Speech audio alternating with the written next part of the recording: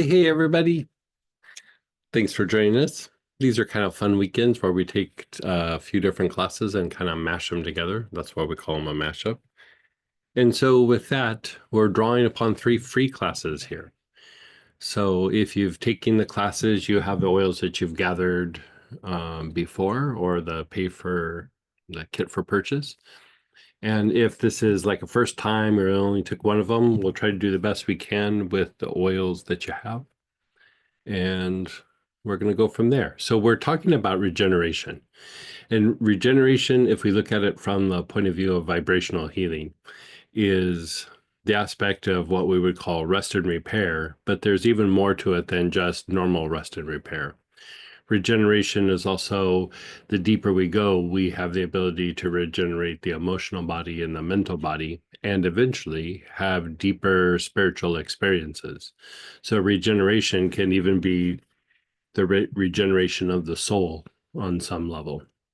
And why that has a correlation to here where we're talking about physical conditions is that the thing that pulls us away from the soul is like our instinctive responses, our lower emotions, our repetitive mind, even intellect when it's not regulated by intuition.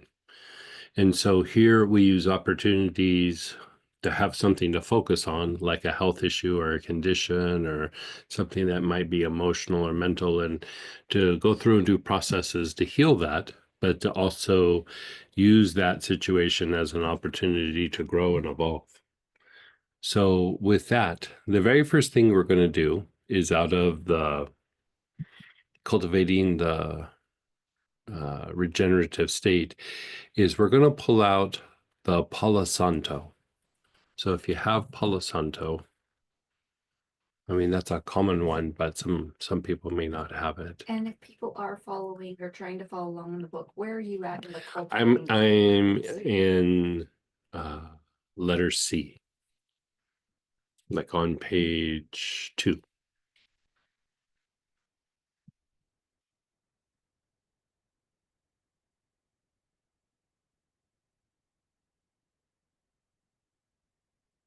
So you're pulling out your Palo Santo.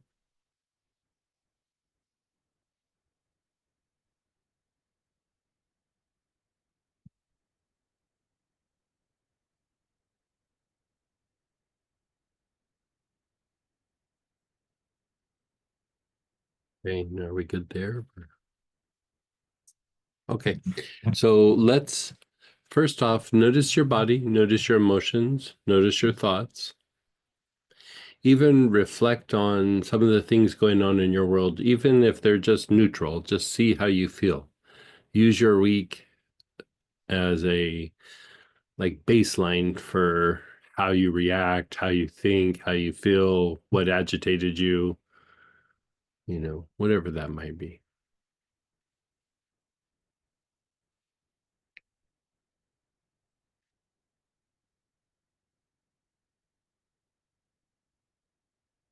And at first, let's just take some nice, long, slow, deep breaths with the Palo Santo.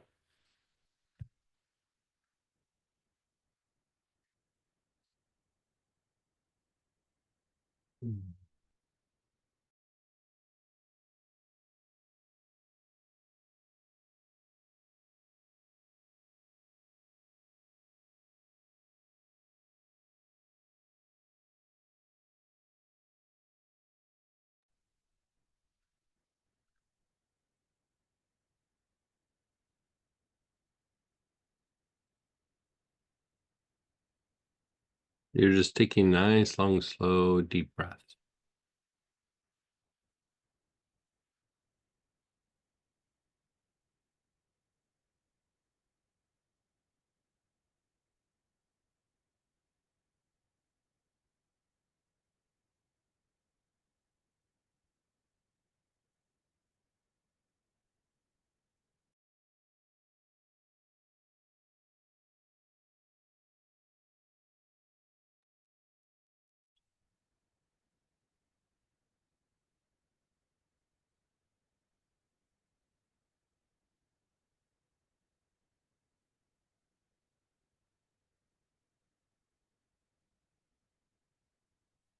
Okay. And so you take in some nice long slow deep breaths and you're letting it kind of affect the system, right? And so part of the thing with the mashup is sometimes we also add little pieces that might not be in the booklets. And so we're going to do that right off the bat. And we're going to do that to help impact our mental processes to accelerate the healing mechanisms of the body. Right? So begin inhaling. Your awareness is between the eyebrows. Nice, long, slow, deep breath with your awareness between the eyebrows.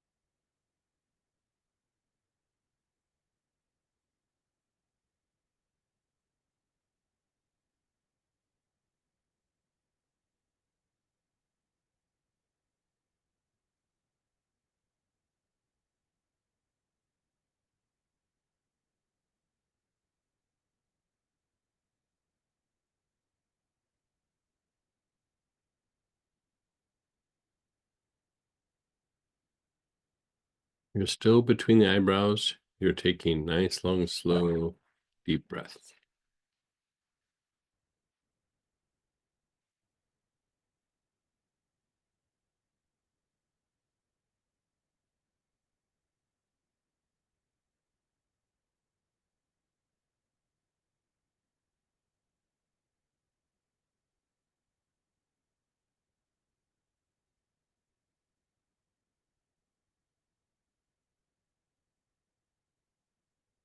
Now move your awareness to the back of your head. So opposite this space, but on the back.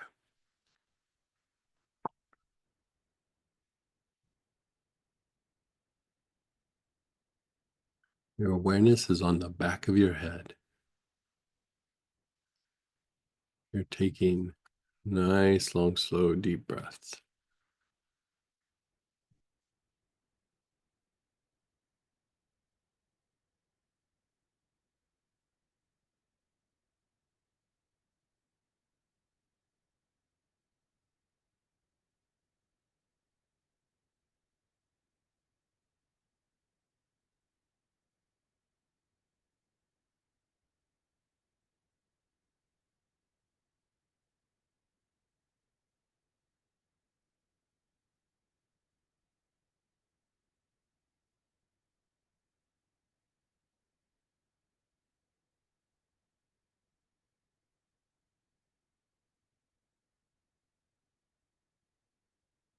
Now you're going to do the sides of your head.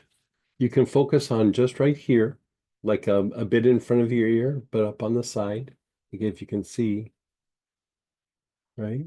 Or you can just do this whole side, whichever one's easier for you.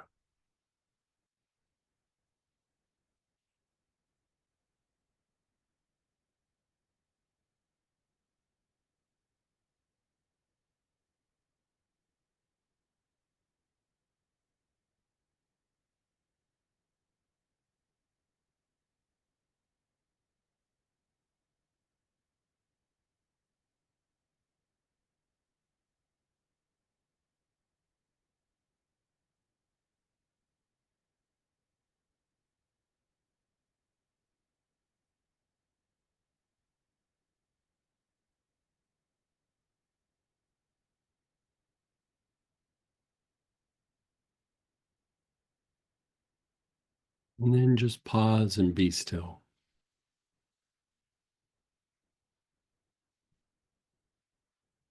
So before we just continue, I just want to talk for a minute. So the idea of transition here is you're breaking out of the loop, be it the mental loop or the physical loop. Our body has a mechanism called homeostasis that basically just maintains things. Whatever's going on in the body maintains it. Well, the issue is that homeostasis doesn't judge that something is good or bad. It's just a thing that is trying to manage things and bring stability. And so when we have a chronic condition or a chronic health issue, or we chronically have a system that's not functioning like it should, part of what happens over a period of time is the body sees it as this is just the way we are, and it maintains it. So then when we go through and we do processes to uh, heal something, there is actually some resistance in the body to not break out of this loop. Like it wants to stay in this loop. It's trying to maintain something, and the maintenance is based on repetition. So when we try to heal something, something comes in, an energy, a life force, a set of processes that is trying to shift the body out of that kind of dysfunction. And the more rigid that homeostasis mechanism is, or that part of the intellect, the more that we're going to stay in that pattern of pain or degeneration, whatever it might be. That compromised area just kind of gets a little better and then it goes back. It gets a little better and it goes back, right? So we want to break out of that. And so here, this process, the way that it is, bless you, helps to break you out. But I added the mental component, right? I added the part where it's between the eyebrows, the back of the head, and the sides of the head. And that can be a little bit more involved, but it's it's it's getting the ball rolling, you could say. So now that we've done that, we're going to go through and we're going to do this process that's listed, and then we're going to cycle through it again, and then we're going to see how we feel, right? Sometimes even certain kinds of anxiety are tied to these mechanisms. When the body is in that repetitive mode, or that maintaining or maintenance mode, even healing can start to cause anxiety in the body or in the mind. We don't know why, but if you step back and you look at what's happening is, again, the body feels that there's a sort of threat, right? So with that, we're inhaling and our awareness is on the front heart, the center of the chest.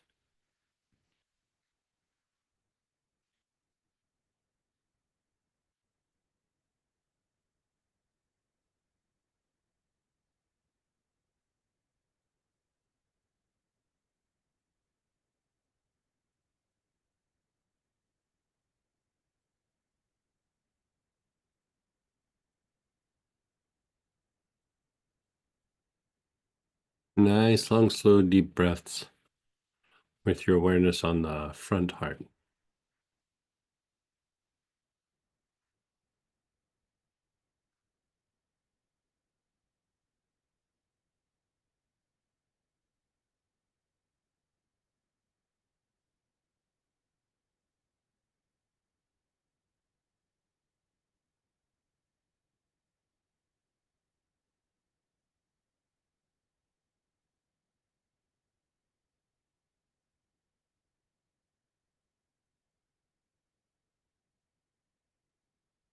And then your awareness is on the sex chakra, where the sex organs are.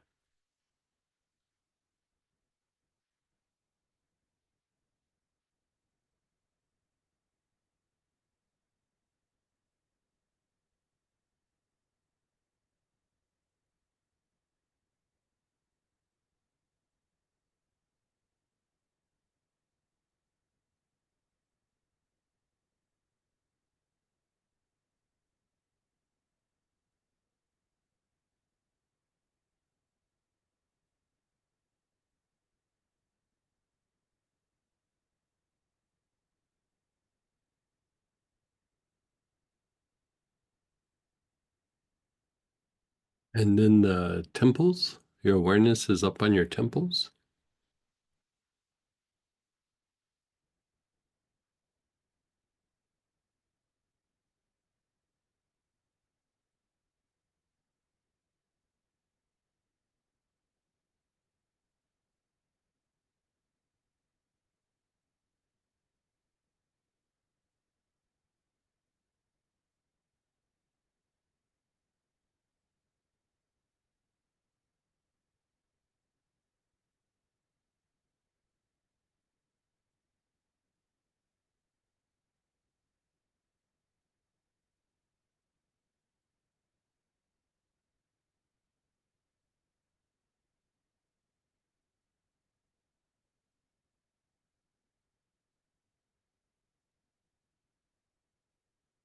Your sixth chakra and temples both at the same time. Your awareness is on the sixth chakra and the temples both at the same time.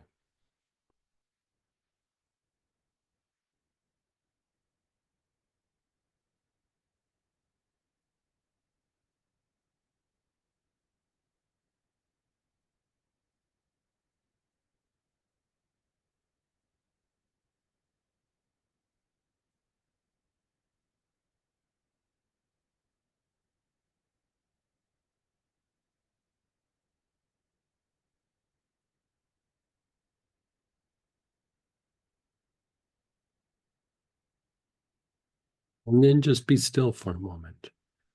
Just let everything go. Just let it incubate.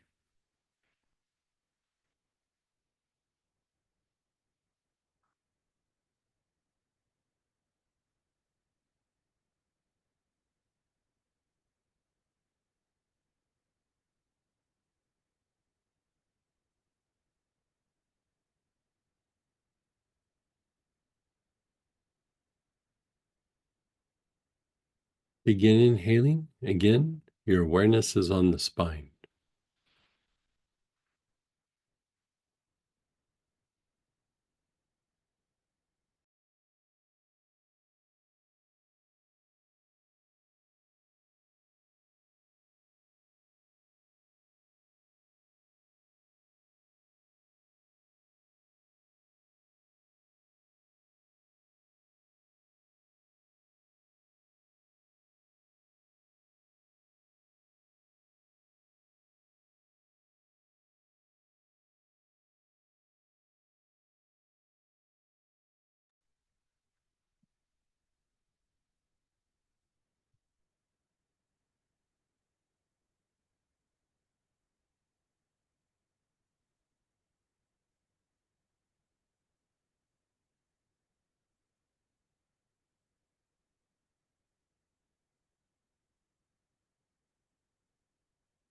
And your awareness is on the brain.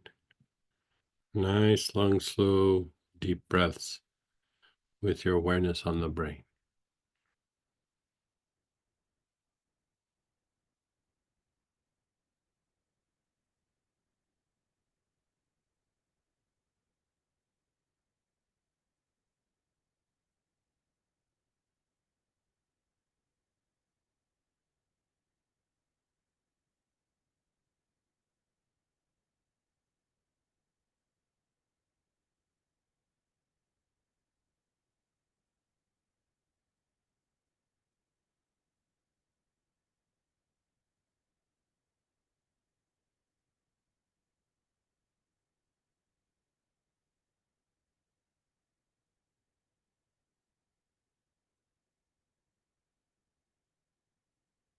Your awareness is on the front heart, the center of your chest.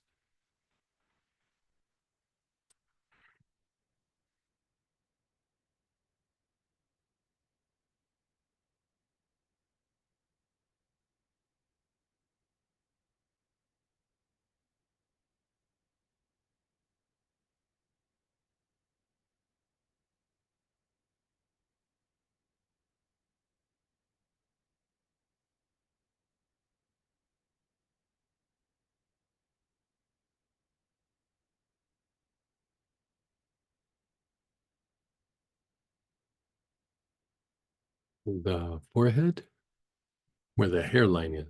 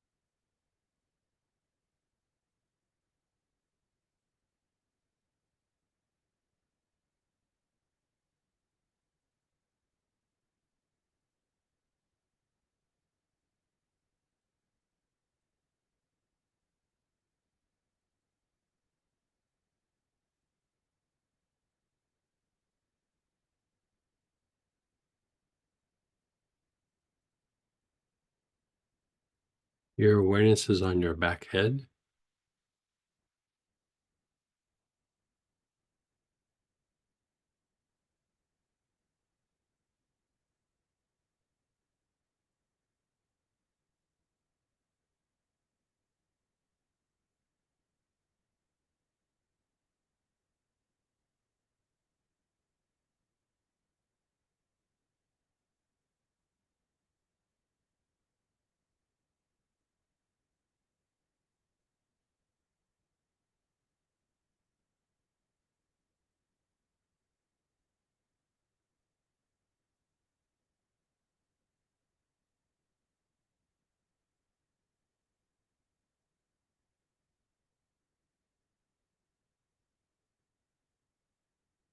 Now, all three at once. The front heart, the forehead, and the back head.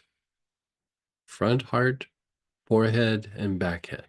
All three at the same time.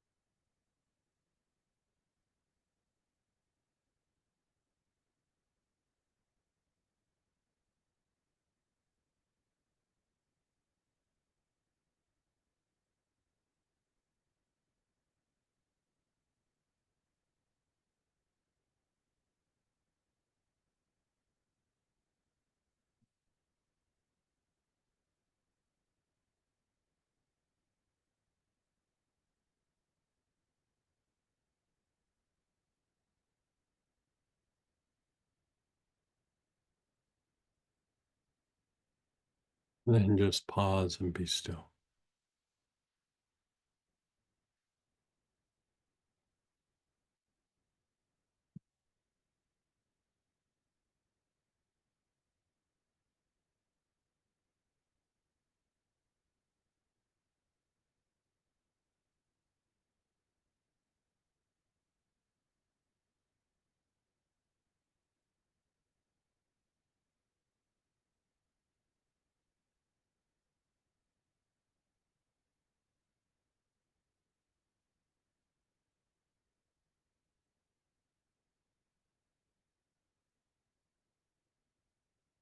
Notice how you feel.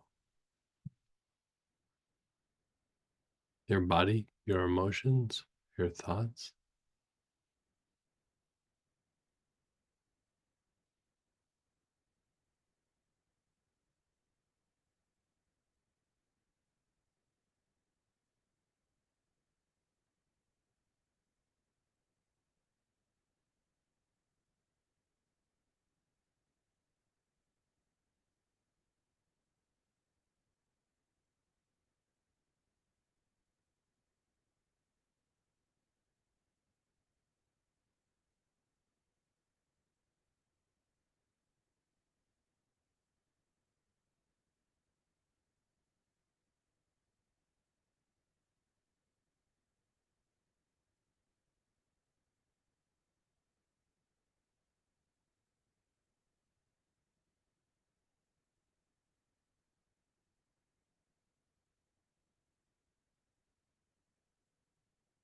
Okay, let's cycle through again.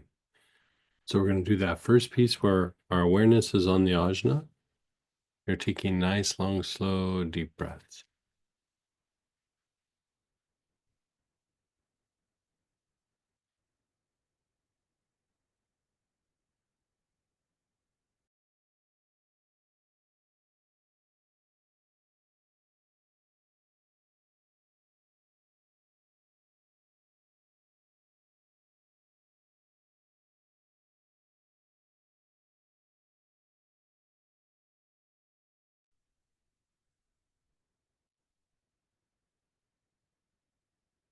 You're on your ajna. You're taking nice, long, slow, deep breaths.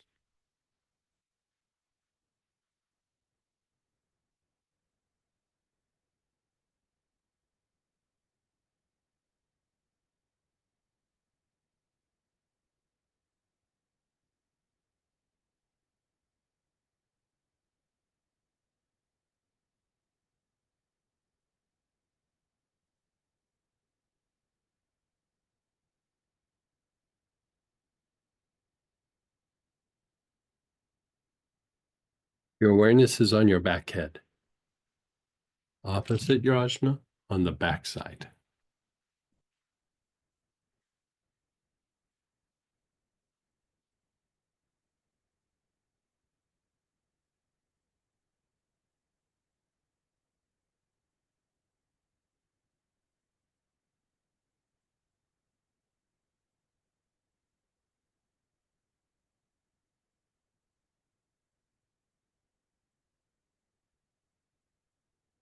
And then the sides of your head. Your awareness is on the sides of your head.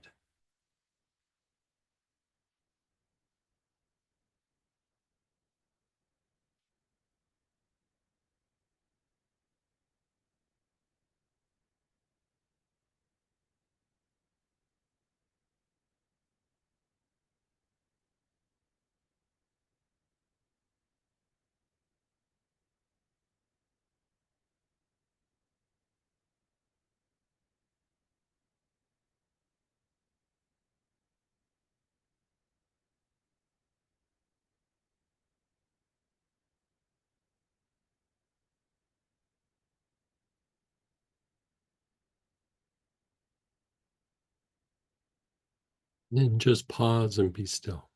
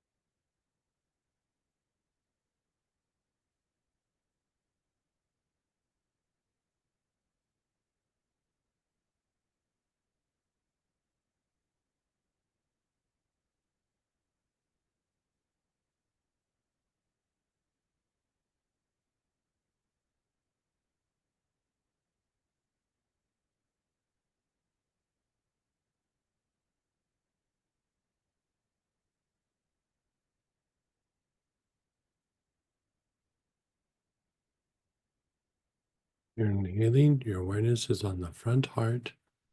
You're taking nice, long, slow, deep breaths.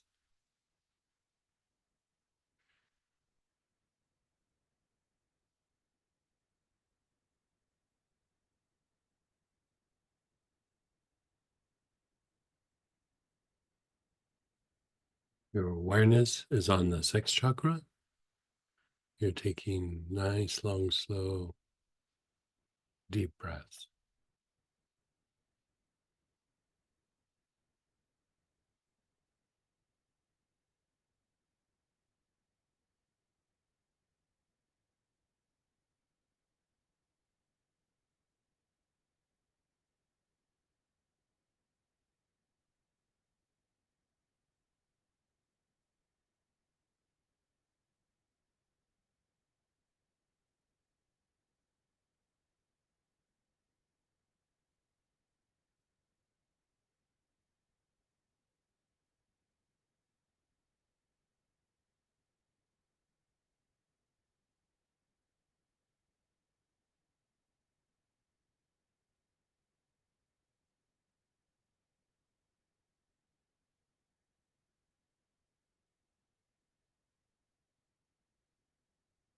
Your awareness is on your sixth chakra where the six organs are.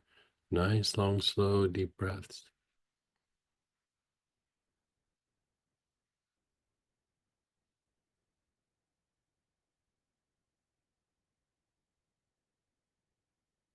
The temples. Your awareness is on the temples.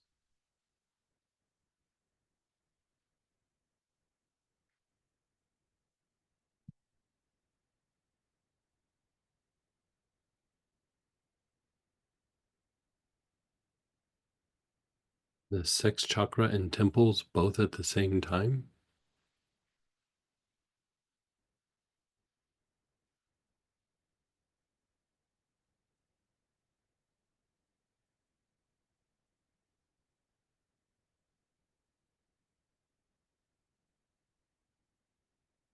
The spine. Your awareness is on the spine.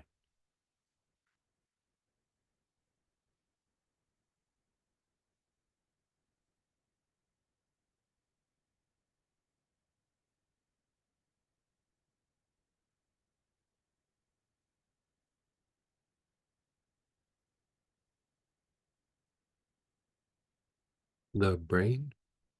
Your awareness is on the brain.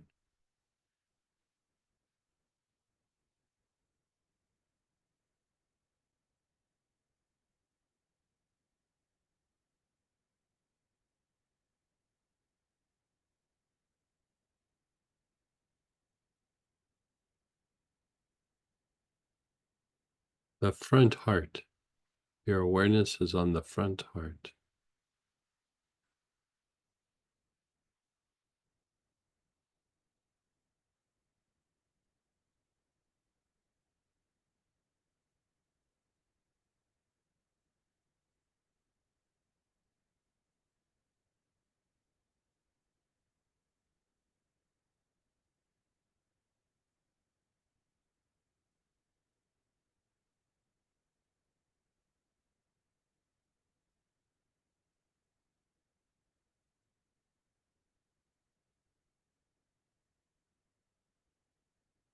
The forehead. Your awareness is on the forehead.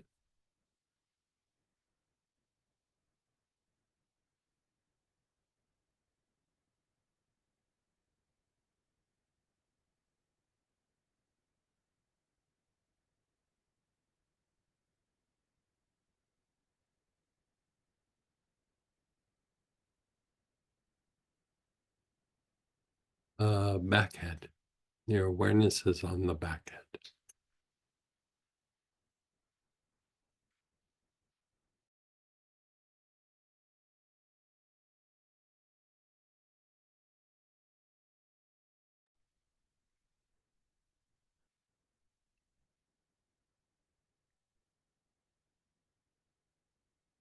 Awareness is on the back head. You're taking nice, long, slow, deep breaths.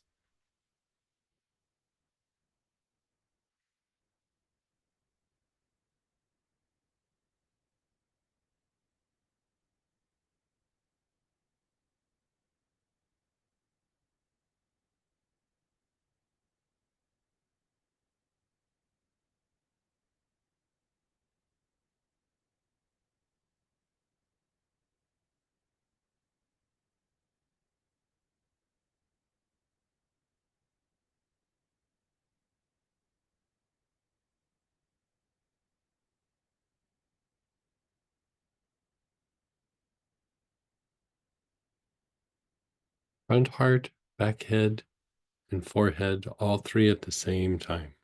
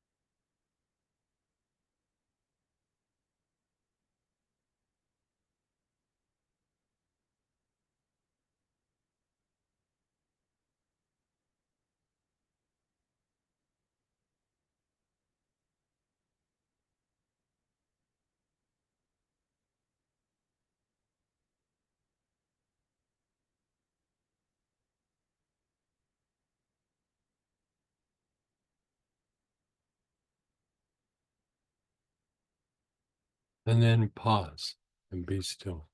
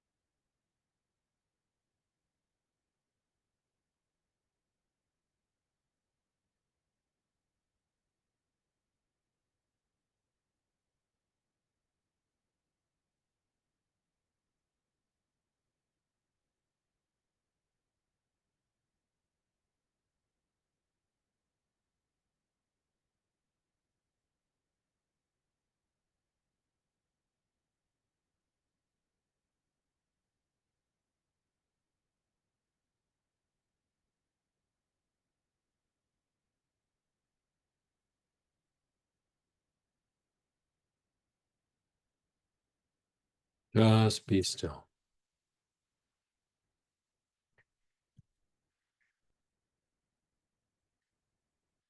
Now we're going to go over to the Healing Inflammation booklet, if you want to follow along. And we're going to be on segment 5, which is at the top of, or in the middle, I'm sorry, of page 7. And you have choices of oils. These are all for inflammation. So black cumin, blue cypress, Cape chamomile, dark blue tansy, eucalyptus citrodora, which was in the kit for purchase for that class, frankincense, German chamomile, ginger, gurgeon balsam, helichrysum, lemon verbena, also in the kit for purchase, melissa, milfoil, myrrh, yarrow. And then the blends are blue healer, chamomile, complex, implement, pain relief, inflammatory. Correct. Yeah. And we did post them all in the chat for you guys, if you didn't catch what he said. Yeah. So try to pull one of those oils.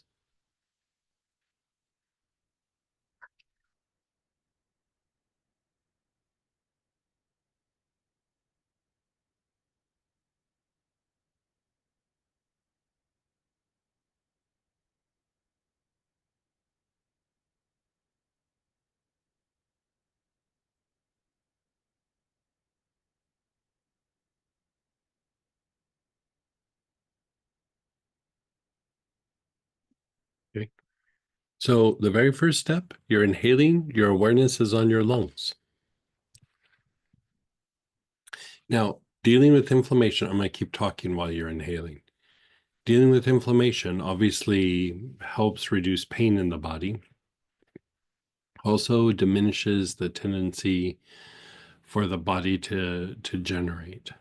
You know, basically when an area has been inflamed for a short amount of time, it's part of the healing process. We still try to reduce it, but when inflammation's in the body for a long period of time, it does start to cause degeneration. It will also affect the brain, and it will also affect cognitive processes. So the more inflammation you have in your body, the more your mind becomes reactive or easily triggered.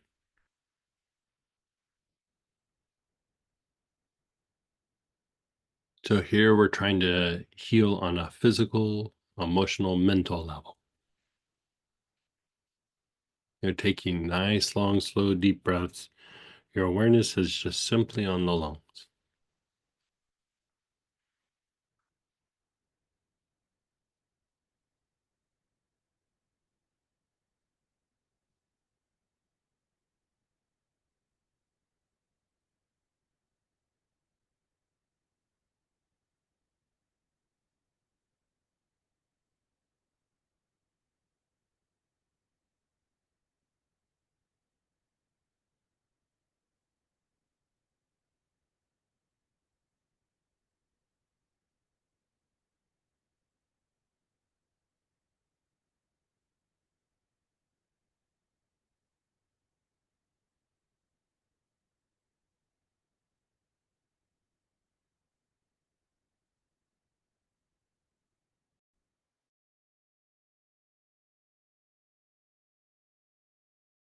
Yeah, it'll be fine.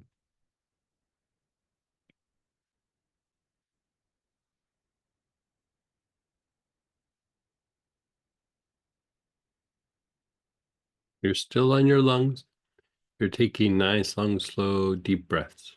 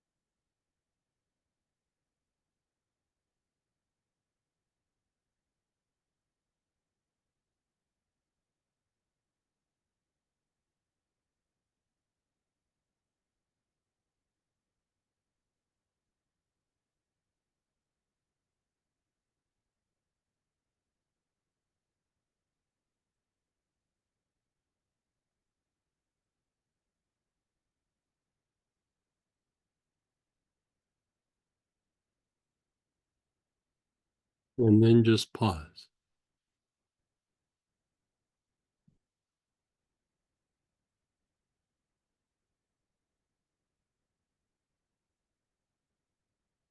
You're just being still.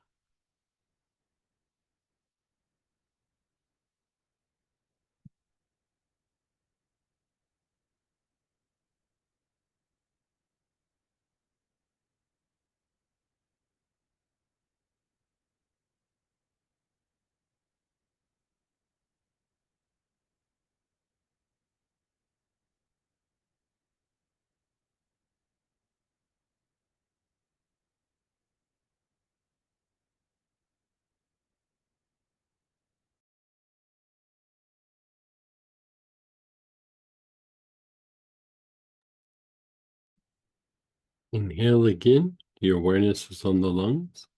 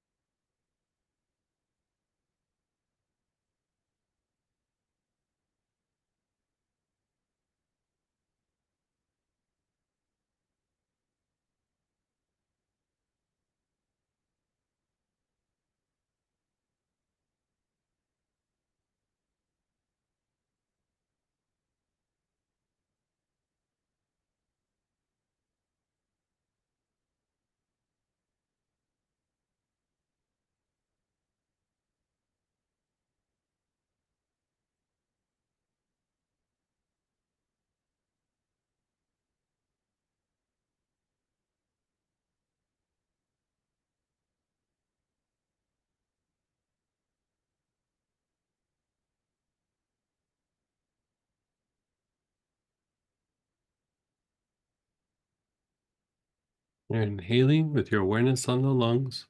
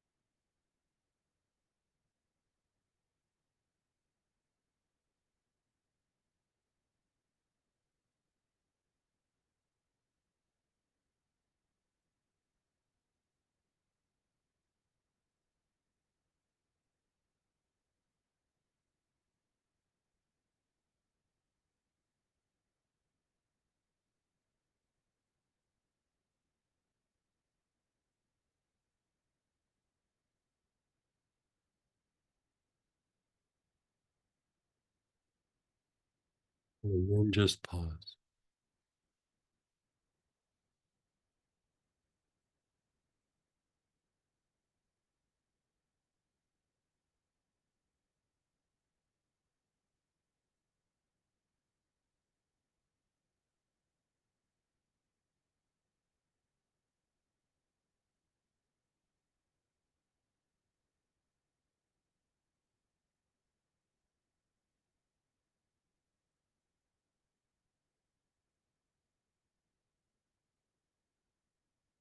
And then again, you're taking nice, long, slow, deep breaths.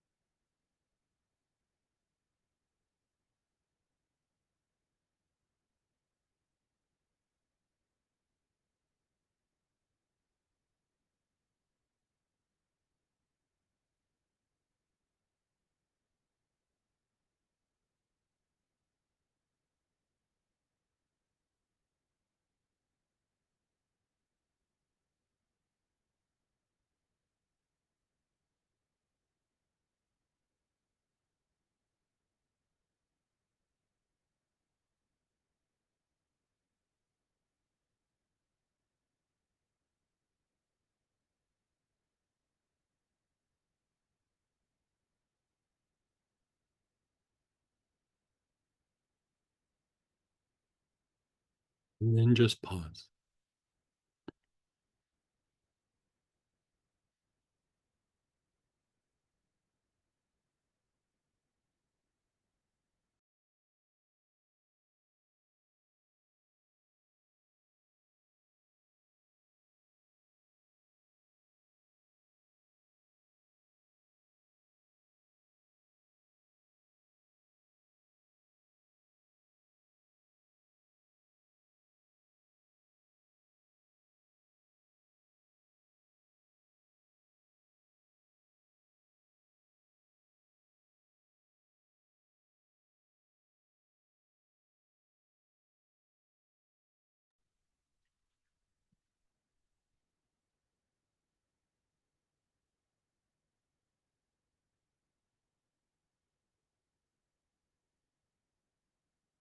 So we're going to inhale, same oil, but now your awareness is on the back head. We're on the second application under segment 5 inflammation in the healing inflammation booklet.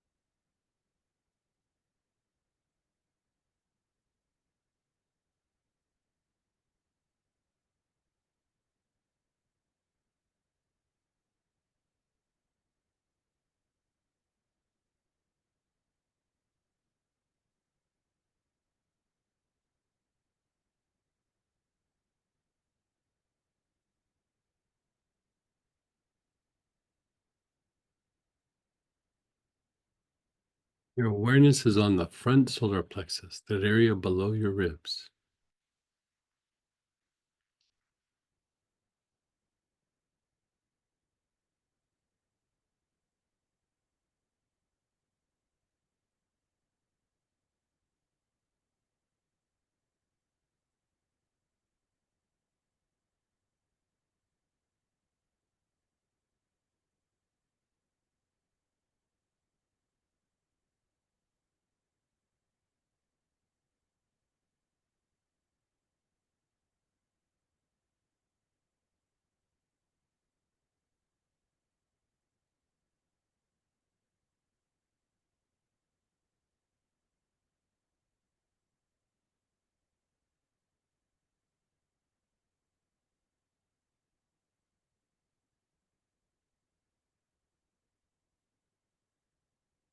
The back solar plexus, the mid back area.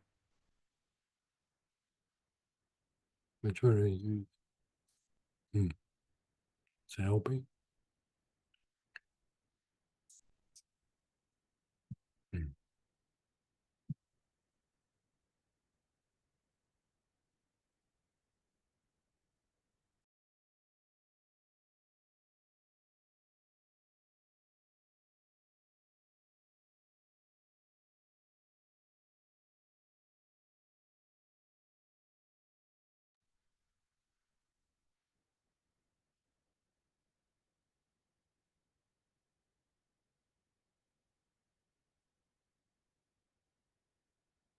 And now, if you have an affected area, like if you have a bad shoulder, a bad hip, your legs are bothering you, If you um, have a lot of stuff bothering you.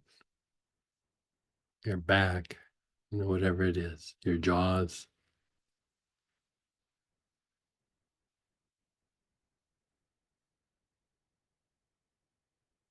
Nice, long, slow, deep breaths into that area.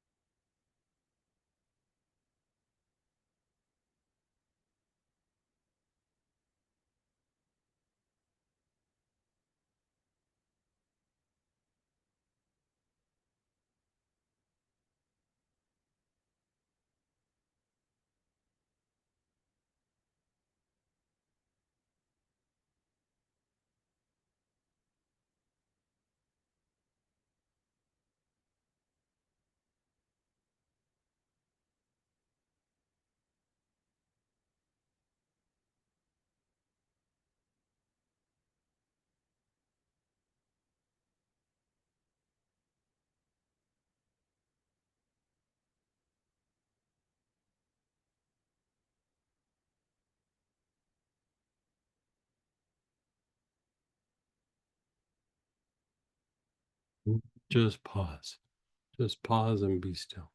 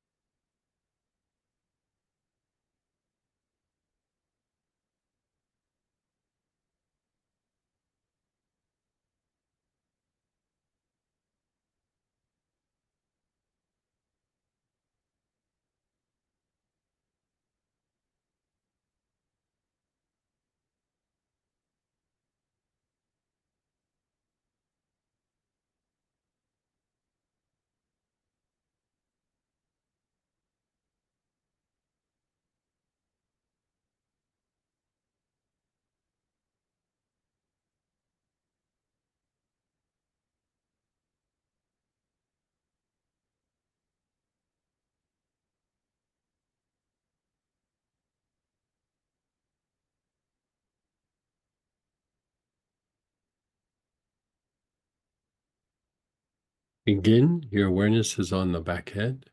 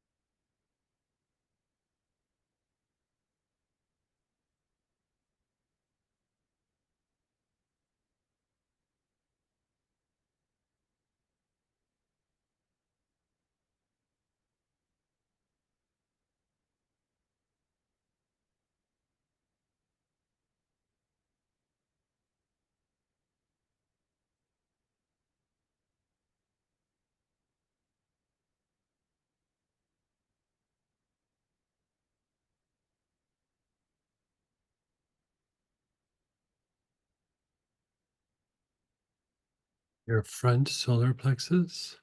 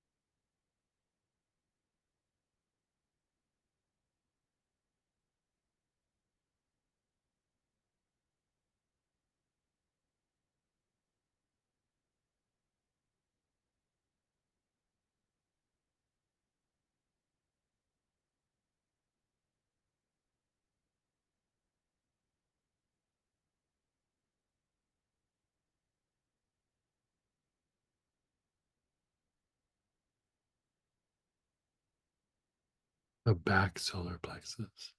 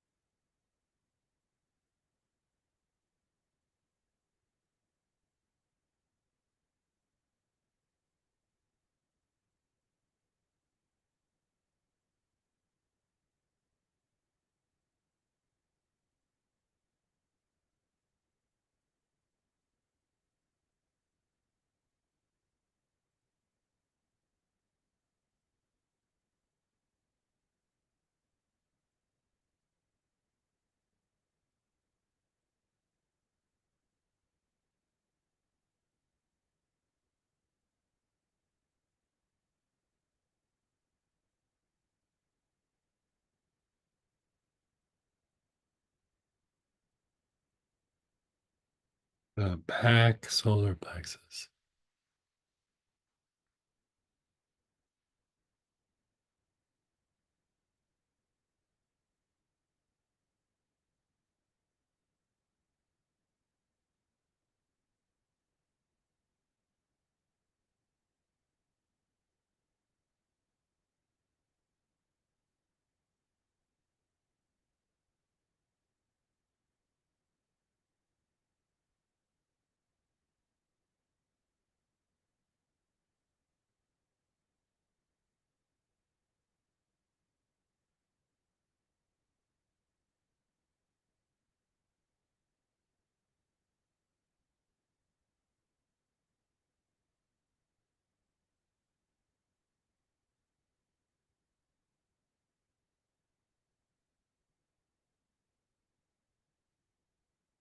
And then the affected area.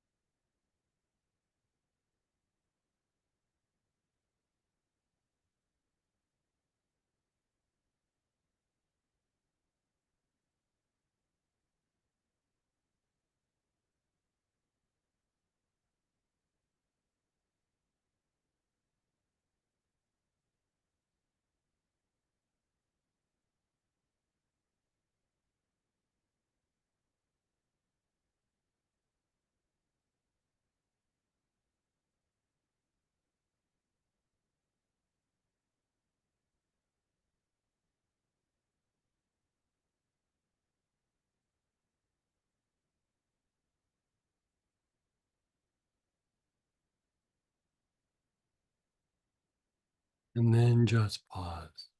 Just pause.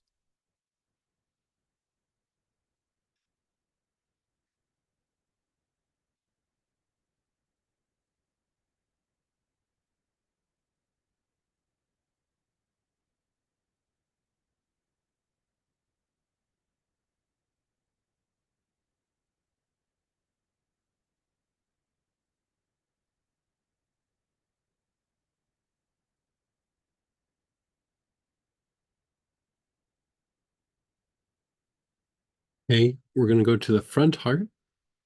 You're inhaling, your awareness is on the front heart.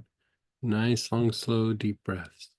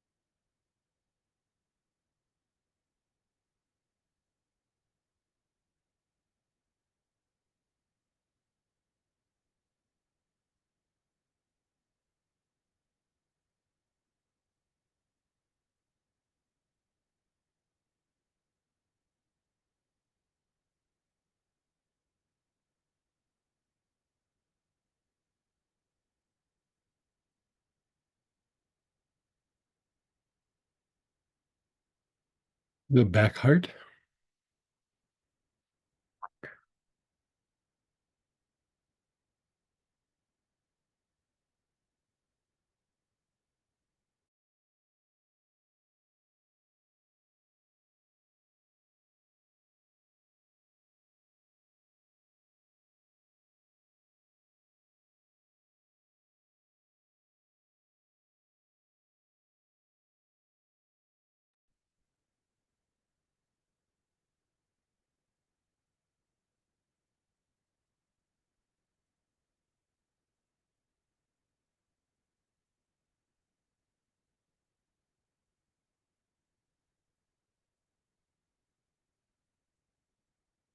And then the forehead.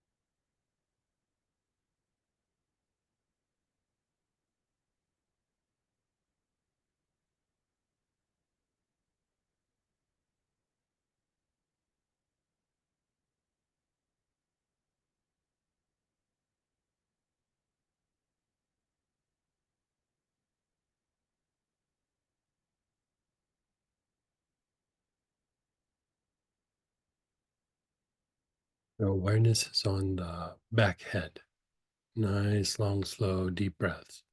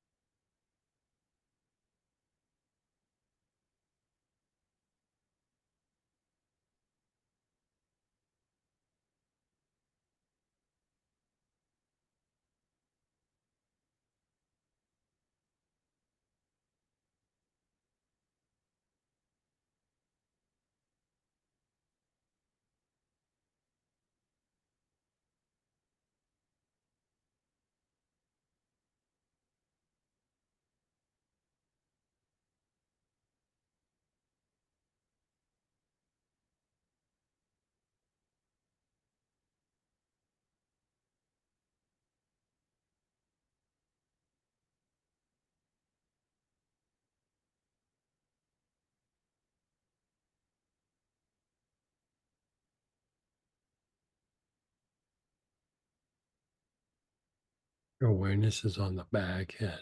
Nice, long, slow, deep breath.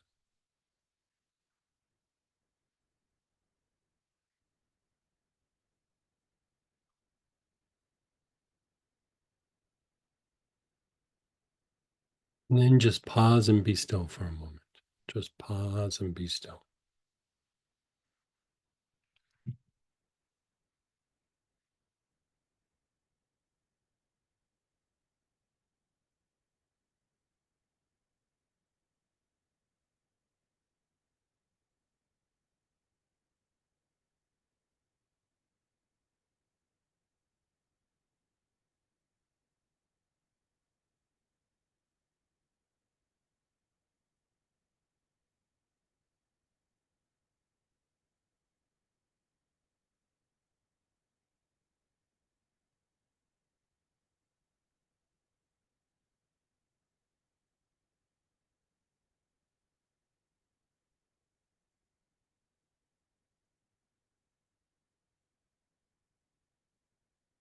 Again, you're inhaling, your awareness is on the back head. You're taking nice, long, slow, deep breaths.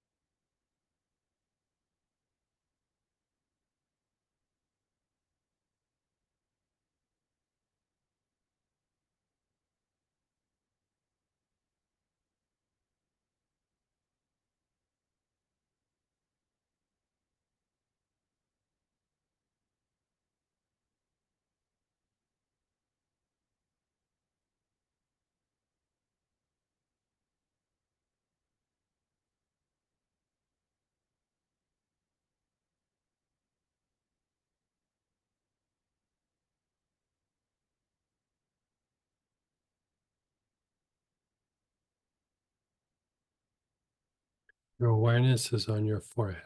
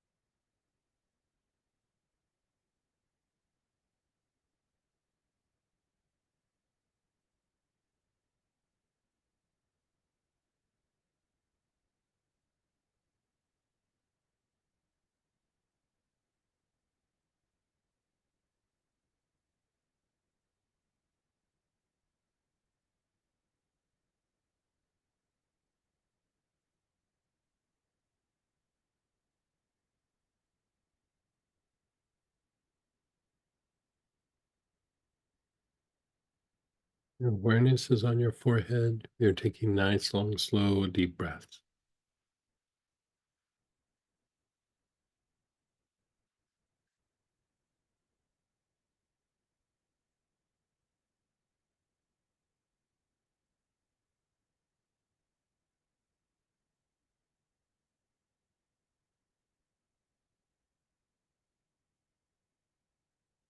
The back heart, the area between the shoulder blades. Nice, long, slow, deep breaths with your awareness on the back heart.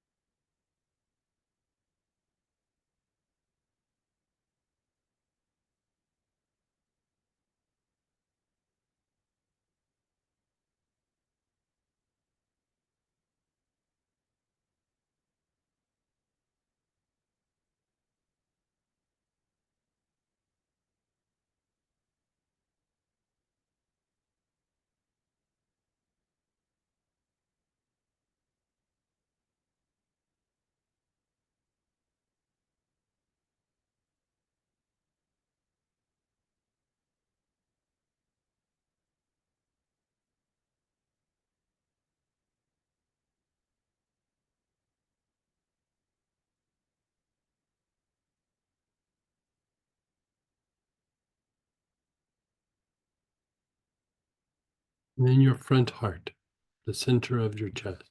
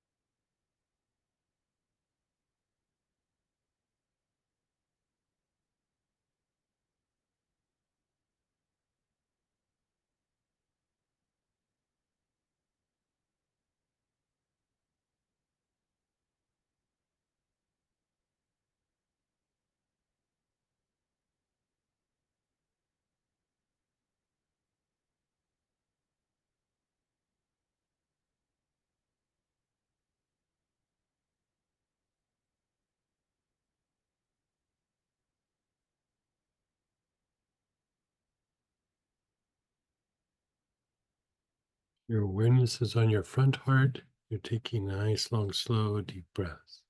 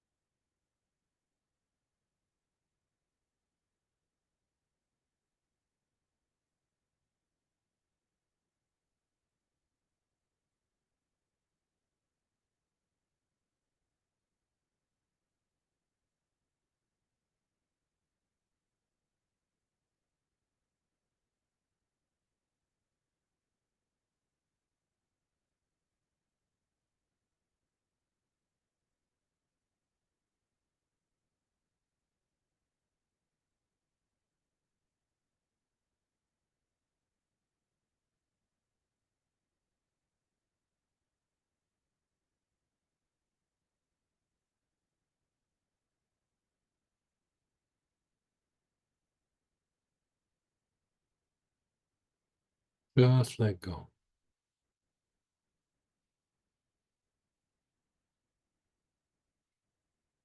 Mm.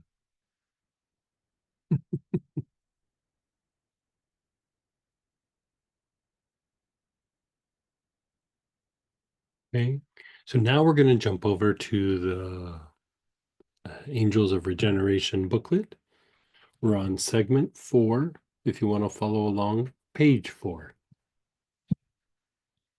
So here, the choice is Archangel Michael.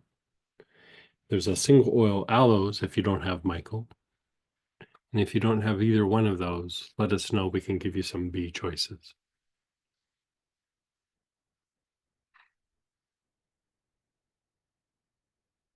And white oud. Yeah, white oud's still in aloes. Yeah. Oud and aloes is just different words saying the same thing. White oud is delicious, by the way. I think, did you say second? Segment 4, page 4. And this is the aspect of letting go. You know, part of the aspects of Archangel Michael. So we're letting things go in the body, in the emotions, in the mind, and sometimes it might even be a pattern or a behavior, whatever it might be. So I think we're good.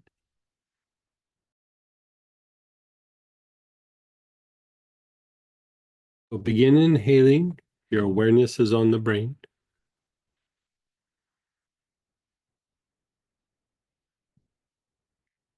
Nice, slow, deep breaths with your awareness on the brain.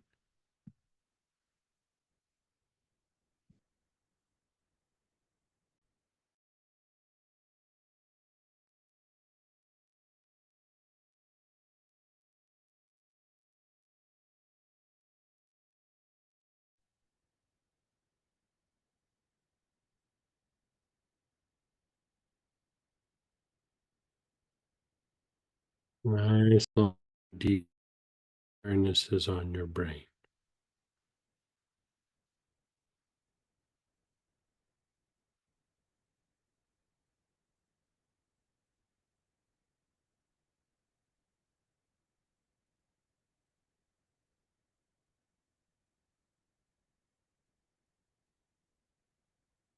Like sage or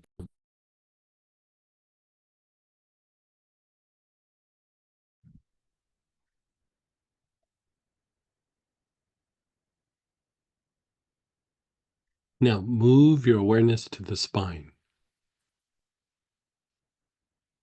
You're inhaling, taking nice, long, slow, deep breaths with your awareness on the spine.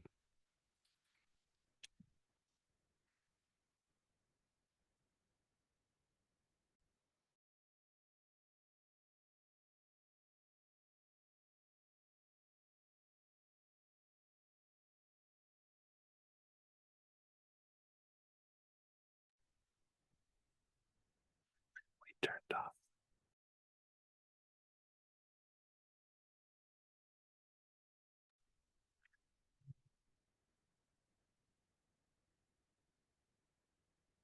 Your awareness is on the brain and spine both at the same time.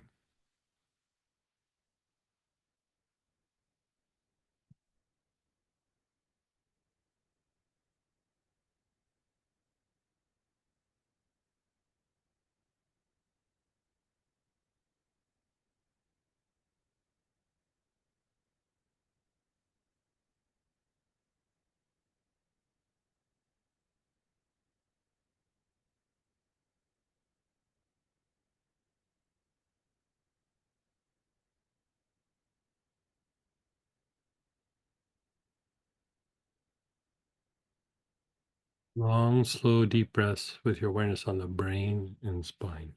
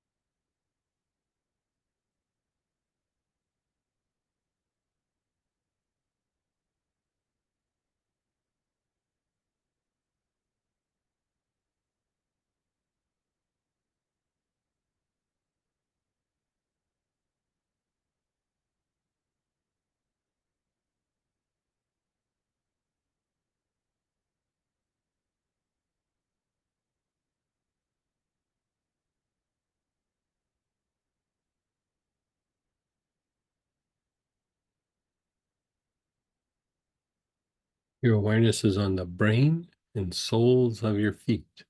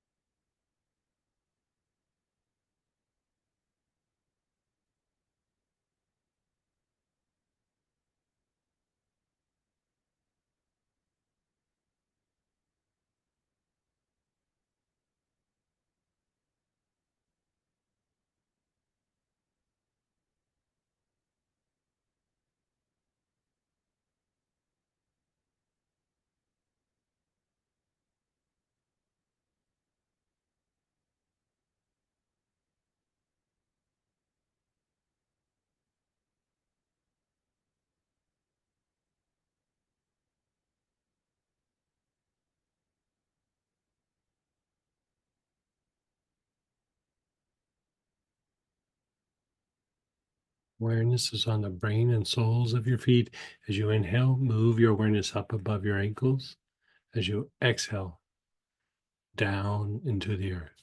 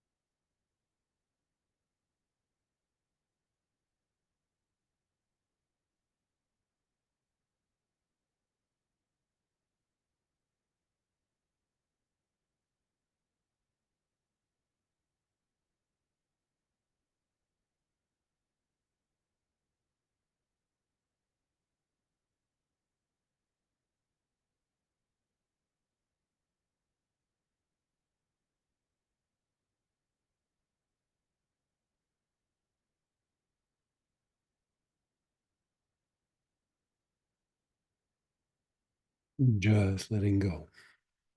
Just let go.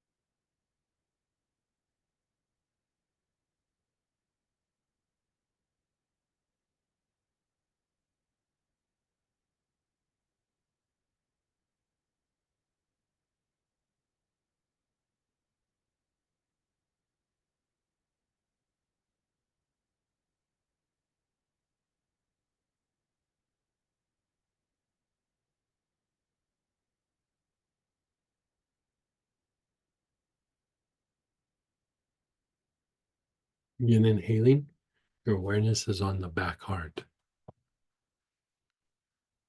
Nice, long, slow, deep breaths with your awareness on the back heart.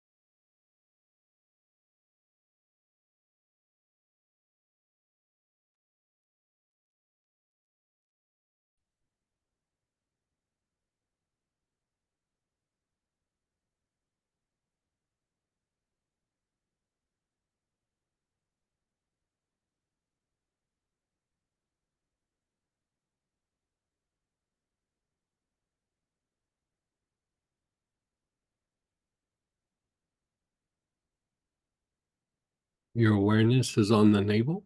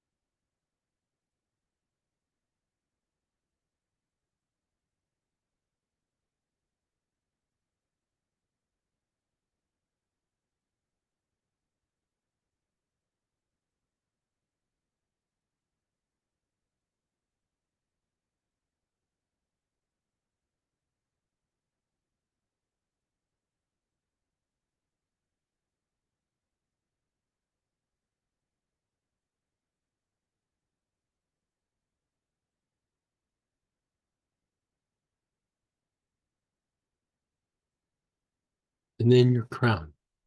Your awareness is on your crown.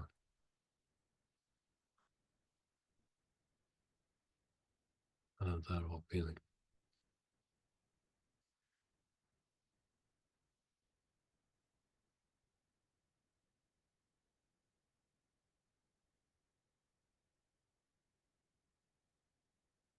Yeah.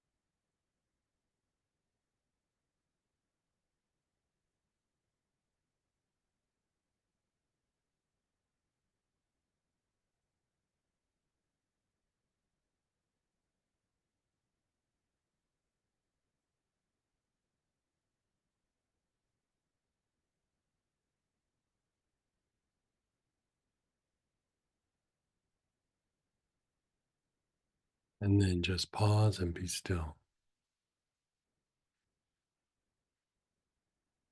Just pause and be still.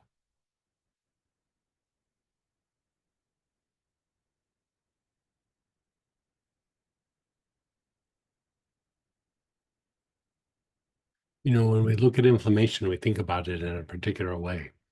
We think about it as a symptom. We don't see the nuances. We don't see the functional issues. We don't see how it impacts the emotions, the mind. And you could say even our reactions then affect life force or soul contact.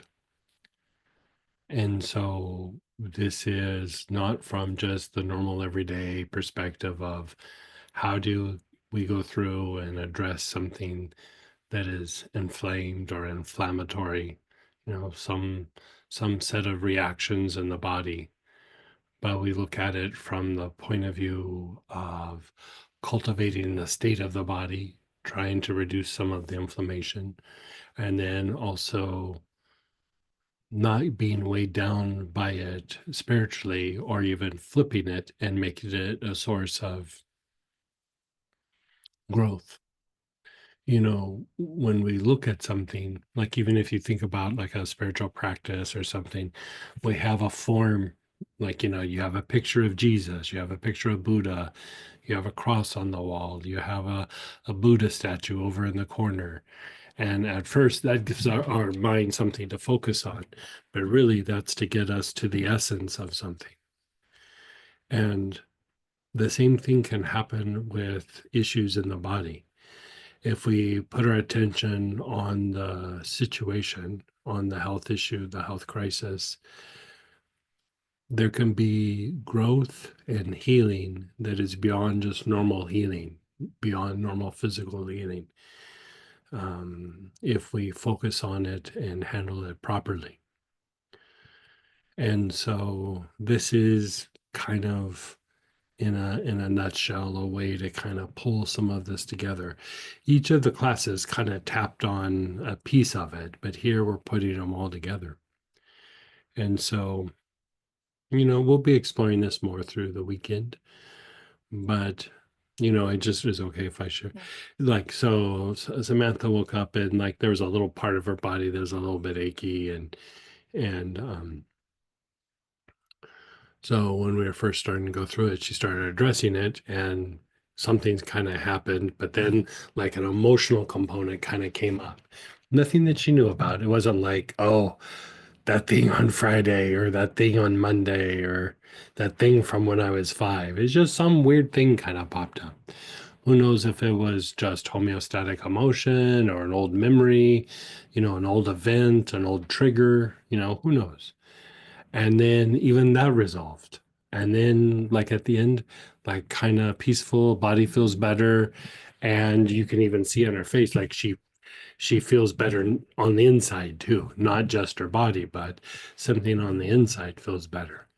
And when these things happen, even when we have injuries to the body or an area that's degenerated, there is that inner peace that also gets stirred up, and you could say in our internal self there is a corresponding reaction, or there's a corresponding peace that's there.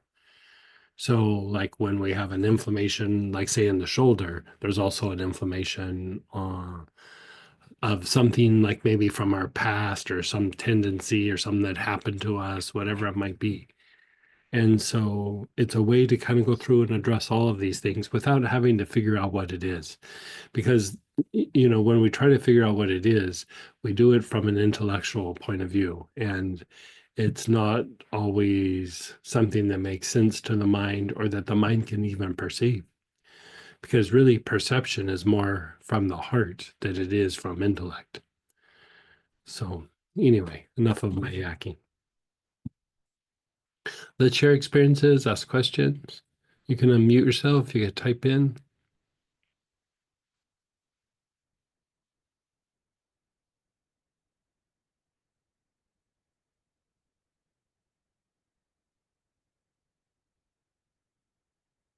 Well, and I just want to piggyback off of what one of the things Greg was saying, because like even intellectually I knew like this was a thing, but it was like my body was still like you could know all the facts, but it's like doesn't change how my body was feeling. Hmm. So and it just calmed it down. It being whatever it was. Go ahead, Denise. Well, I'm still definitely processing, but I'm in a really good, quieter space than when I started. But I Oh, can good. tell like things are, everything's quiet, but things are moving around inside. That's all Yeah. I can Yeah. tell. Yeah. Yeah. Things are healing. You don't have to like, sometimes we'll have an awareness of like, oh yeah, it was totally about that.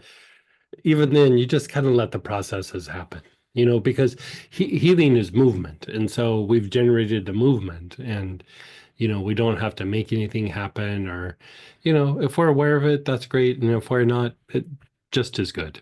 Like it really doesn't matter. I'm trusting. I didn't have either the oils that you originally started with.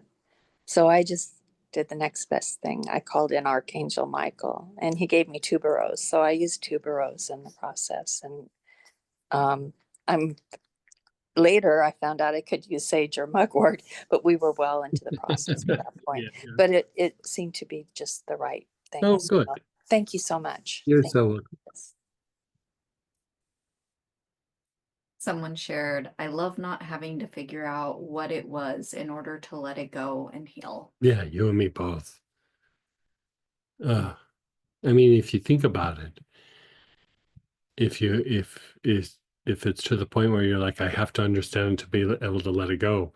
So all that time that we try to spend understanding it, we're going to sit and suffer with it until we get it intellectually and let it go. Like for me, when I realized that, I was like, I've been a maniac for all this time, like just insisting that I suffer through things to get something. But that's the nature of intellect. That is one of the components of intellect.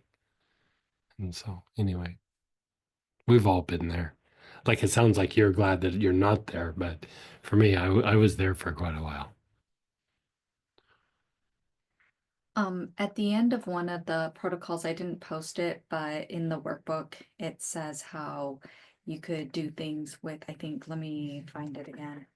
Yeah, it was all these work, the healing inflammation. At the end, it said Mhm. for Sylvester Pine, you could also apply to wrists. Would you do it? Yeah, if you had those things, yeah, sure. You could even take some things internally for the inflammation. I'm trying to get to where I Yeah, I'm was. gonna try to post it for you guys as well. It is in there's 3 workbooks, so I'm sorry, just trying to keep sorted. Healing inflammation workbook, and we did segment 5, so it's at the bottom of that segment 5. And I'm gonna go ahead and post it for you guys. But you also could take anti-inflammatories. You could take like black cumin, you could take turmeric, you could take ginger, um, things like chamomiles or yarrow, milfoil, um, myrrh. You can take things that would help to reduce inflammation. You can do things topically, but you also can do things internally. Black cumin's usually the easiest choice, but black cumin's great because you can use it really long term. Like chamomiles, you use them for about 3 or 4 weeks, and then you stop for a week or two, and then 3 or 4 weeks, and unless you're taking breaks, you know, doing it like every other day or something. So anyway.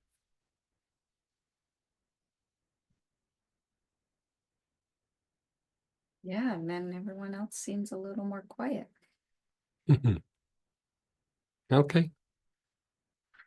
So how about we'll take a break? We'll come back at 1/4 after and we'll do another one.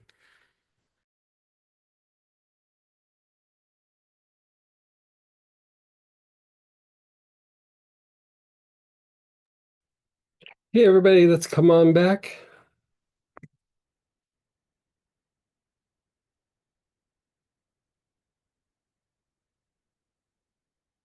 So this time we are going to start on the Healing the Inflammation booklet, page 7, segment number 4.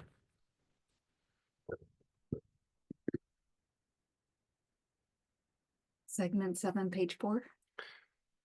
Flip it. Page 7, segment.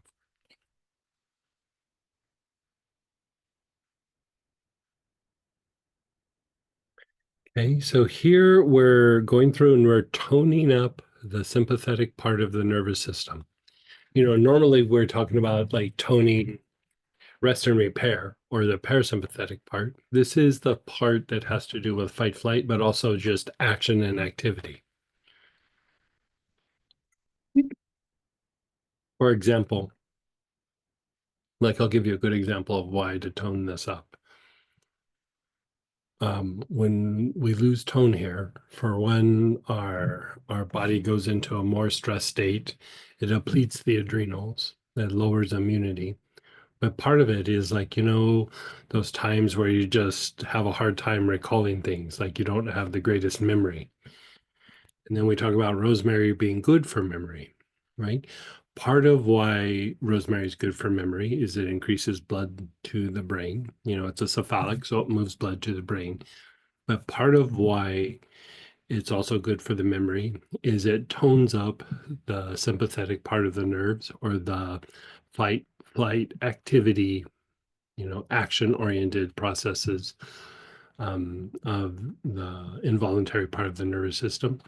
And for you to be able to form memory and have memory recall, there has to be sufficient tone in that part of the nervous system for you to form memory and recall memory, right? So even when we look at it from the point of view of inflammation, when inflammation starts getting bad, usually we start to experience fuzzy thinking, excuse me, fuzzy thinking, and we also begin to experience poor memory recall. So we're going to go through and we're going to treat that.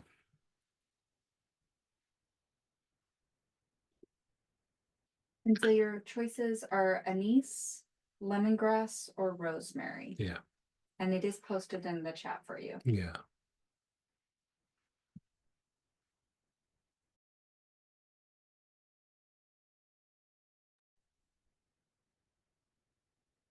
So, and the reason why we're choosing these three is they all have a very strong toning effect on this part of the nerves or the nervous system.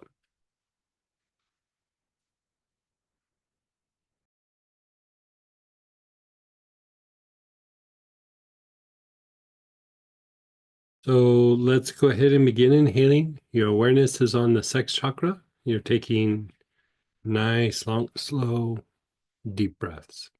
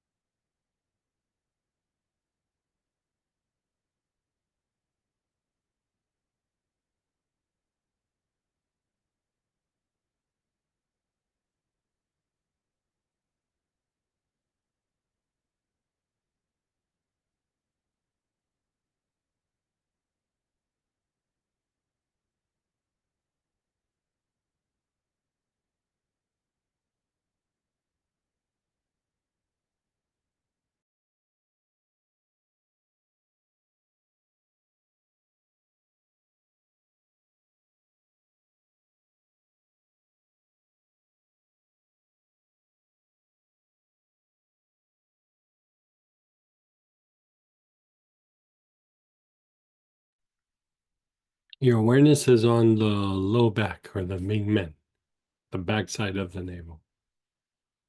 Yeah, we'll have to evaluate. I think that is something. That kid is something we have to do with some.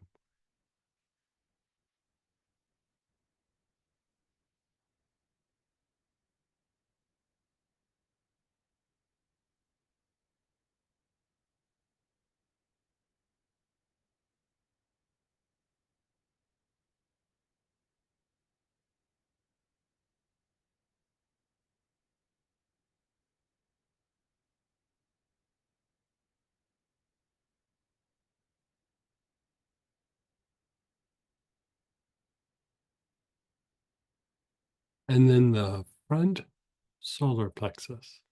The front solar plexus.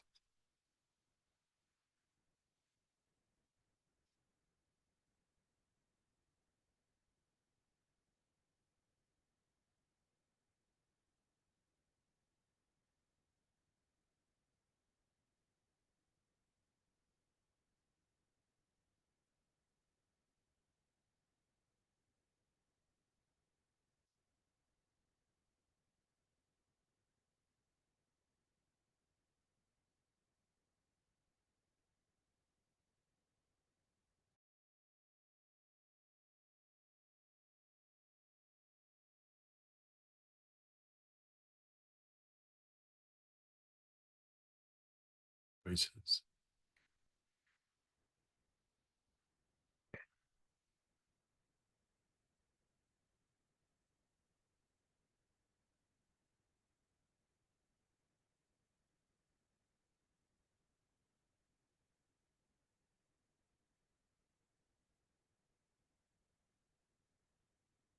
And then the back heart. Your awareness is on the back heart.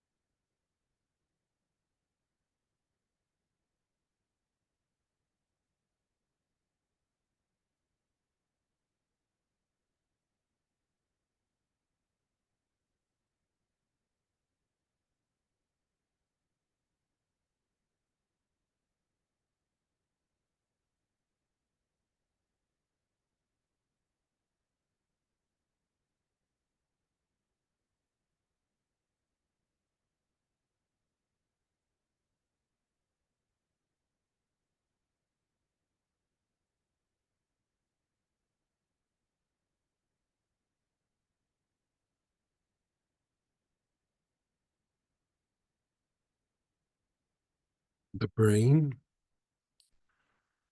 Your awareness is on your brain.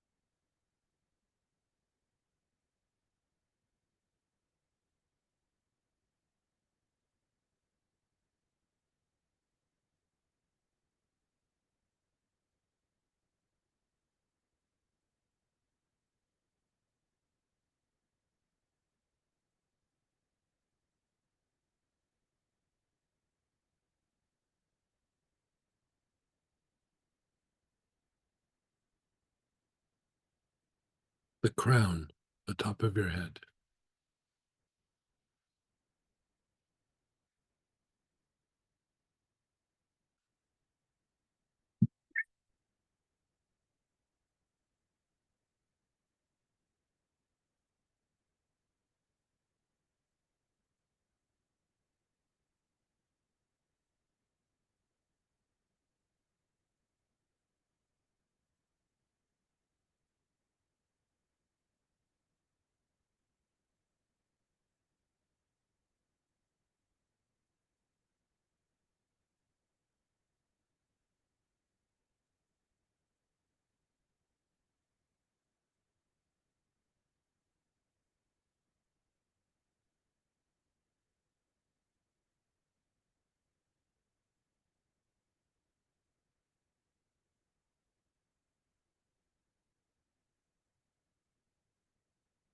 And now do the jaws, the jaw miters.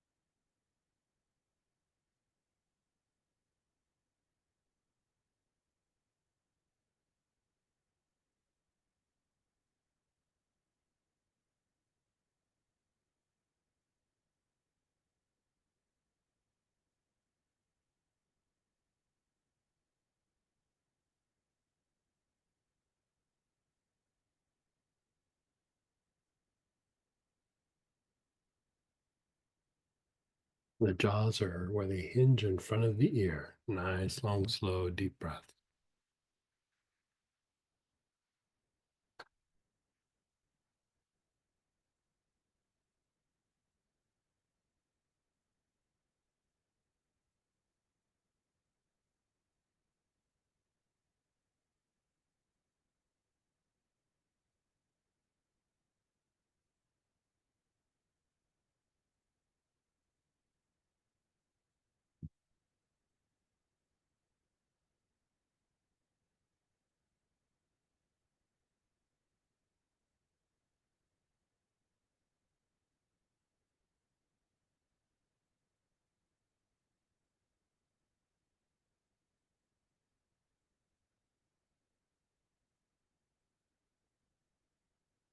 And just be still.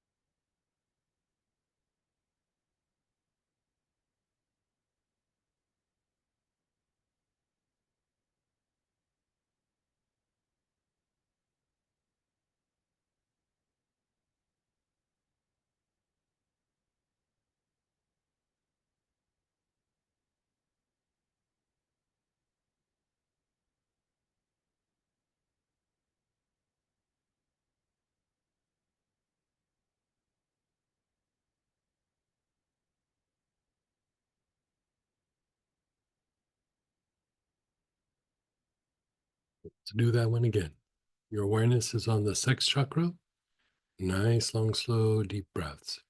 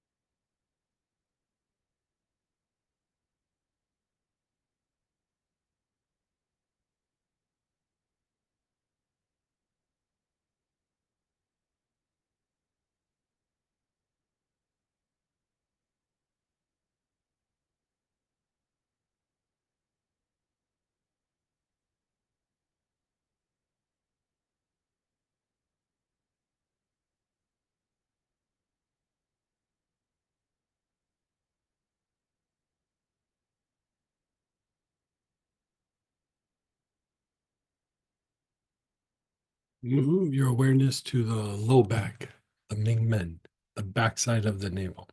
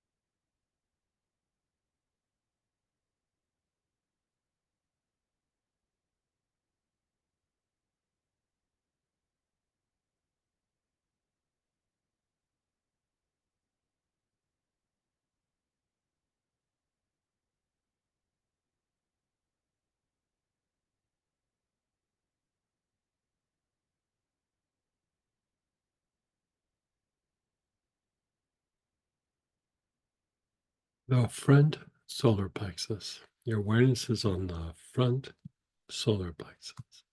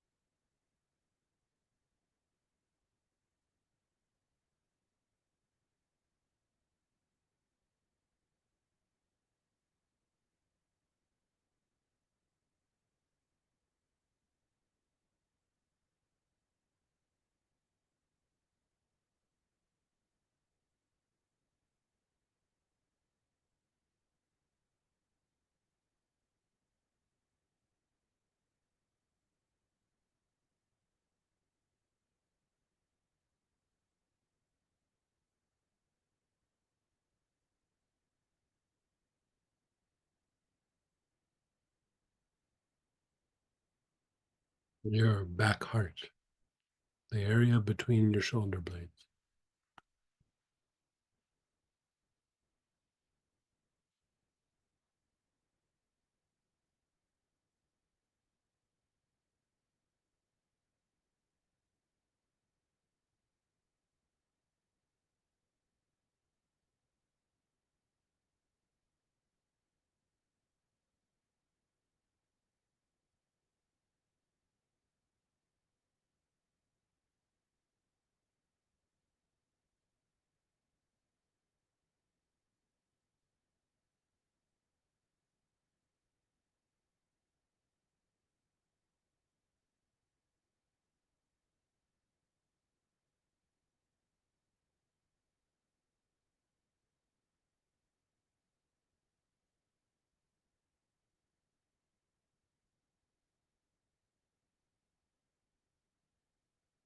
Your awareness is on your back heart, that area between your shoulder blades.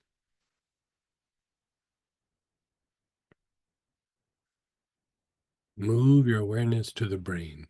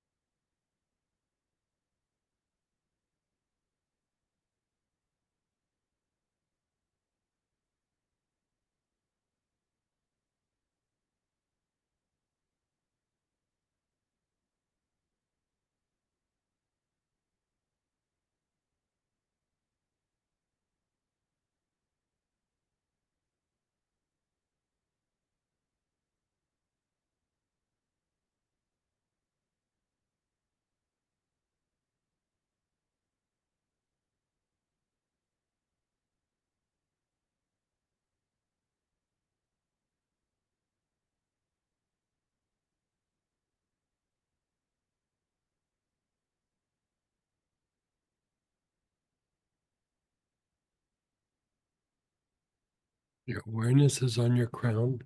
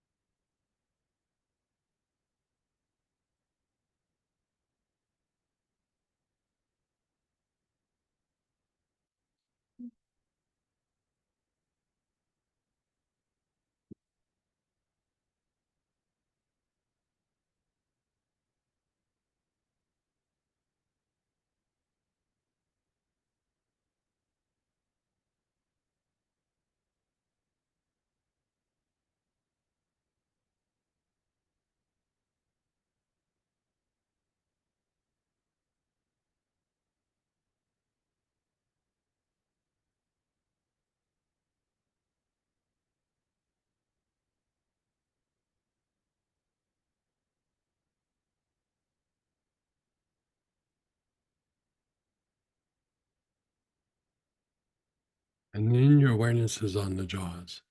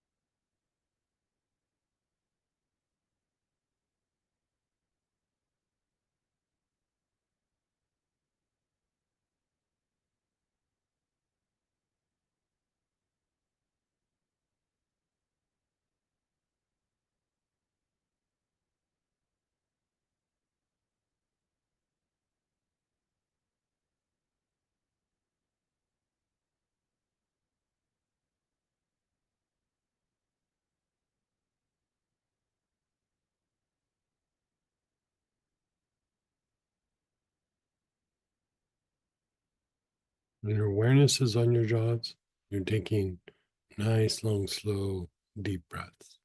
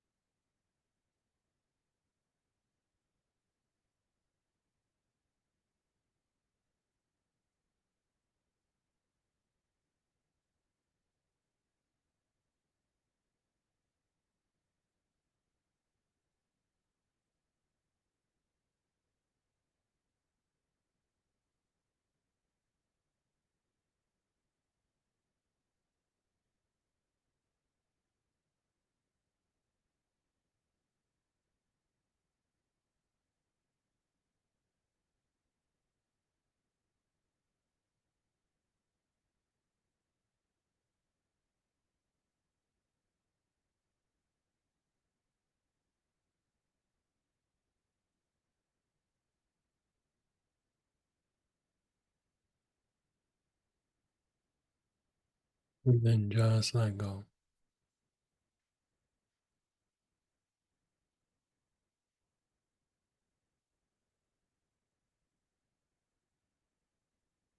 Just be still for a moment. Let it incubate.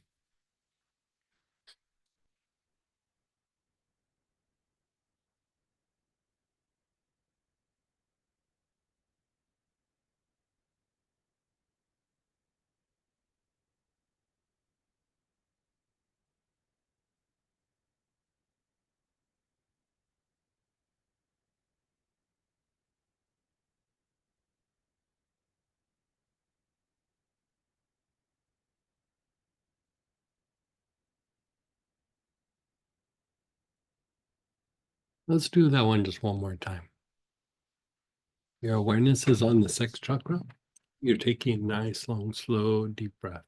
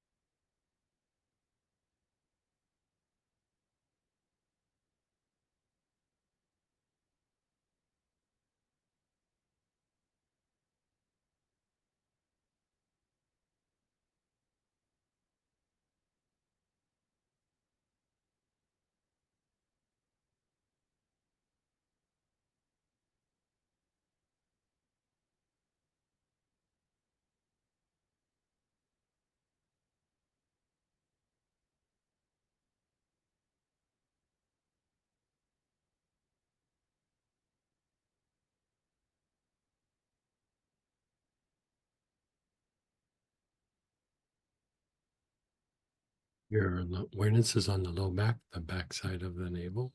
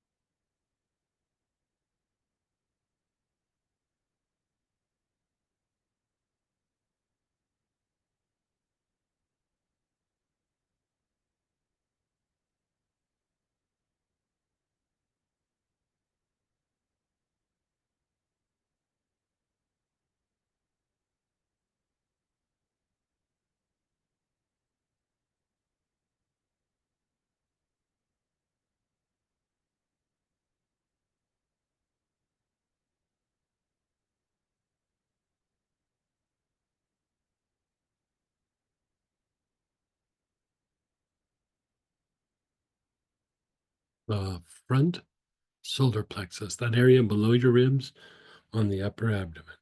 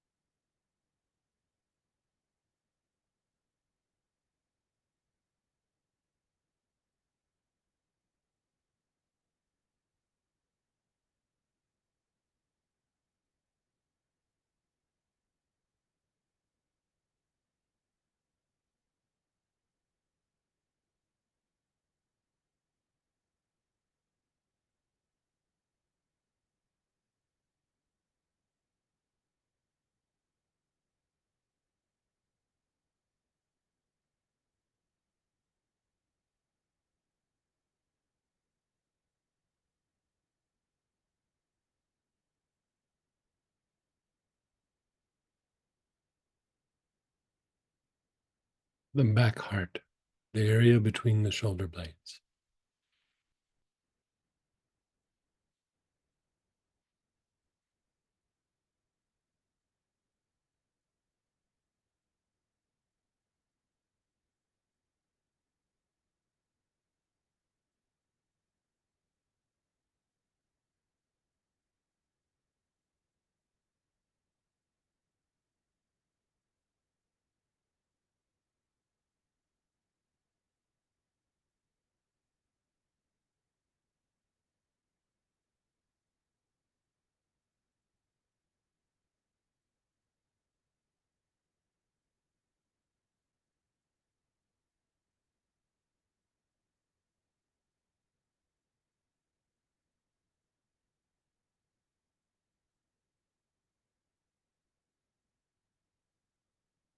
The brain, awareness is on the brain.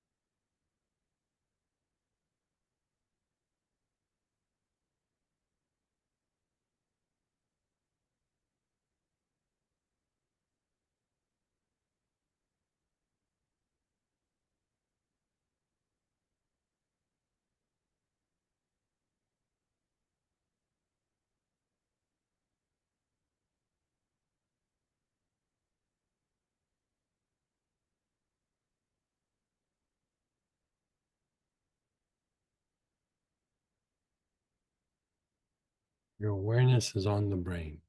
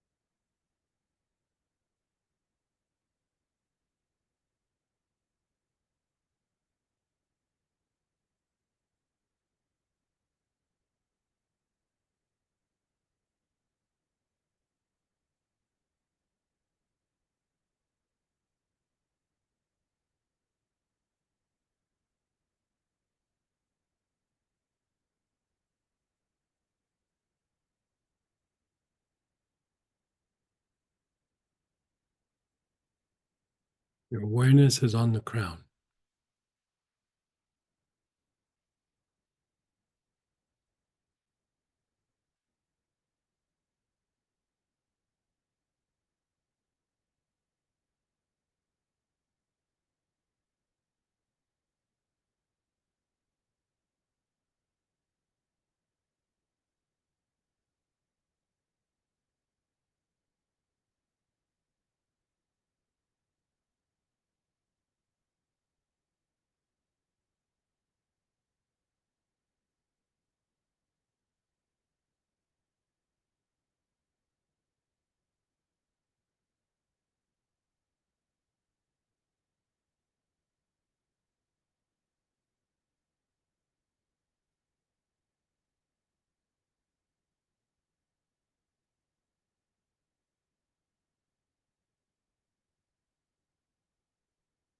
And then the jaws. The awareness is on the jaws.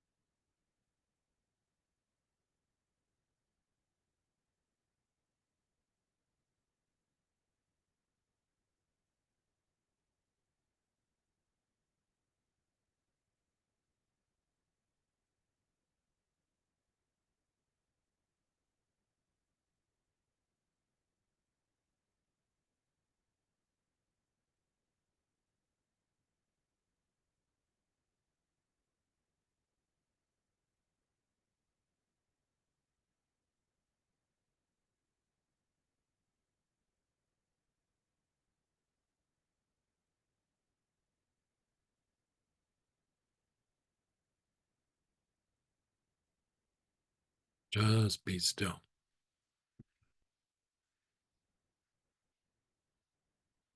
Now we're going to turn to the Cultivating the Regenerative State booklet. And we're going to page 3 at the very top. D, regeneration. And here we're looking at some form of sage. Pull out some form of sage, regular sage, Spanish sage, Blue Mountain sage, Australian sage, sage triloba, Dalmatian sage.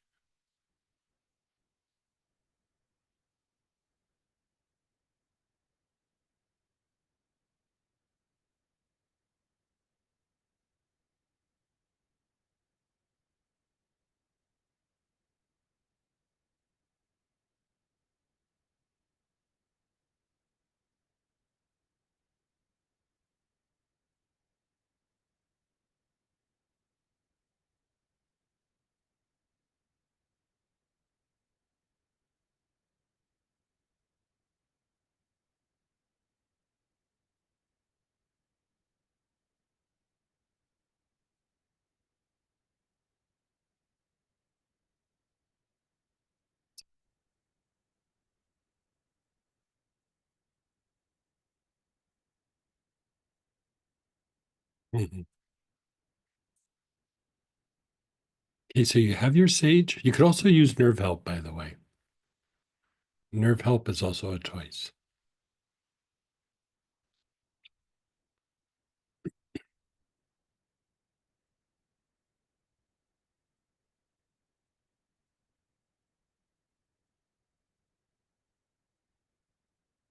Here we're regenerating like neurological function. We're trying to align the nervous system to like better function.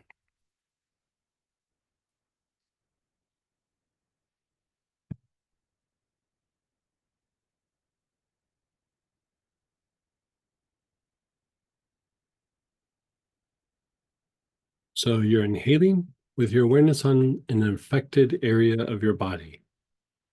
Some area that's affected, meaning like you got a bad shoulder, you got a bad hip, you got a bad knee.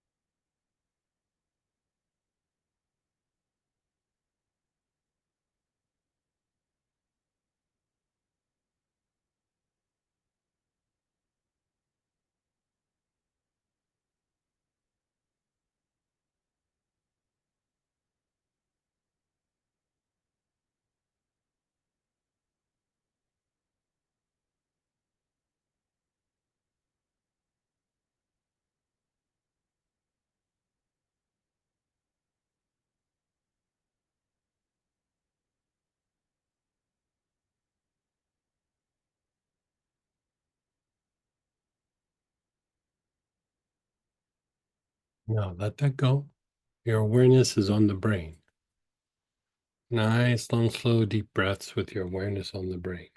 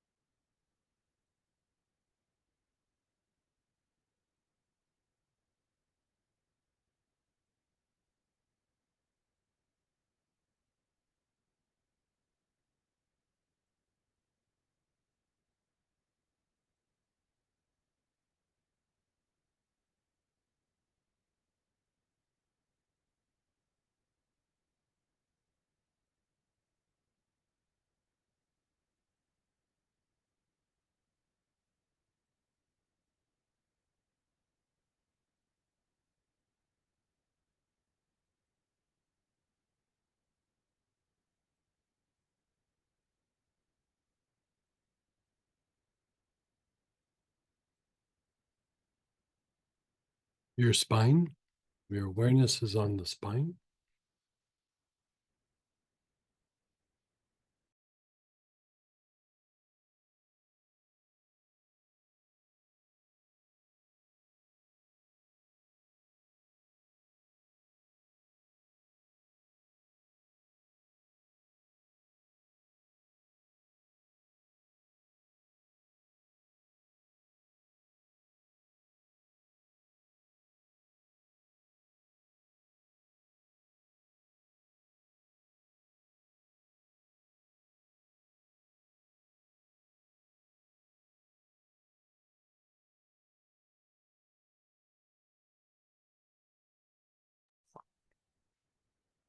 And then the brain and spine both at the same time.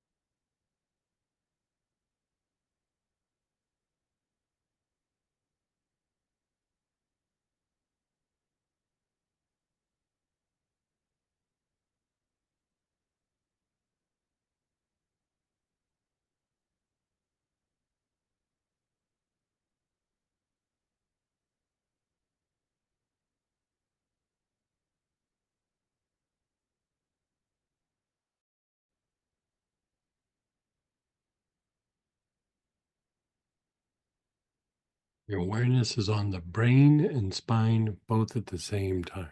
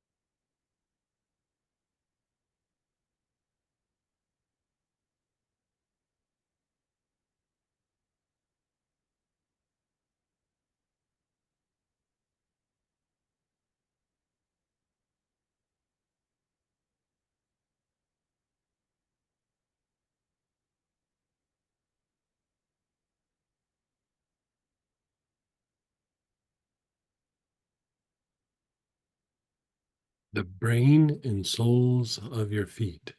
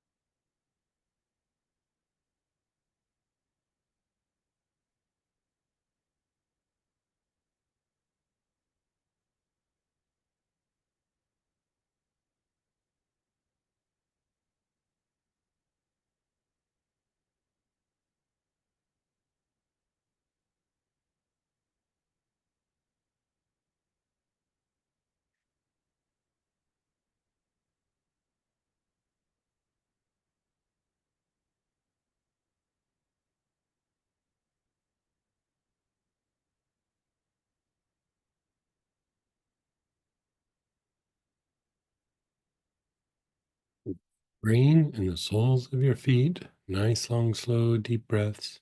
Inhale above your ankles, down into the earth as you exhale.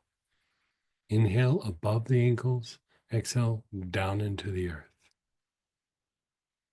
Just move your awareness down into the earth.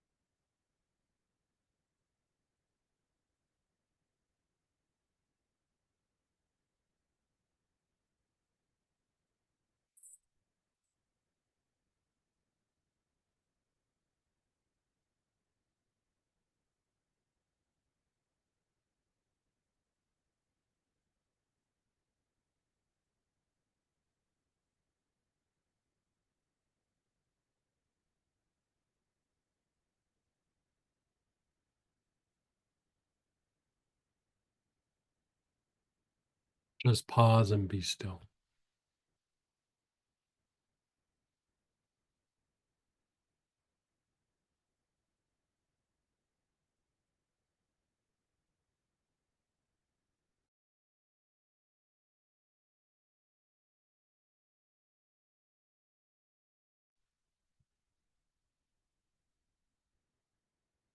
You're just being still. Just let it incubate.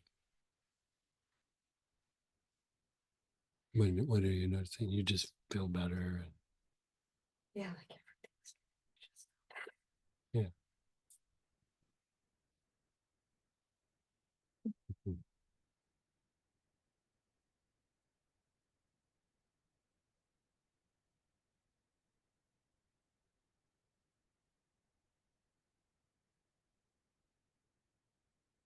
And then let's do that one again.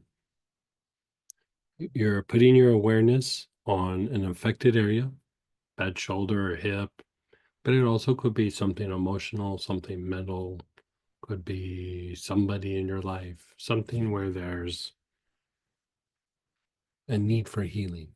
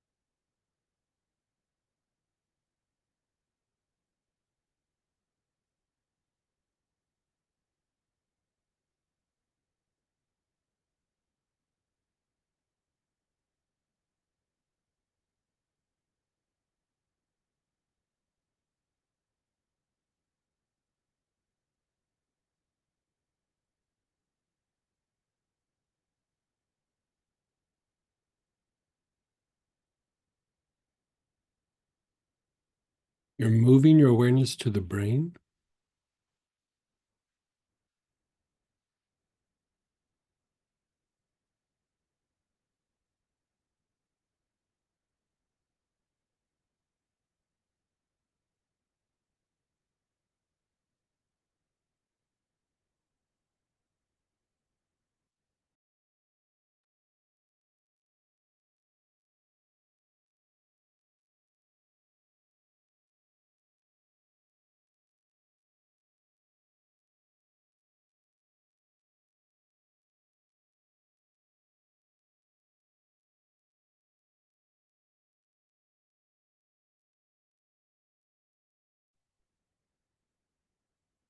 And then your spine.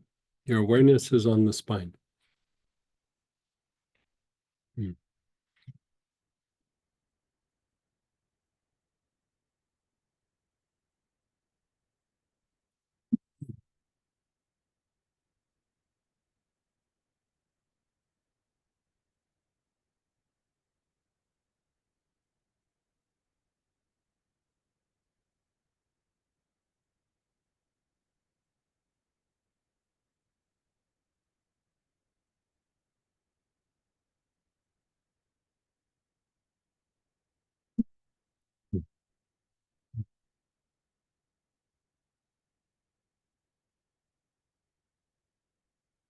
Your awareness is on the brain and spine, both at the same time.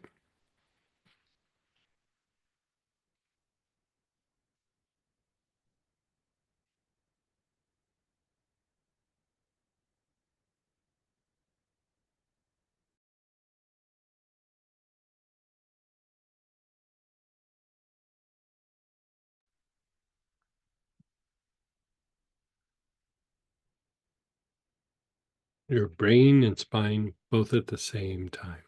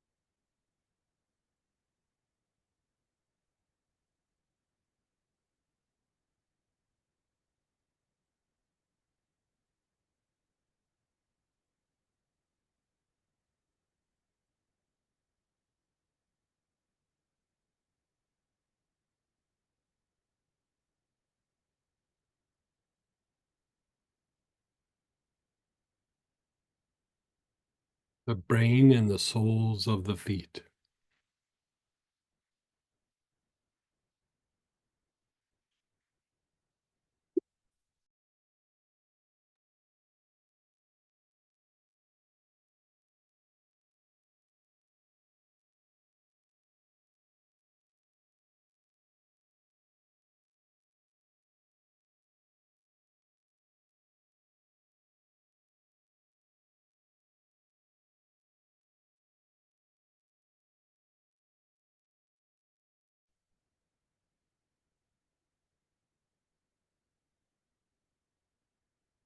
As you inhale, move your awareness up above the ankle. As you exhale, down into the earth.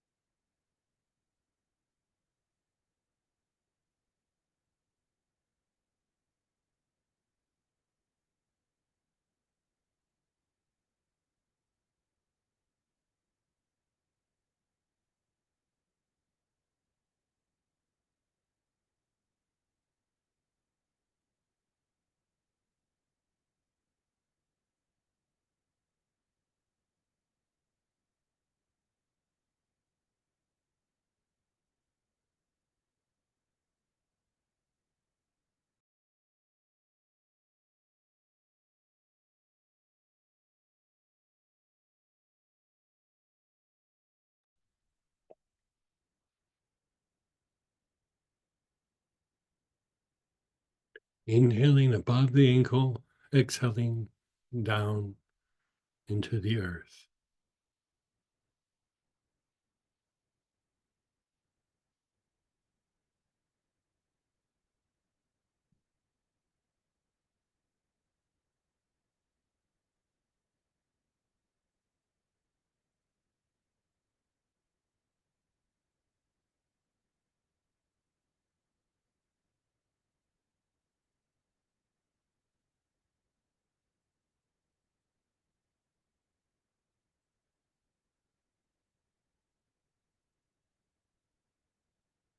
Just be still. Just let it all go.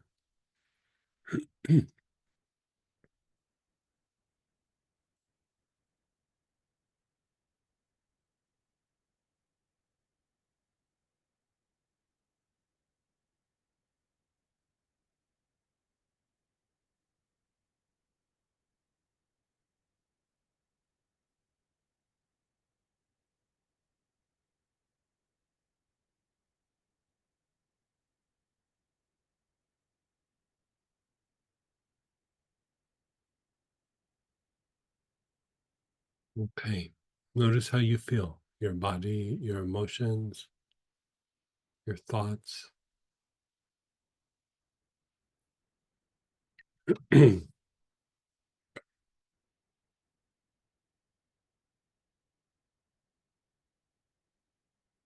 Both the rosemary and the sage are also both good for the adrenals. So here we're talking about the nervous system and regeneration, and part of what keeps the body in um, uh, sympathetic state, which is fight, flight, or like kind of crisis mode, is depleted adrenals, you know, and so it doesn't facilitate the body's ability to regenerate itself. And so we're going to go to the regeneration of the Angels of Regeneration booklet. And at the bottom of page 3, segment 3 is establishing order. And this is just basically establishing the healing process from an angelic point of view. And so here we're going to use Archangel Raphael. So either Raphael or Raphael Premium. And single oils, you could use rose or palmarosa. So rose or palmarosa.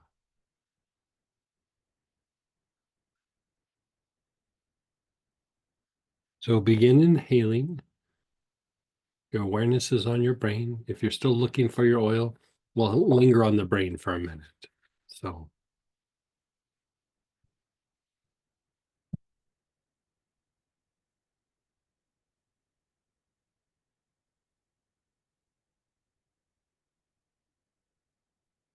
you're taking nice, long, slow, deep breaths with your awareness on the brain.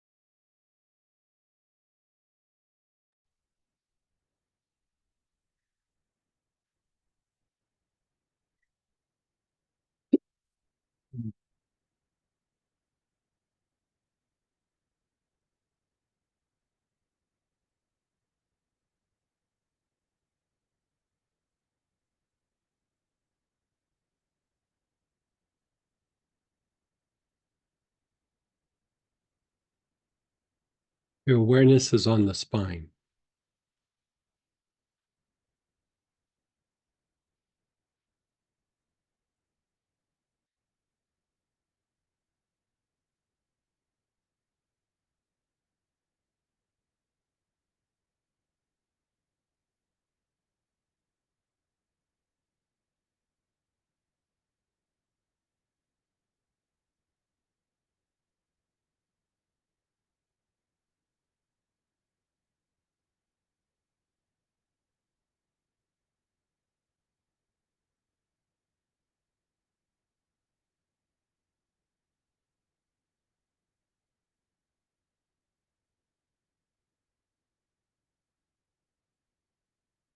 And then the brain spine combo.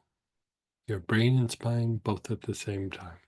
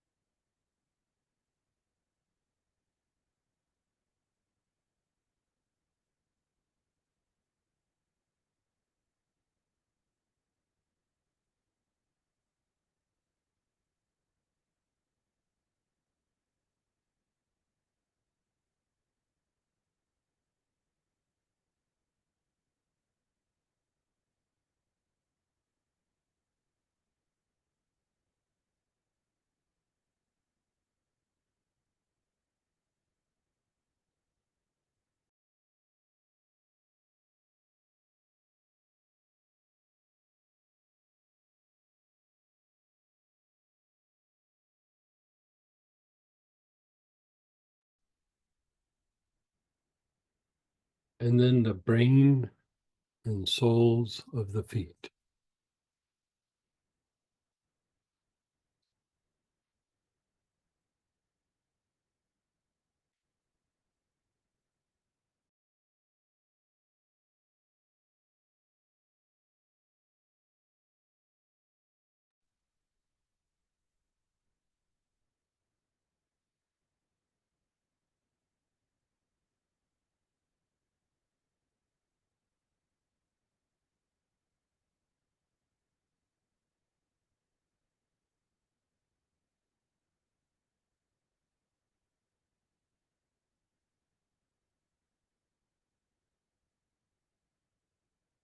And then as you inhale, up above the ankles, as you exhale, down into the earth.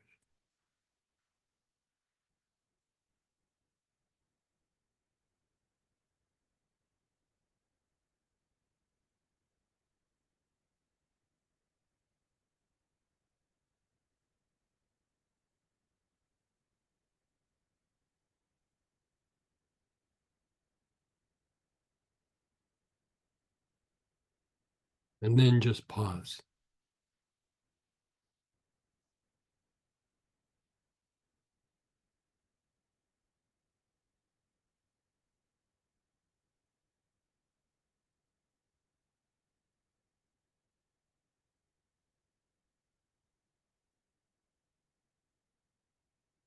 Your awareness is on the soles of your feet.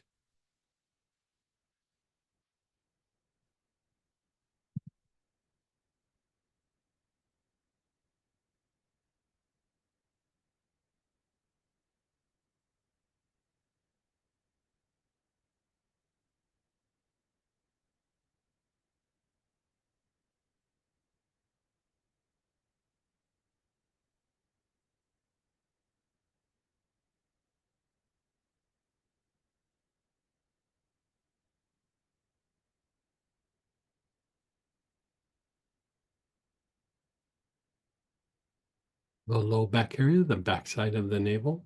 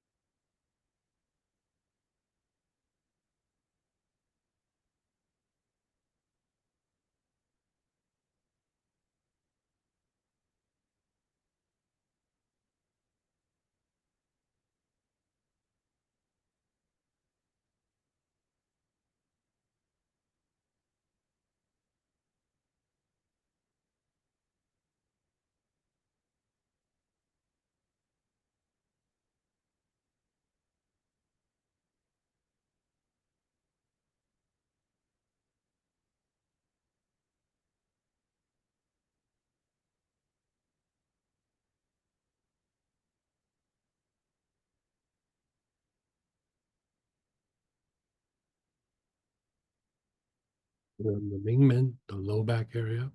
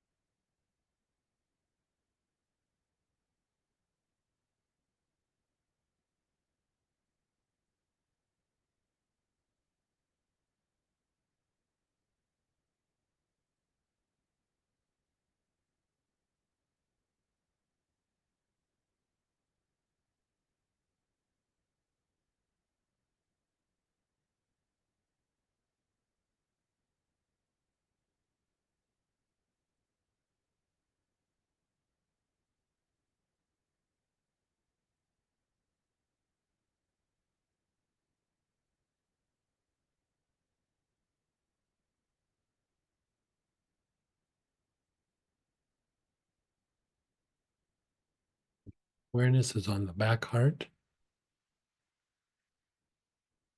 the area between the shoulder blades.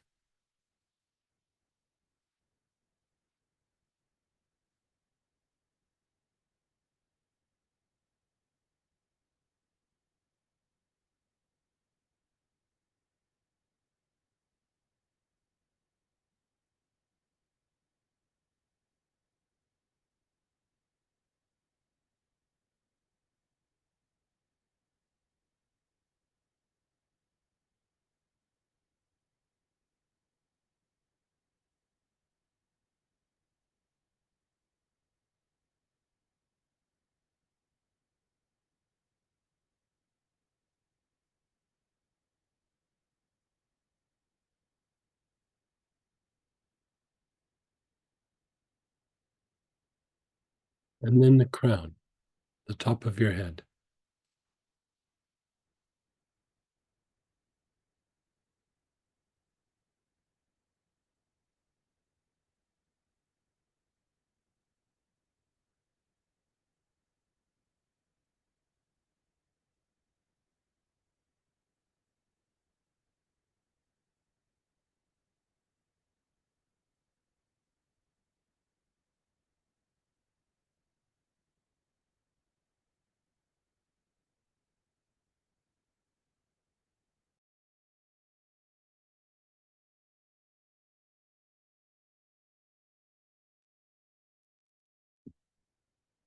And then just pause and be still. Just let go.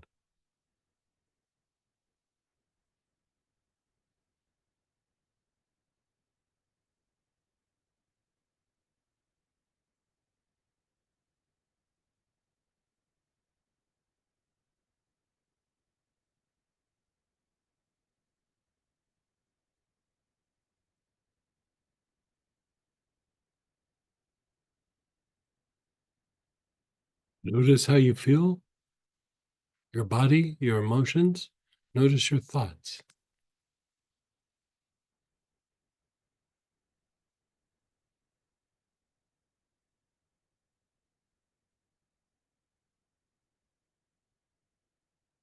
So here we toned up the nervous system. We toned up the action, activity, fight, flight side. We toned up the regenerative side, the rest and repair with the work with the sage. We also helped the adrenals and the function of the adrenals. And then we went through and we did a little bit of transmutation. So if the body was holding on to some stress or agitation with the Archangel Raphael, you're going through and flushing that out.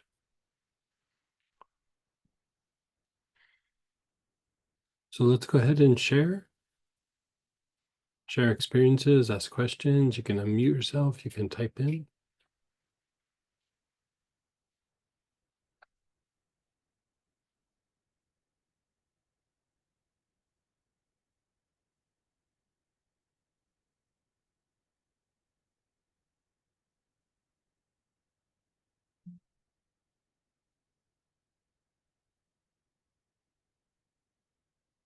I'm feeling so much better, but I do have some shares in chat. Someone said, well, let me give a reference of when it was. It was right after we did the sage one. Mhm. And they go, that was amazing. It made my knee feel after just the first round, feel better. I Oh, mean, good. after just Yeah. the You know, sage is the reason why I went with sage here is for the impact on the adrenals. It does impact and tone up the vagus nerve in rest and repair mode, but it also is a cure-all. You know, so it stimulates body's processes, but in the area of rest and repair, you know, the body's ability to heal. And so if the body's in a chaotic state or an imbalanced state, sage can actually be very beneficial. So,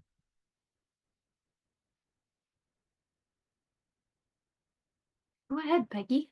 hey. Oh, you just woke me up when you said hey. I gotta say I could not keep my mind on any of the spots I was supposed to pay attention to, breathing where and when, Right. and uh but I'm so darn beautifully relaxed and Good. bottles dropped. I mean, my t-shirt's now just splattered with all different colors of oils, but thank you for just a beautiful morning. Oh my Oh, gosh. good. I'm glad you enjoy. Oh yeah. And then go ahead, Trace. Hey. Hello. So my my pain is moving. You know how Mhm. sometimes you'll put your attention somewhere and it's like, okay, that's hurting. Okay, well, that's better. Oh, now my left toe's Right. hurting. Oh, it's just the weirdest thing. Oh, well, that's the kind of the nature of pain. Like, you know, your body is sending different pain stimuli to the brain, but you're really perceiving and you're consciously aware of like the primary spot. And so as you kind of unwind some of the pain in that area, all of a sudden other areas that were also sending pain stimuli to the brain, all of a sudden they're like, now I can be heard. It's like your primary pain has a very loud voice, and the other ones don't have quite the voice that the big one does. And so when it quiets down, all of a sudden you can hear the other voices that are talking. So I guess in a nice way, I'm telling you, you have voices in your head. That's what I was thinking. At least they don't tell me to These do bad mashups things. are an opportunity for me to be stand-up Greg and be like a stand-up comedian. But that's kind of normal. That's actually a good sign.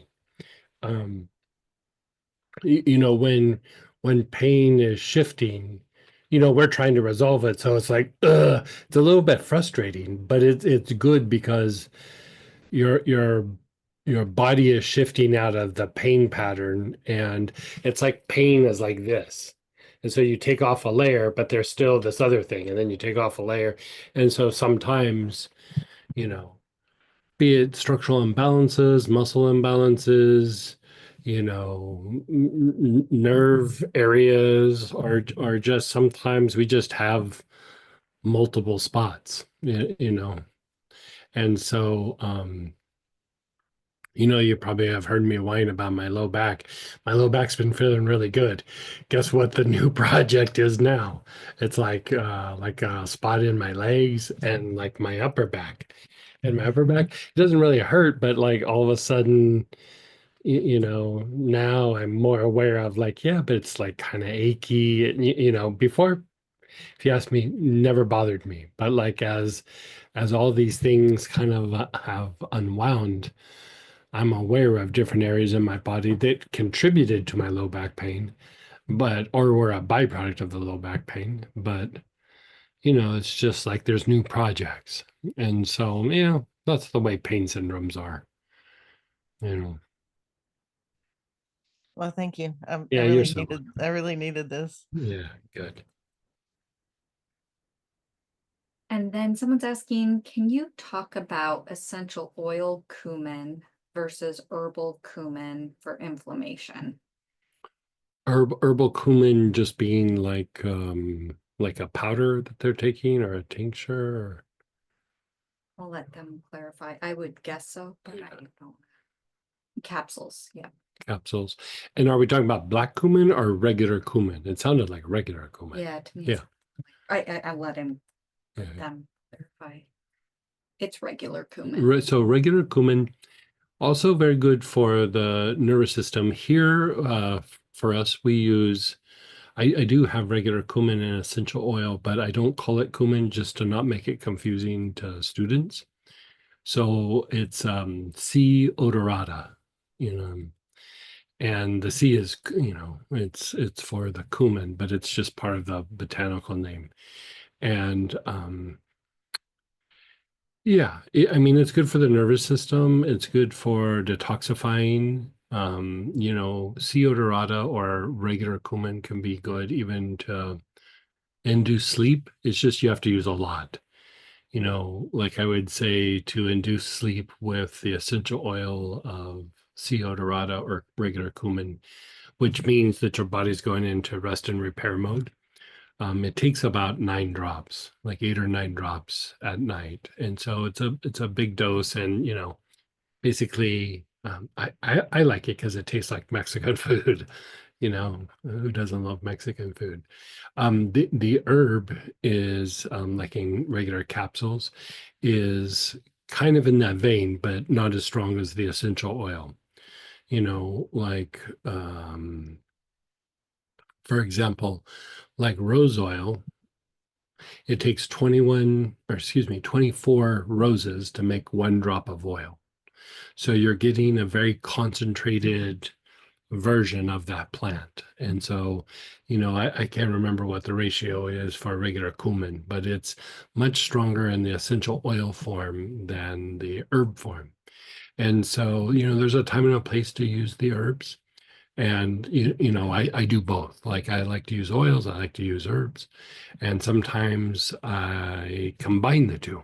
I use herbs and essential oils mixed together and then use it like that to take internally or apply topically. And so the capsules would still be beneficial. It just wouldn't be as strong or as quick. Yeah. Property is very similar though. And for you guys, I know it's really, we have certain things that are a little harder to find on the site, and the Ceodorum is one of Yeah, them. it's odorum. That's what Yeah, it is. C. Odorum. So I did post it in the chat there for you Yeah. guys, Yeah. because it can be a little trickier to Yeah. find. It's a very nice oil, but I didn't want that to get confused with black cumin. So that's why I called it Ceodorum, just part of its botanical name. And so, but it is the normal cumin.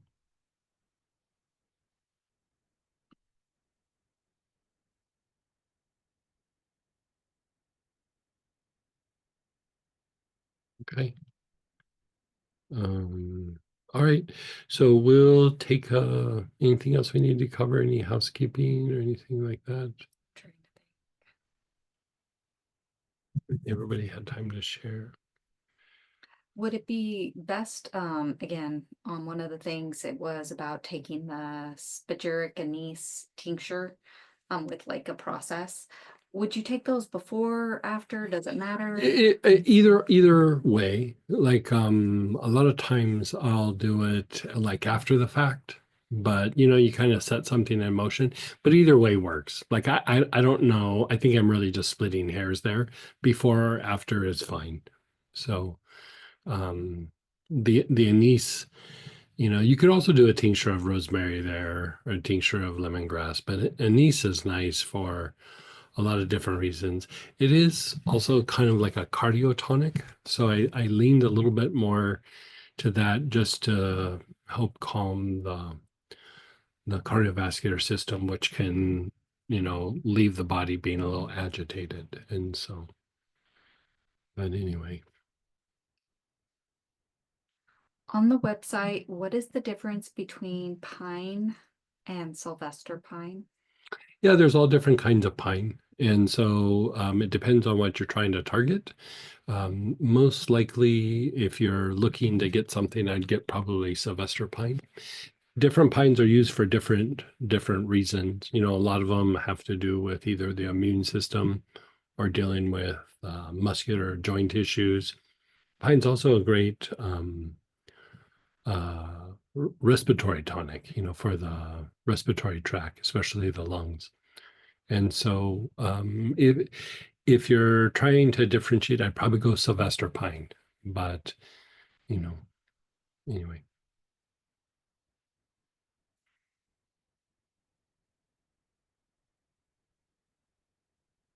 Okay, so we're gonna break. We'll come back at 2:30 and we'll hit the ground running.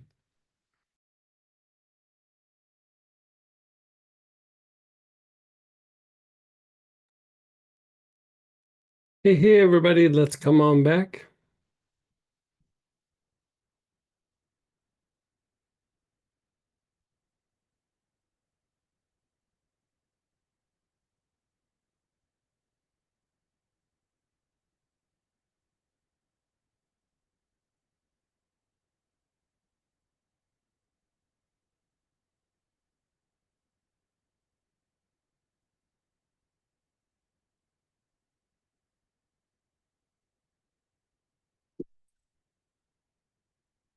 Okay, so we're going to do another process. And this is a different version of strengthening and helping to put the body in a healing state. We're looking at regeneration, how to, in a lot of different ways, how to cultivate or bring into the body, emotions, and mind deeper levels of healing. Regeneration being that the body's ability to go into the healing process, but also it could be helping to heal. And like when I say heal for the emotional or mental body, it's like to restore back to like a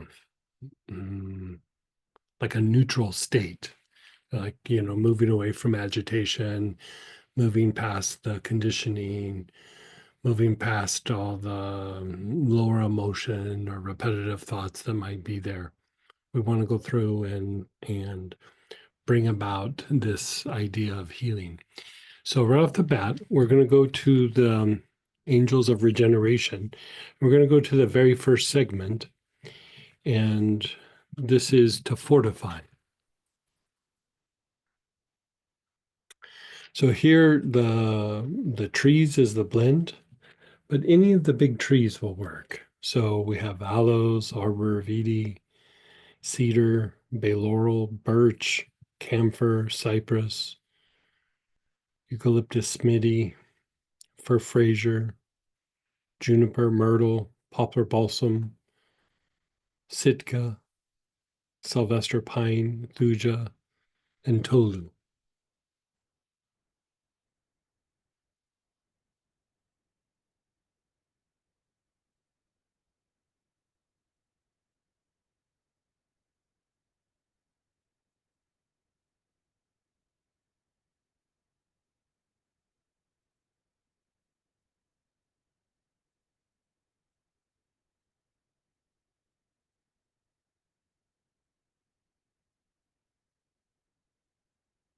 So we're starting with any of those. Give you a minute to kind of find your oils.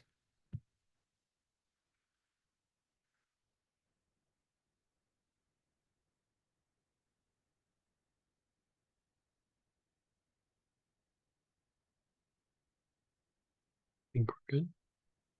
Okay, so we're going to work the 4 quadrants of the aura with this. And this is not necessarily something to purify or anything. You're just fortifying the energy body. You're strengthening the energy body. I don't want to say it's a form of protection, but it's a form of maybe strengthening the immune response, if anything. Okay, so you have one of your oils. You're starting on the left side of your body. So left side of your face and neck, your left shoulder, all the way down to the left outer ankle. You're taking nice, long, slow, deep breaths.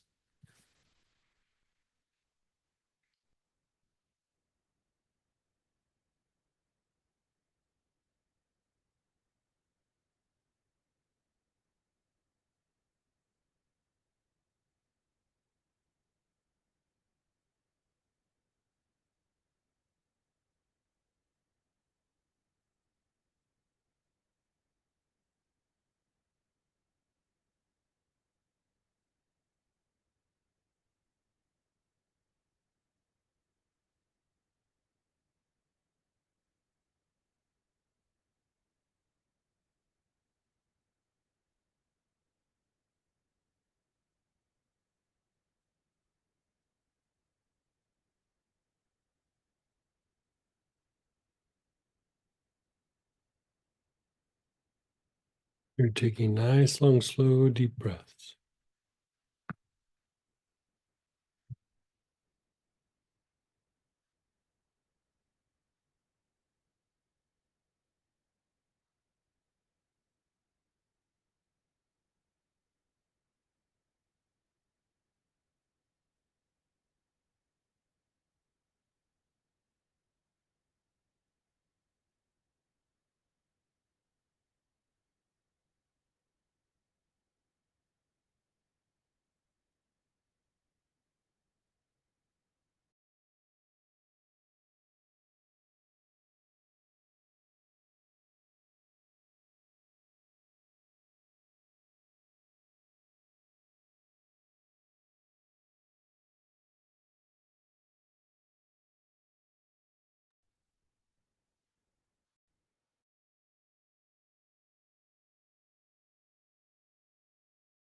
Mhm.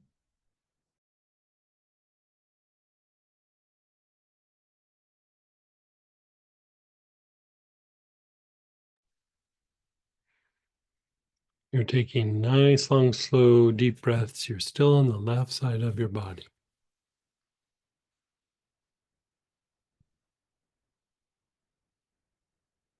Now go to the front side of the body. So your face, throat, chest, all the way down to the tops of your feet.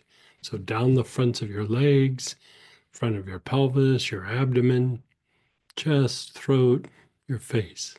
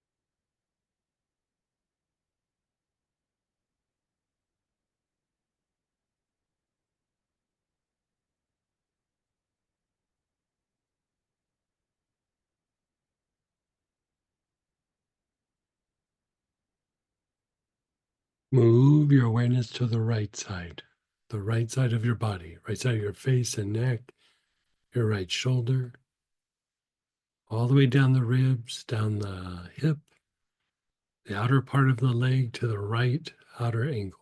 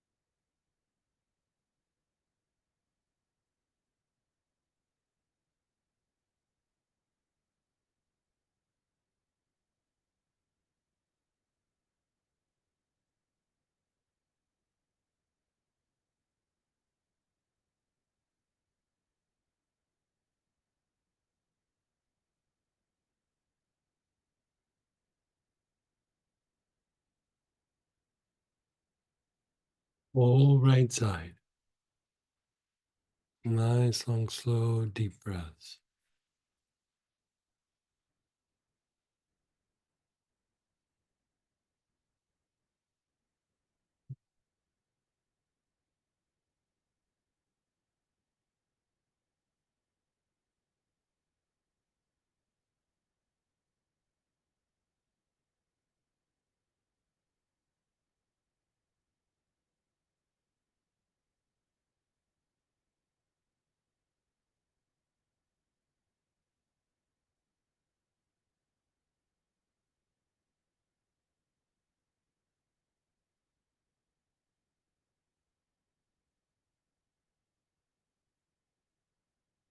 The whole backside.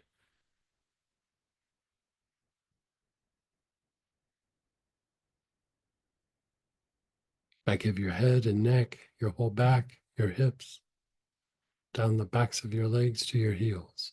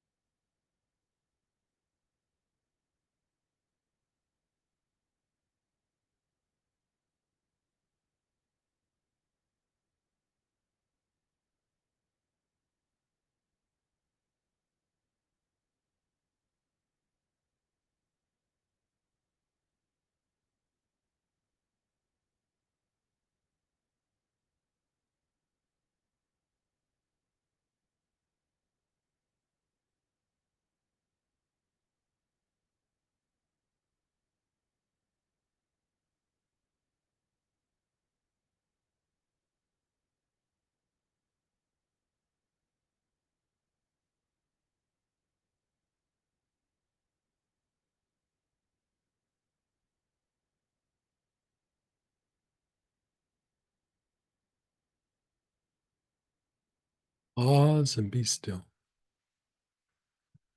Pause and be still. How did that feel?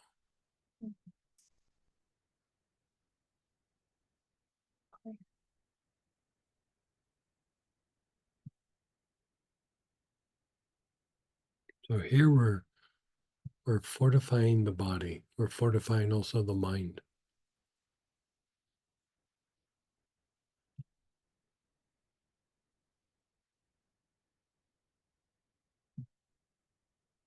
We're going to go to application B, but then we're going to circle back and do it again. So let's go down to application B. You're using the same oil. Your awareness is on the bottom of the tailbone.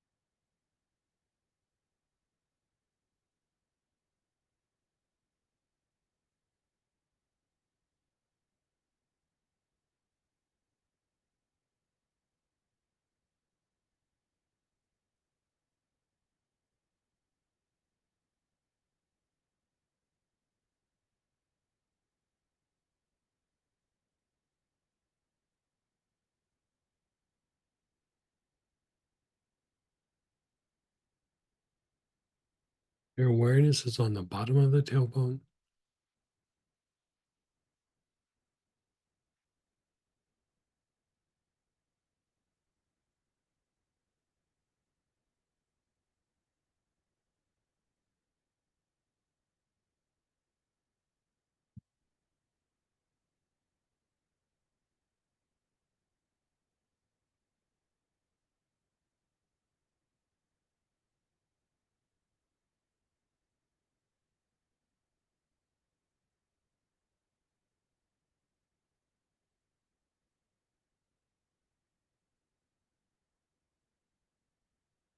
Moving your awareness to the spleen, left hand side of the body below the ribs.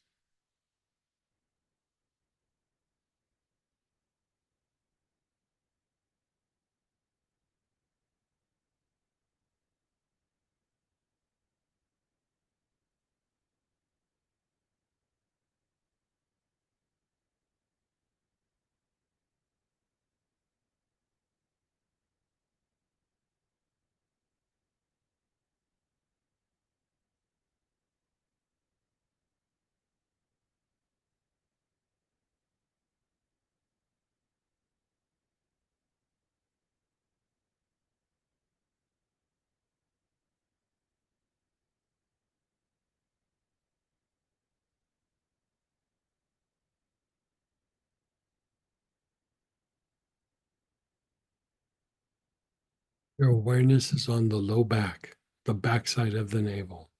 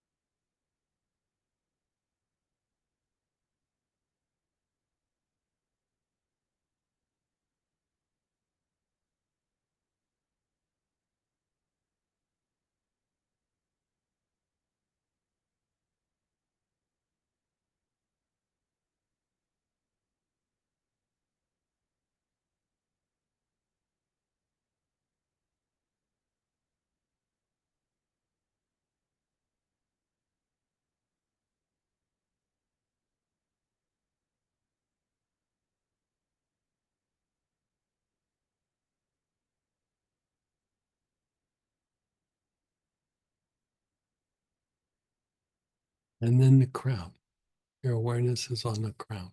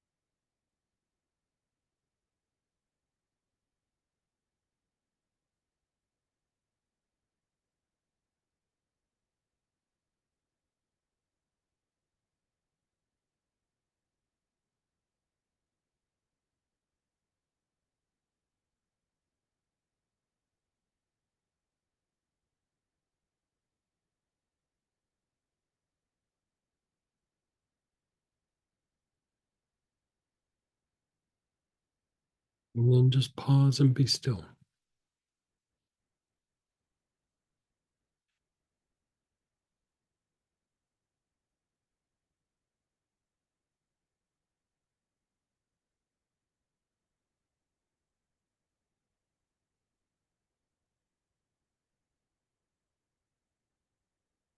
Notice how your body is feeling.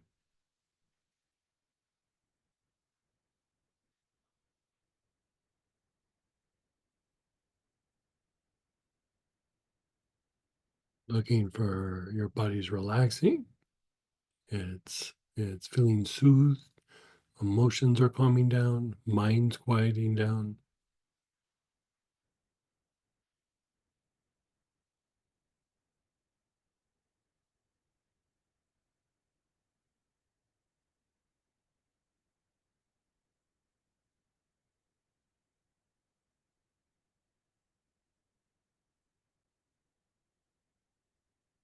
We're going to do that one again, the fortify. So whatever oil you're using, continue to use. Your awareness is on the left side of your body. You're taking nice, long, slow, deep breaths.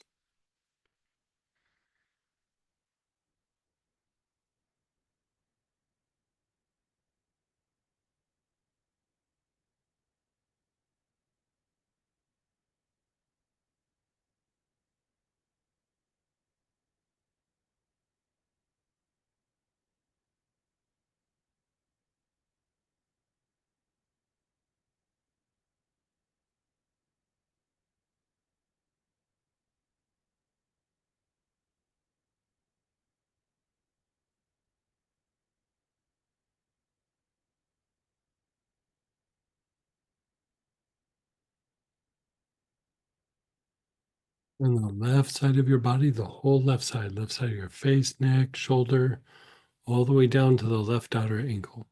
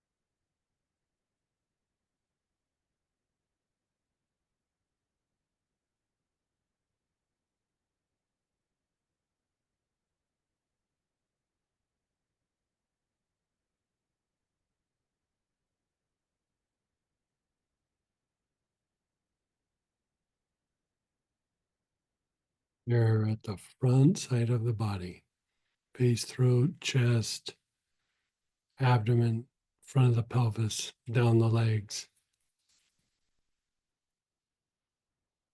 the tops of your feet.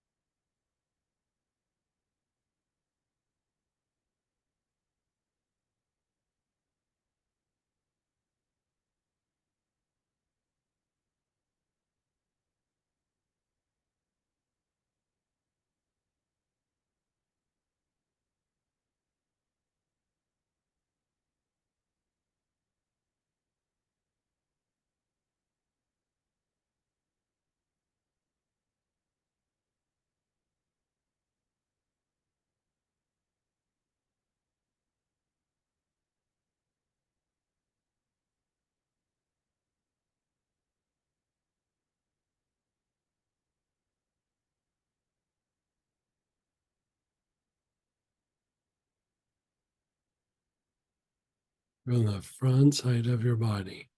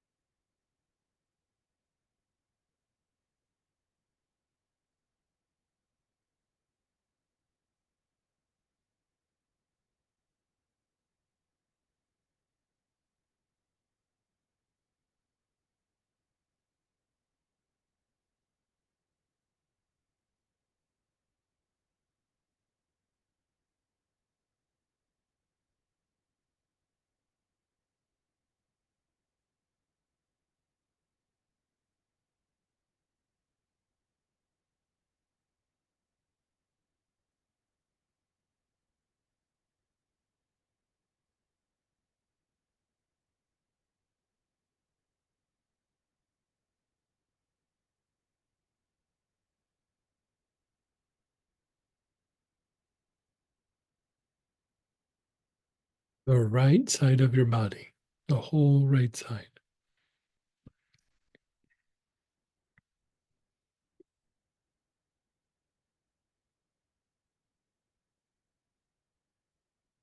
Right side of your face and neck, right shoulder, right hip, all the way down to the right outer ankle.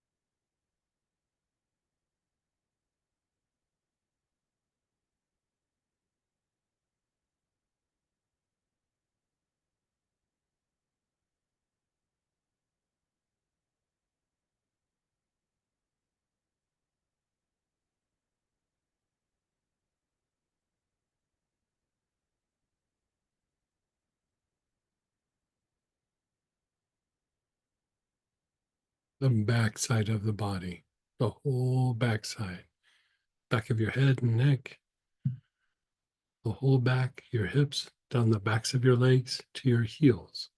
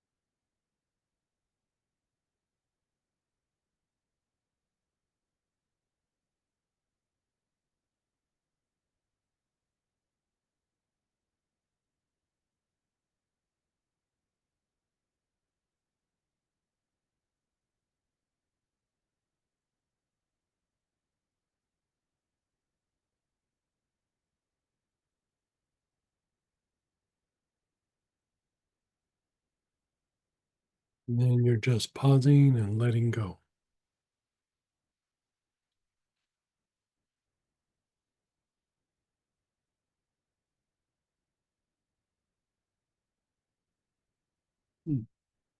How's that feel?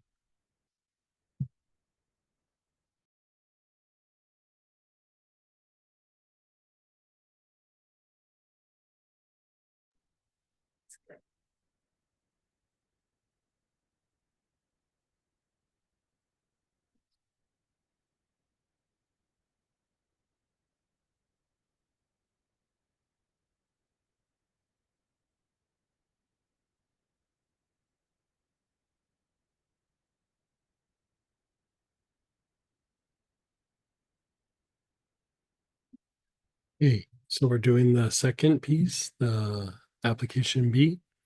Your awareness is on the bottom of the tailbone. You're taking nice, long, slow, deep breaths.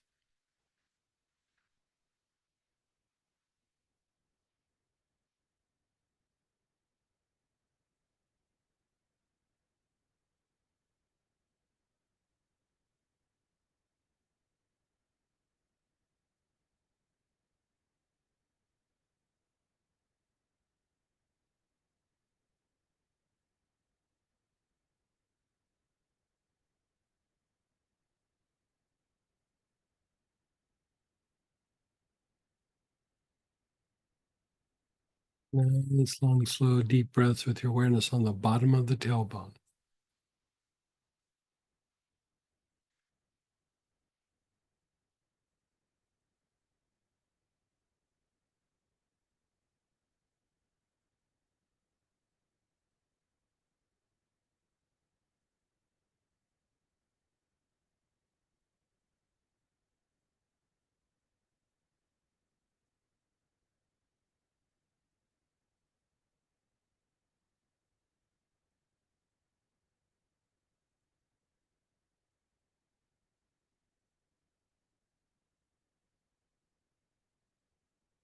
And then your spleen, left hand side of the body, below the ribs.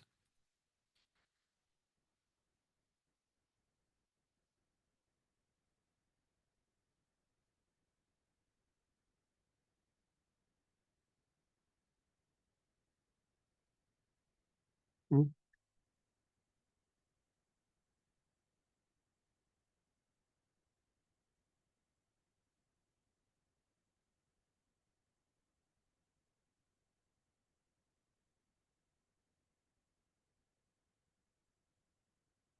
Then the low back, the back side of the navel.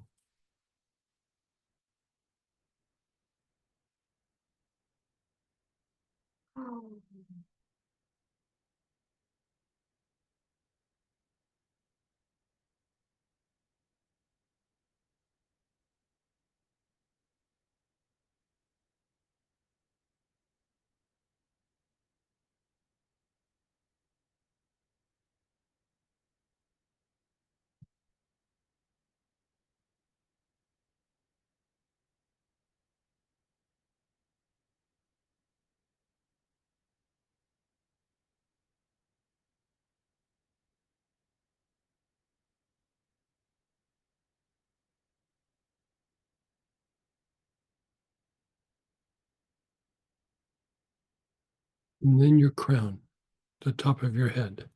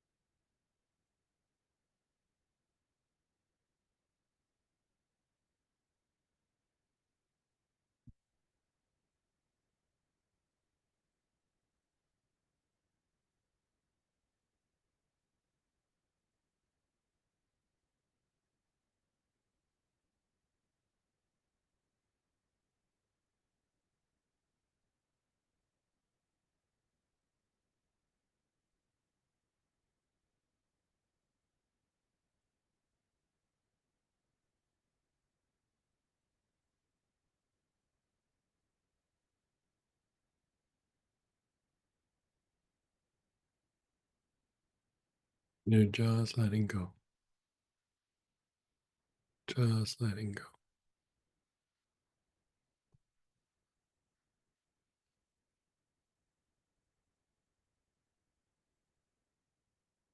I find that to be very soothing. I don't know about you, but we're now going to turn to the cultivating the regenerative state. And we're going to pull out health rays, spasmophilia, basil, clary sage, galbanum, helichrysum, lavender, lemongrass, litsea, cubeba, Roman chamomile, or straw flower. So we're on segment H on that, which is the very last segment in that booklet. It's on page 6.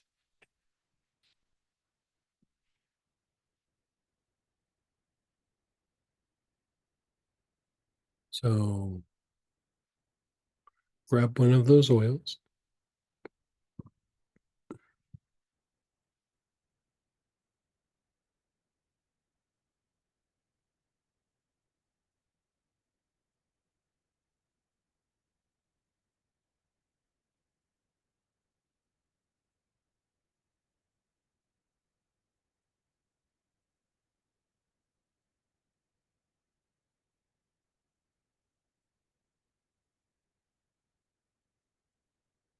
And again, you're beginning on the left side of your body. We're doing the 4 quadrants. We're doing the protocol that's out of the booklet.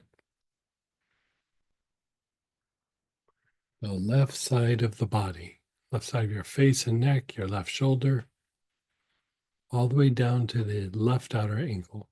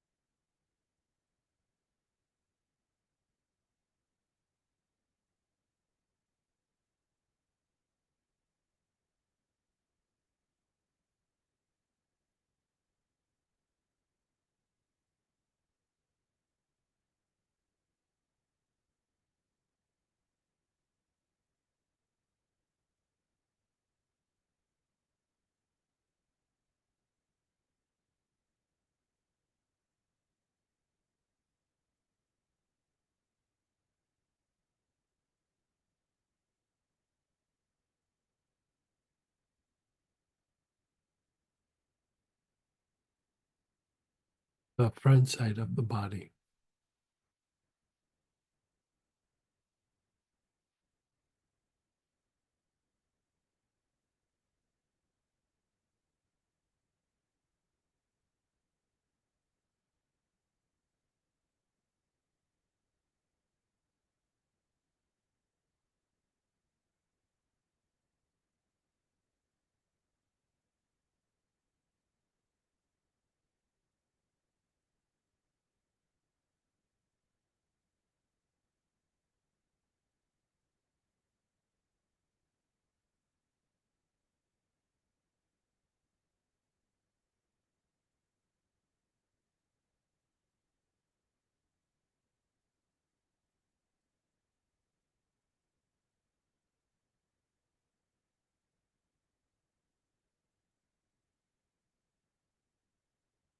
Your awareness is on the whole front side of the body. You're taking nice, long, slow, deep breaths.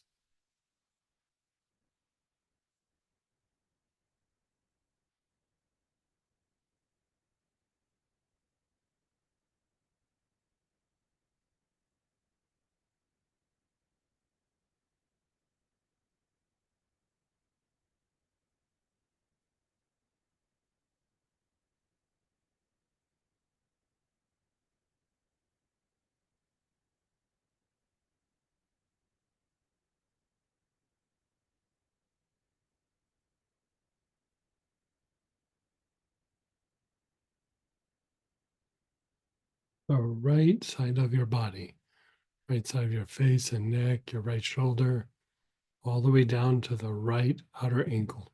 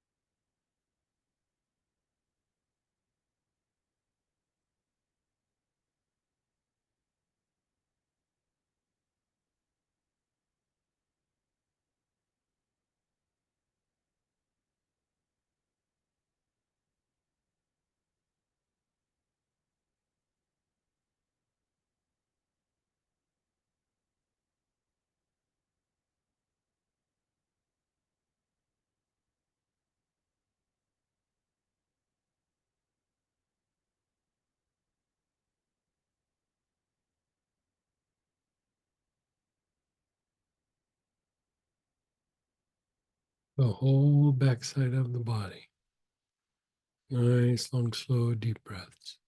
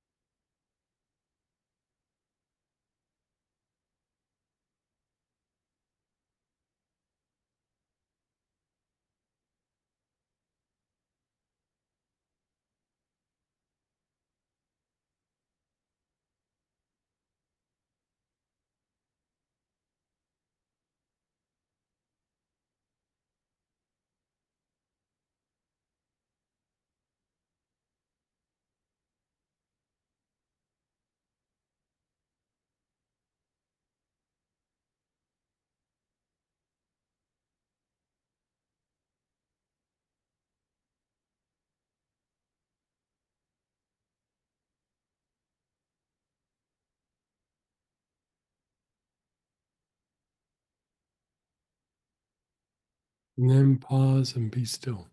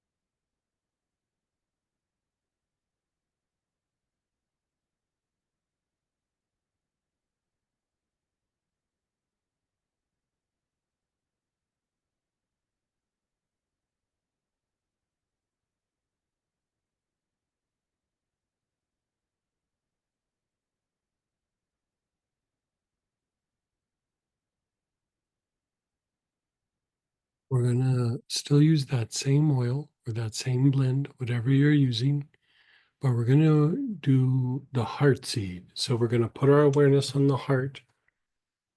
Before you even start inhaling, your awareness is on your heart, the center of your chest. Begin just moving inward, just little tiny movements at a time. Move inward and then sit with it for a moment.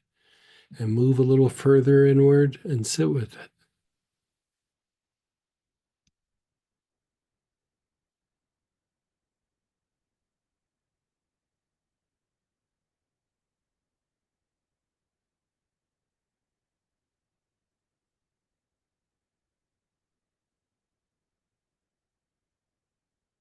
And go a little bit deeper and then sit with it.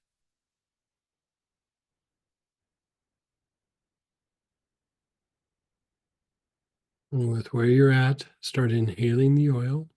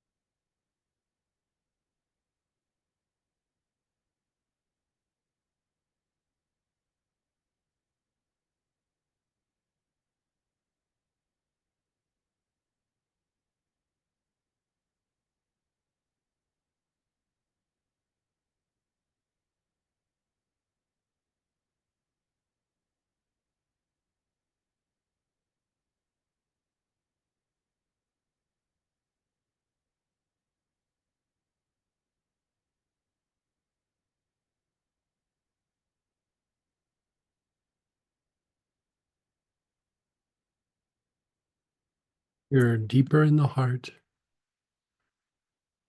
You're taking nice, long, slow, deep breaths. When you feel ready, keep moving deeper towards the spine. Little tiny movements at a time.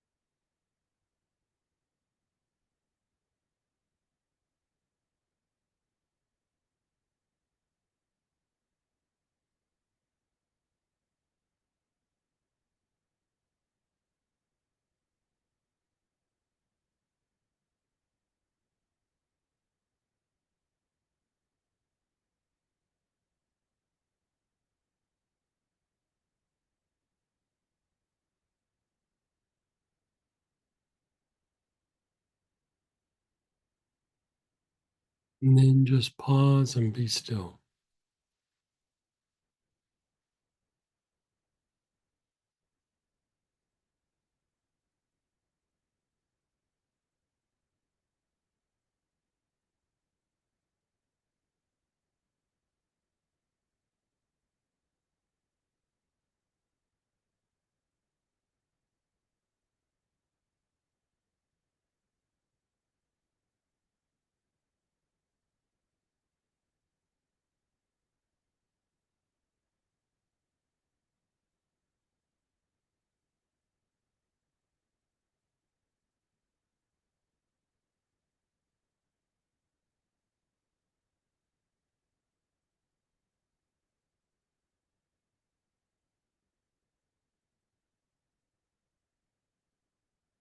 You're just being still.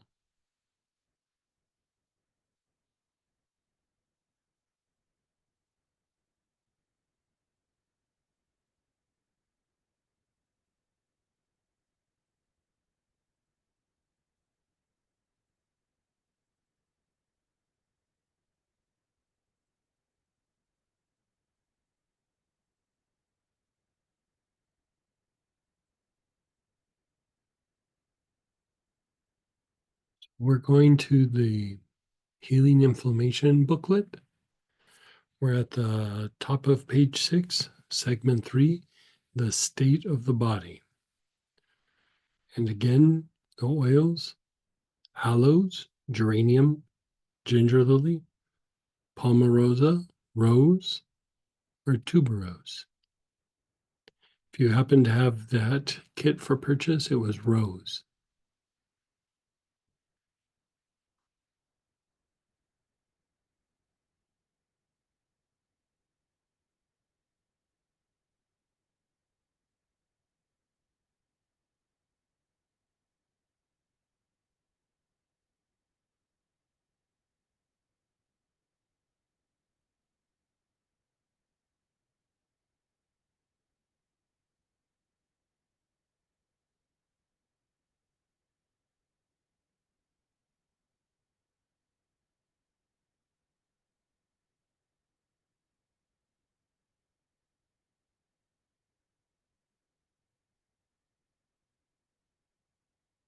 Okay, so let's go ahead and start inhaling. Your awareness is on your throat.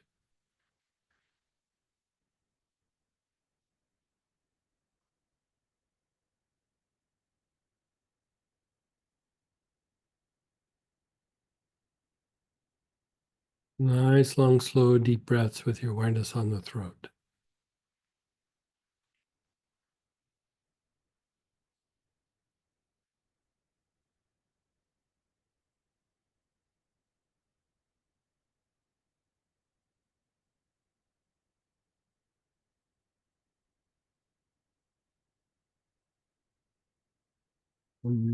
Top of page 6.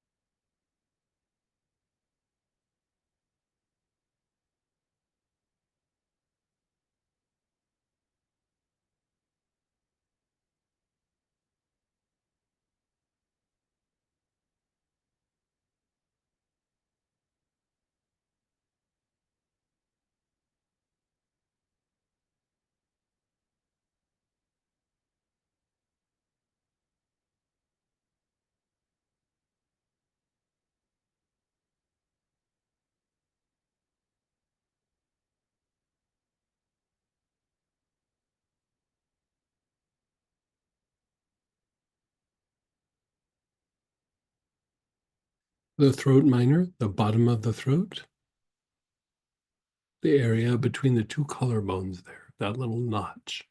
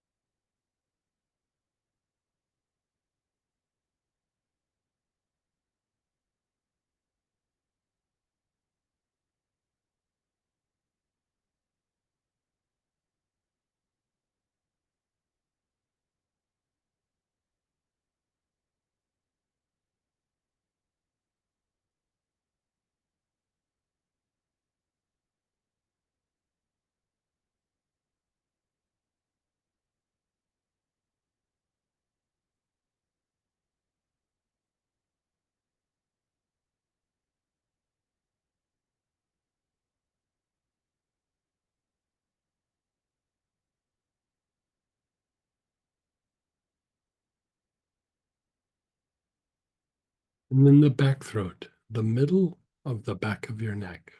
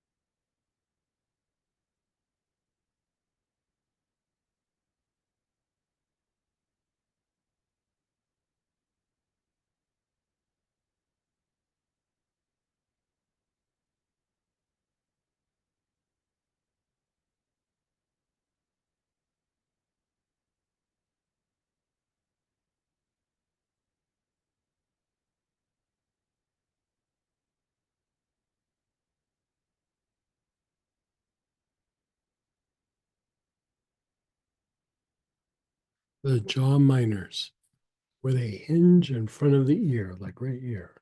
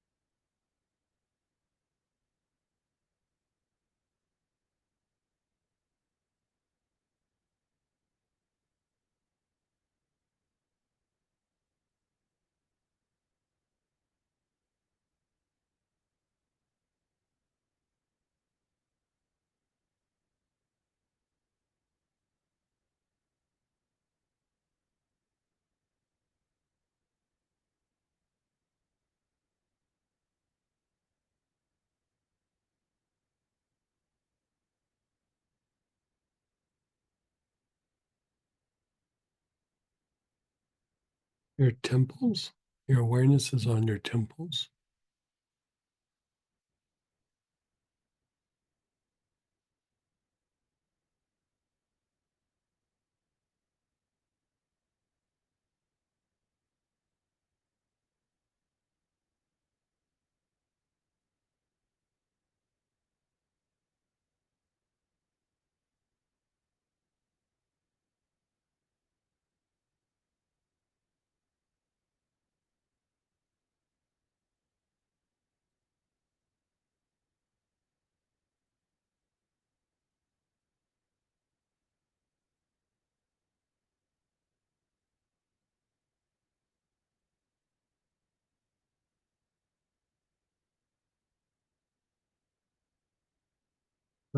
Back head. Your awareness is on your back head.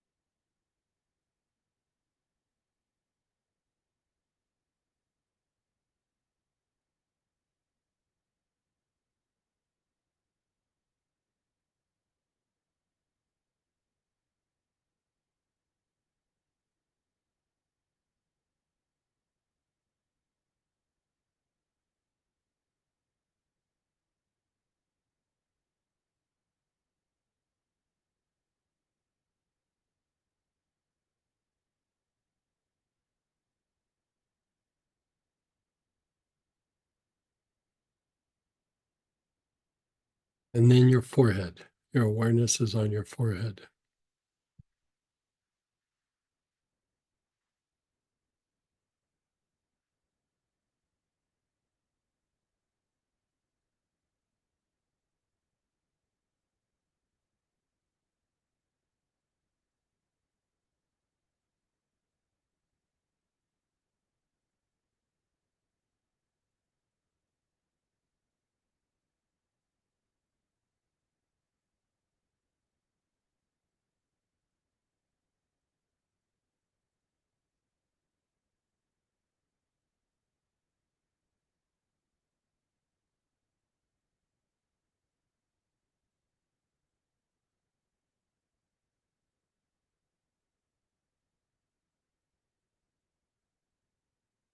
And then just pause and be still.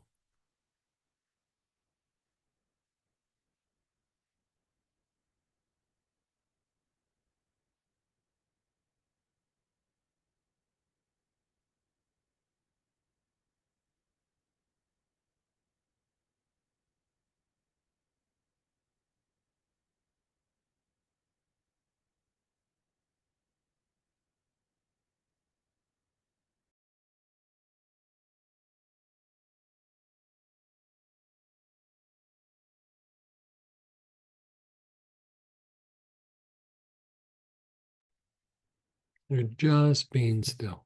Just let your body relax.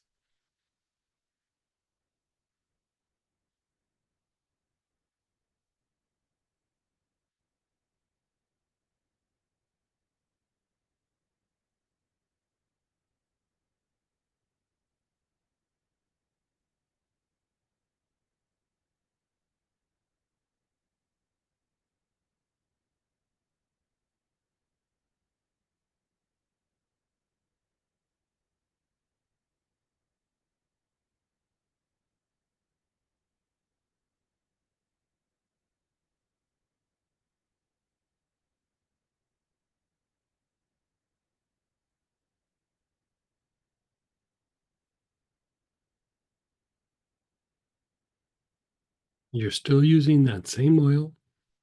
Your awareness is on your heart. Nice, long, slow, deep breaths with your awareness on the heart.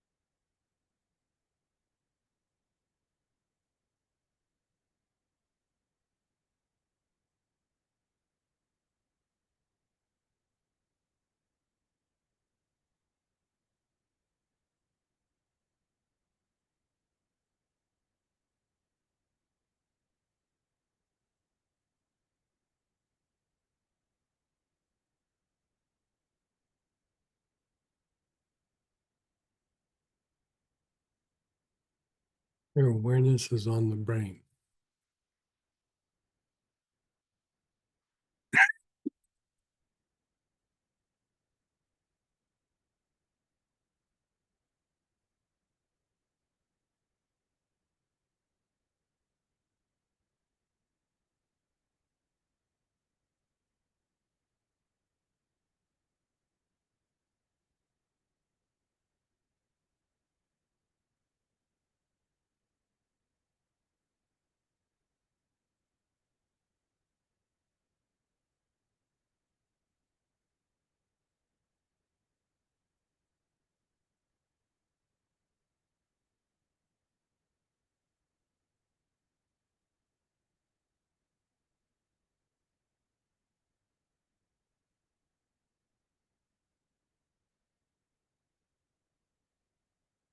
your heart and brain both at the same time. Your awareness is on the center of your chest and your brain both at the same time.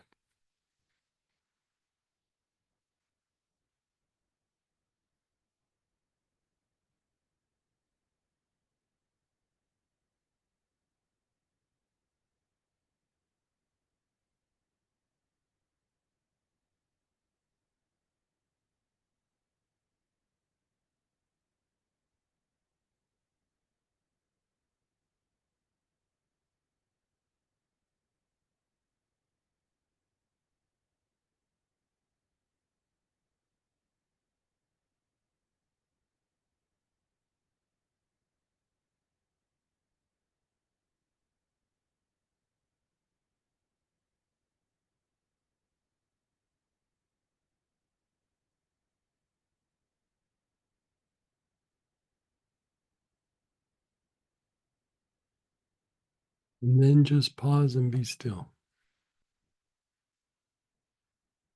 Just let it incubate.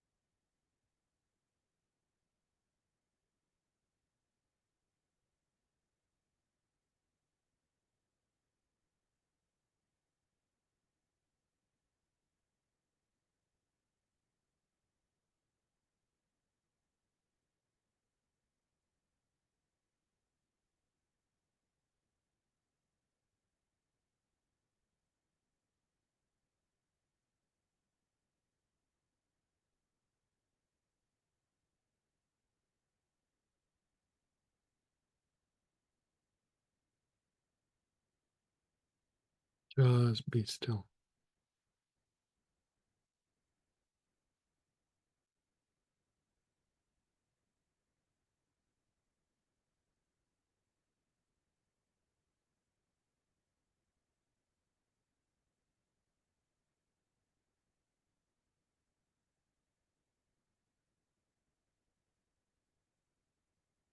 Okay, we're going to do one last thing, and we're going to use the same oil, but we're going to do the materialization breath.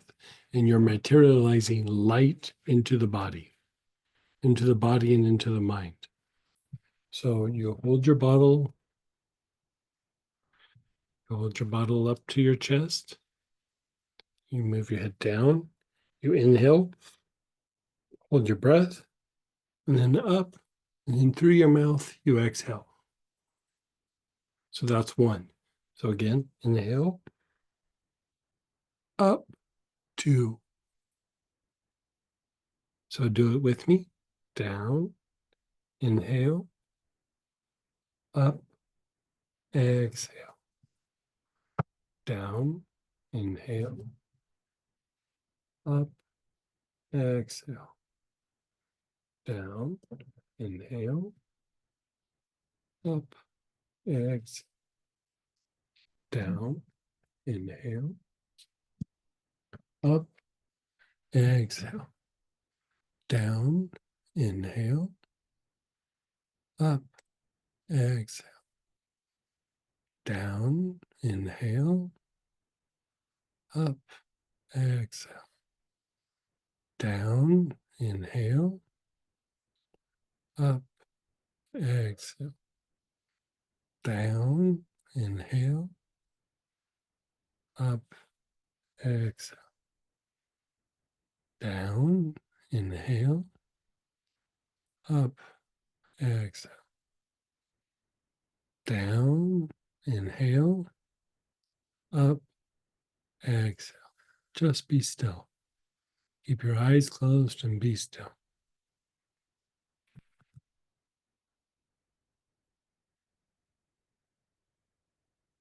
You're filling your body full of light.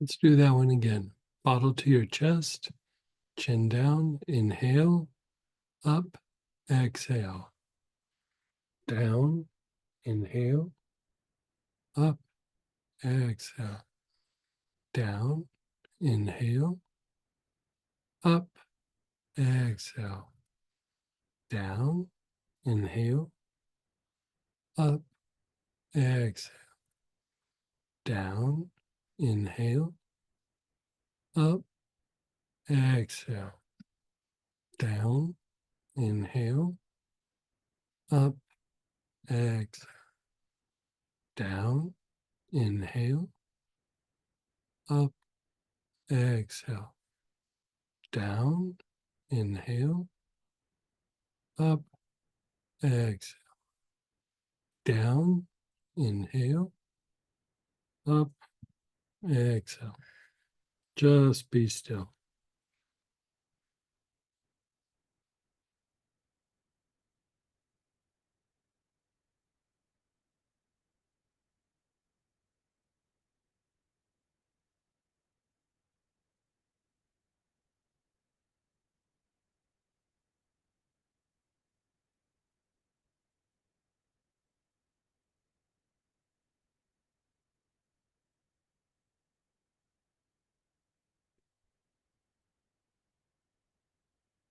Check in with your body, your emotions, and your thoughts.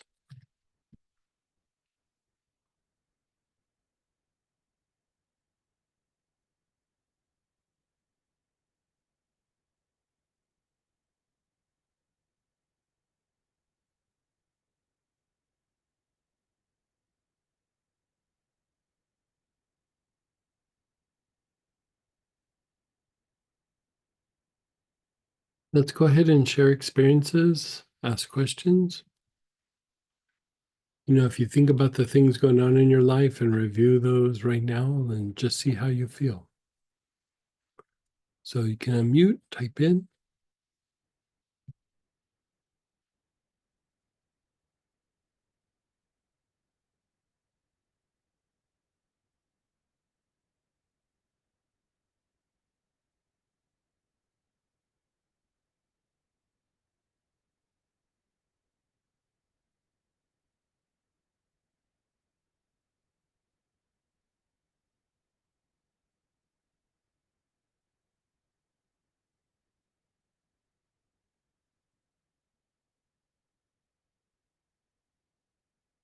Someone shared very deep. I passed a bunch of times. Oh, passed out a bunch of times.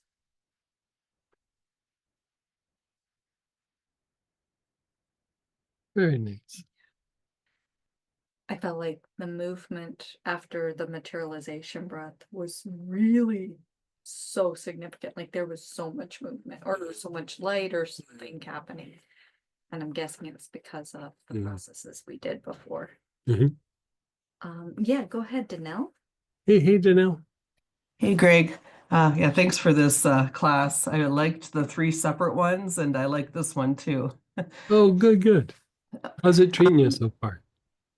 Good, good. Very, very calming and soothing. Yeah. I mean, just starting even with the first one on inflammation, that one I really like going back and forth from back head to forehead and back heart to front heart. I know it was a while back, but Yeah. You know, like when you go front heart, back heart, forehead, back head, that kind of impacts the sympathetic part of the nervous system. And then when you reverse it, it impacts the parasympathetic, which is rest and repair. And if you go back and forth between the two of those, it actually physicalizes soul energy. okay. You Yeah. know, so that's why it's like extra like soothing. It's extra like, ugh. You know, it's pretty nice. It's like very meditative for Yeah. sure. Yeah. And I'm not sure if this is the correct forum to ask you a question about pain that Sure. so I would say over the past week, I think Mhm. it's the psoas. So it's Okay. tailbone and hitting my left hip. I did that psoas lymphatic Right. class. right? That did seem to help. I didn't know if you had any other ideas for this, So especially when I sit, it's bad. especially when you're that's probably Sit. your piriformis actually. Okay. Like your Okay. piriformis is like this muscle that goes right across the butt cheek, and one of the Yeah. indicators that you like look for with that is like it's painful when you sit, and it's like you can't get comfortable. Like you're like, you kind of keep fidgeting around trying to find that spot. Are you doing that a bit or? The while I'm sitting, it's okay. It's just when I get up, I am super Oh, that's stiff. the psoas. Yeah, yeah. Okay. That's the psoas. You're right on the money the first time. So we put this in the newsletter about the urinary tract. Yeah. And it was in last weekend's class. I don't know if you were in there, but like we can still have you do some version of it. And Okay. so can we pull up that Yep, thing I'm from, finding it.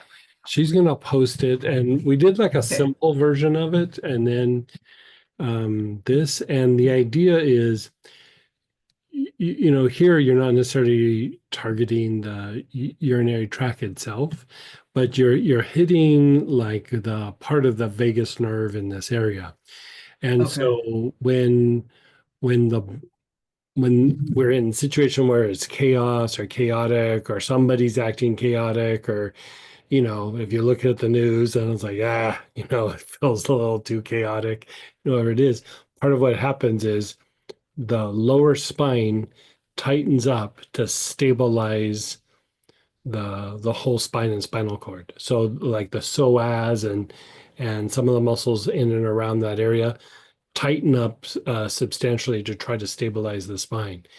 And it will affect like the kidneys, the urinary tract, the pelvis, but like the psoas and the low back. And after the situation passes, your body doesn't go, okay, everything's stable, the chaos is gone, let's relax. Hmm. It just doubles down, like it's just going to stay Yeah. there. And so a lot of times with the low back, we have an accumulation of that effect over a long period of time. And going through and unwinding that, like you're kind of using the urinary system as the target just because that's going to affect the vagus nerve in that area. And Okay. so by going through and doing that, it actually starts to tell the body, like, okay, the chaos is gone. It's okay to relax. And so usually like kidney function will shift if there's an issue, bladder issues might shift, the psoas and the lower lumbar, they all unwind, the tension in the hips will diminish. Okay. And so I would do that. And so Okay. if I remember right, we did it with urinary stress blend was the first one. But if you didn't have that, you could still use like your Palo Santo or St. John's Oh, wort. yeah, I have both of those. Okay. Okay. And so, the first round is the kidneys, then the sex chakra, then the Ming Men. And, Okay. if you want, you could even throw your attention on the lumbar, the lower spine.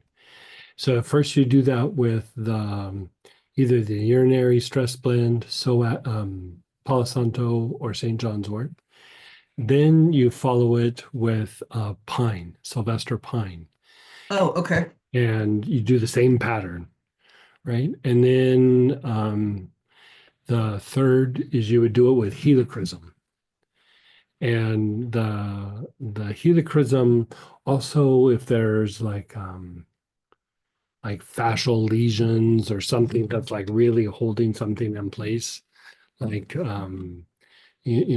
especially the more chronic it's been, the more that you're going to have like Okay. fascial lesions are just a fancy way of saying like spasms, but in your connective tissue rather than like a knot in your muscle. Yeah. It's in the soft tissue. So not quite a muscle, but it still will behave the same way. And so then the last piece is nerve help. And if you don't have nerve help, you could use some form of sage. Okay. And the sage or the nerve help, they're to help reboot the nervous system to go back to like its normal parameters rather than the parameters that are causing everything to, scrunch up and tighten up. So I mean, that's still kind of tied to the regenerative process. I mean, we're not necessarily talking about it like blow by blow in here, but it's still a contributing factor, and so it should help to relax the psoas, relax the low back, Okay. and sometimes even if there's like tension in the hamstrings and or in the legs, Yeah, it definitely. yeah, it will take some of that tension out as well. And the And other thing, I've been doing this, I don't know, for now, I don't know, 3 or 4 weeks. And I don't know why it took me so long to think of this, but I started putting helichrysum and massage oil, and I started with my calves and putting it on neat, like it had an impact, but in the massage oil, because it holds it in place longer, okay. uh, God, it was taking out like tension and spasms in my lower legs. And I didn't realize the level or degree of like scar tissue or fascial lesions that I had in my lower legs. I mean, I'm like walking a little different. I'm feeling different. And so what I started doing is, I put in it on my calves every night and my shins and rub it into my feet. And I noticed Okay. that even on my feet, I stand different. But then I started going up. Like one night I do my legs, and another night I do my hips, and then I'll do my low back. Okay.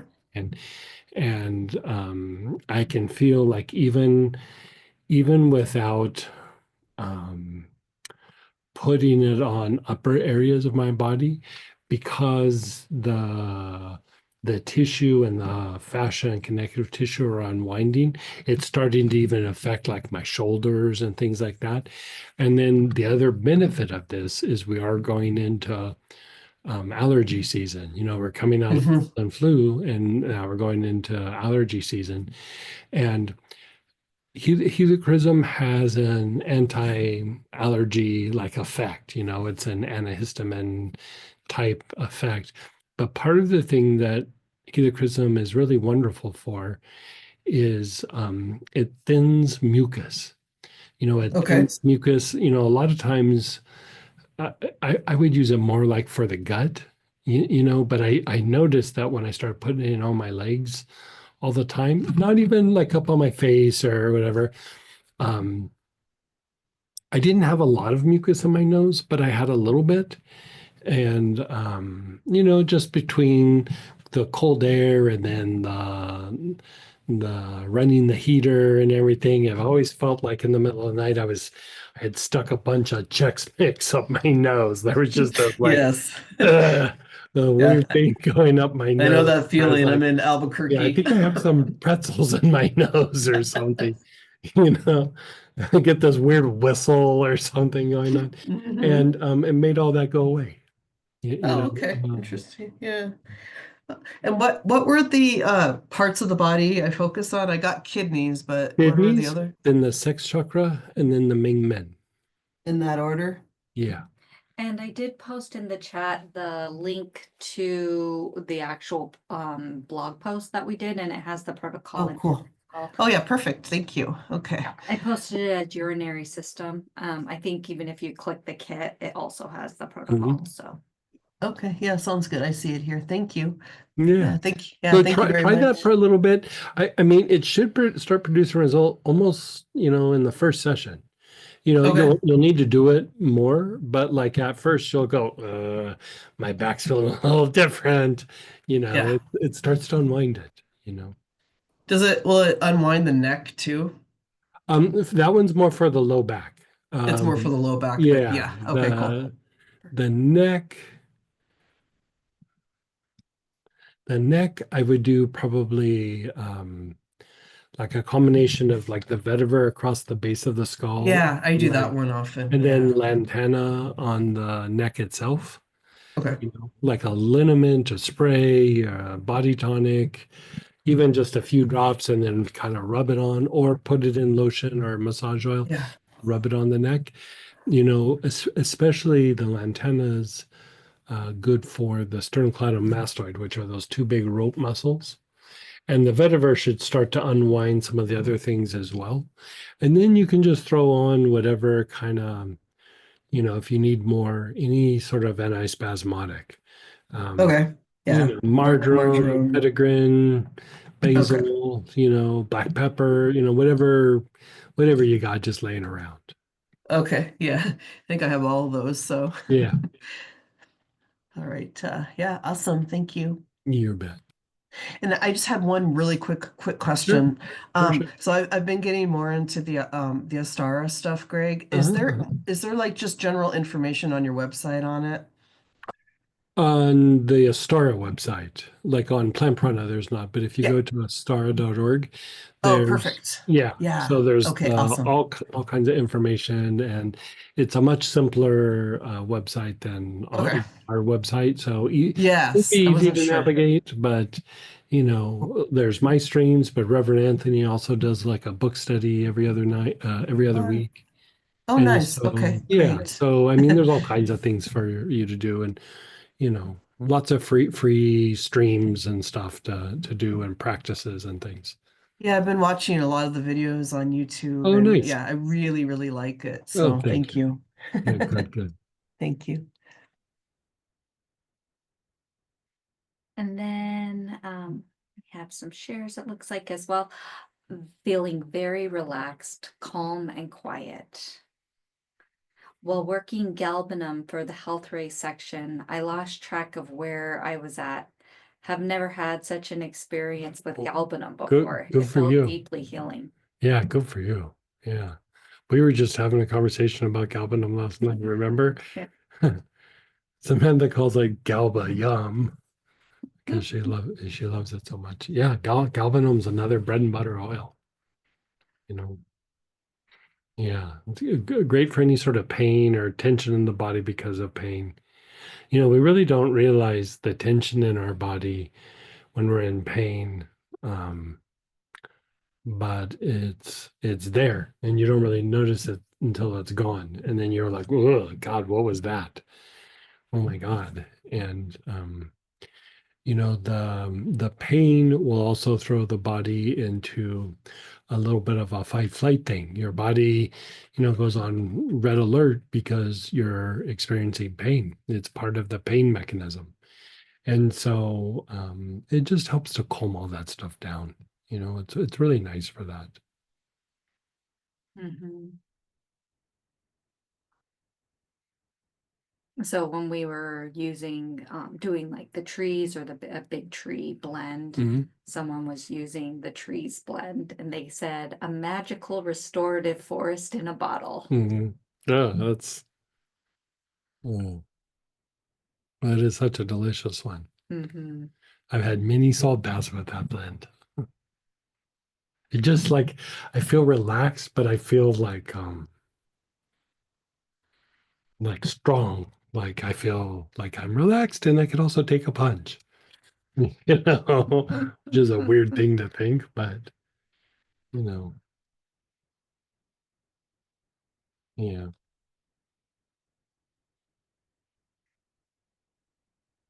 These are kind of fun classes. I enjoy them. Yeah. When we were doing,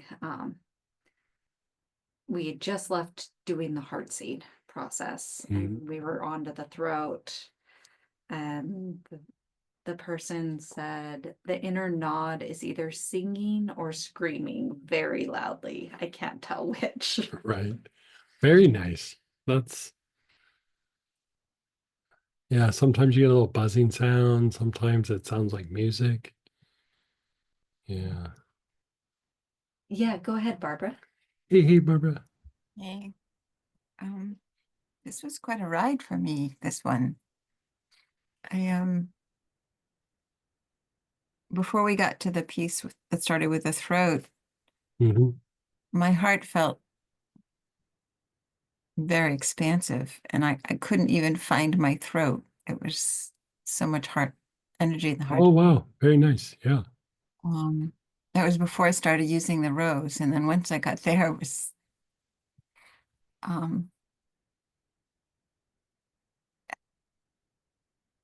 didn't feel like I was in sync with what I thought was going to happen, but I guess it just goes to just let go and go into the experience. Yeah, like that's the thing sometimes. I go back to like the trees, or I go back to like there's that blend that's mental steel, which is a lot of like antivirals that are all put together, but you know uh it's really about fortifying the mind is as well. And sometimes it knocks me out, and sometimes like I inhale it and I feel like calm, but I feel like, okay, let's get some stuff done. You know what I mean? And I think it's really a reflection of just kind of where your body's at the time. I think sometimes the body needs some rest, and sometimes it just goes into a relaxed state, and then you get stuff done, but very calmly. And I never know. Like I'm always, if I start doing it in the middle of the day, I'm a little nervous because I'm like, is this going to knock me out, or is this going to make me perform? And so if I'm not sure, I'll wait till later in the day. But you're engaging a state in the body, as a shift in the body, and we don't always know what we're trying to help the body like help itself, and so we don't know where the body's going to take it. And usually it's going to what's going to make things work the best, but it's kind of predictable, but not. That's what I would say is, you know, things sometimes even that I do for sleep. I don't have to do it often, but when I do, like sometimes I think, oh, this will knock me out, and sometimes it just relaxes me enough so that I write for 2 hours and then I go to sleep. Not really what I was wanting to do, but yeah, it happens. With this section on the health rays, I got lightheaded pretty early on. And I've Well, it often, looks like your energy body was doing that. Yeah. Yeah. So so you've probably talked about, releasing or a downpour. you've talked about the difference between expansion within the body and expansion outside the body, and that felt like expansion within. Yeah, very well. Harder to make happen too, by the way. So like the expansion will be there, but when you expand out of your body, it's almost like you kind of forget what's going on in your mind or your emotions, and you kind of even forget about the body itself. When you expand in the body, you're still very aware, but the expansion is happening, and you can almost there's times where I can feel it happening, but like you just feel, like it's doing its thing. And it's the harder one to pull off, but basically you're flooding your body with light. It doesn't start off like fast, but once it gets momentum, it can be very blissful. Because the idea of heaven or hell is that it's something inside of you. It's not a place that you go to. It's a place that you're in, or that you go to within. And so when you start to have that expanded state, is you are beginning to experience those aspects, that heaven within, just like a bunch of lower emotions and anger or whatever it might be is hell within, in a way. And so, because hell is just associated with an emotional state, that's all it is. It's just the state of the emotional body. And so, having those blissful things, for one, it can just be expansive, but two, usually when your body floods with light like that, it starts cleaning house and like regulating things and stimulating things that need to be stimulated, and calming some agitation down. And but the thing that I would also say is, like, sometimes the body can get a little overstimulated sometimes with some of that. So um usually if that happens, you'll notice that after a few experiences, your body feels a little shaky, you know. And again, kind of like what we did here with Fortify, one of the better things to do for that, like spruces and firs and frankincense and myrrh, and things that are like a big tree or real resinous are super good for fortifying the nervous system, so that that doesn't happen, or if it's happening, it calms it down. Thank you. Yeah, have you ever had that where you come out of meditation and you're a little shaky? Um, yeah, Yeah, yeah. I mean, I have it's been for just that one of those lately. things that, like, it usually means that you've experienced something that's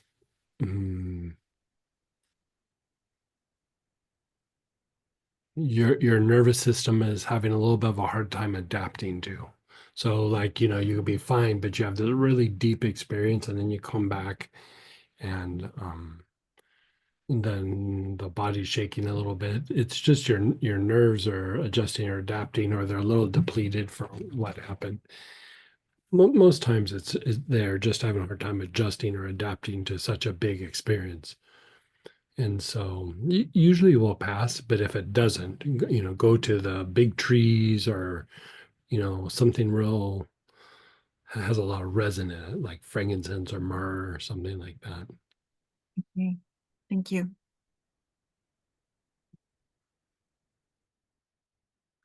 So we have some questions that have come in too, and again, feel free to raise your hand, guys, unmute yourself. Is Shazandra really viscous? It doesn't want to come out of the bottle. Is it good for nervous system like the various trees? I don't know that I would say it's like the trees. It can be good for the nervous system. It definitely can help the sleep mechanisms. It is a bit thick, especially if it's been sitting a little while. It might get a little bit thicker. So you have a couple options. One is you could heat up some water, like you're going to make a cup of tea, and then sit the bottle in there. And then that will, like, make it more fluid. It makes it less viscous. It makes it easier for it to come out. Or sometimes the cap will get a little bit clogged. And so sometimes I just pull the cap off, and, like, I'll do a thing. This is my cheating thing to do, is like I'll pull the little reducer cap out. It just pops out like this. And then I'll go like this. And then you got about 3 drops on your finger, and then you just, lick it off your finger. That's my way, like, because there's a bunch of oils that get real thick and have a hard time. I mean, myrrh is notorious for that. And I pay extra to get a myrrh that stays pourable.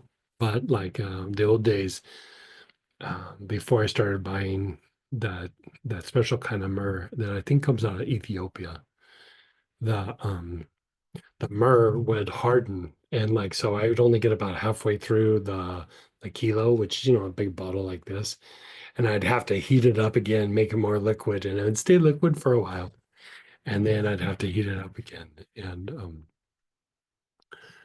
yeah. And then there's things like mimosa that you heat it up, it goes liquid, and then it just turns to resin again almost immediately. And so yeah. But the Shazendra should liquefy with a little bit of heat applied to it. Yeah, Okay, thank you for the options. yeah, yeah.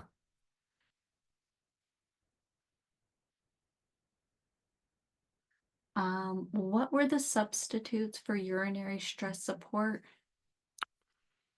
I think you were telling Danelle something so she could do something. Yeah, right? like the best approach is to do the urinary stress blend, but St. John's wort would probably be the second choice.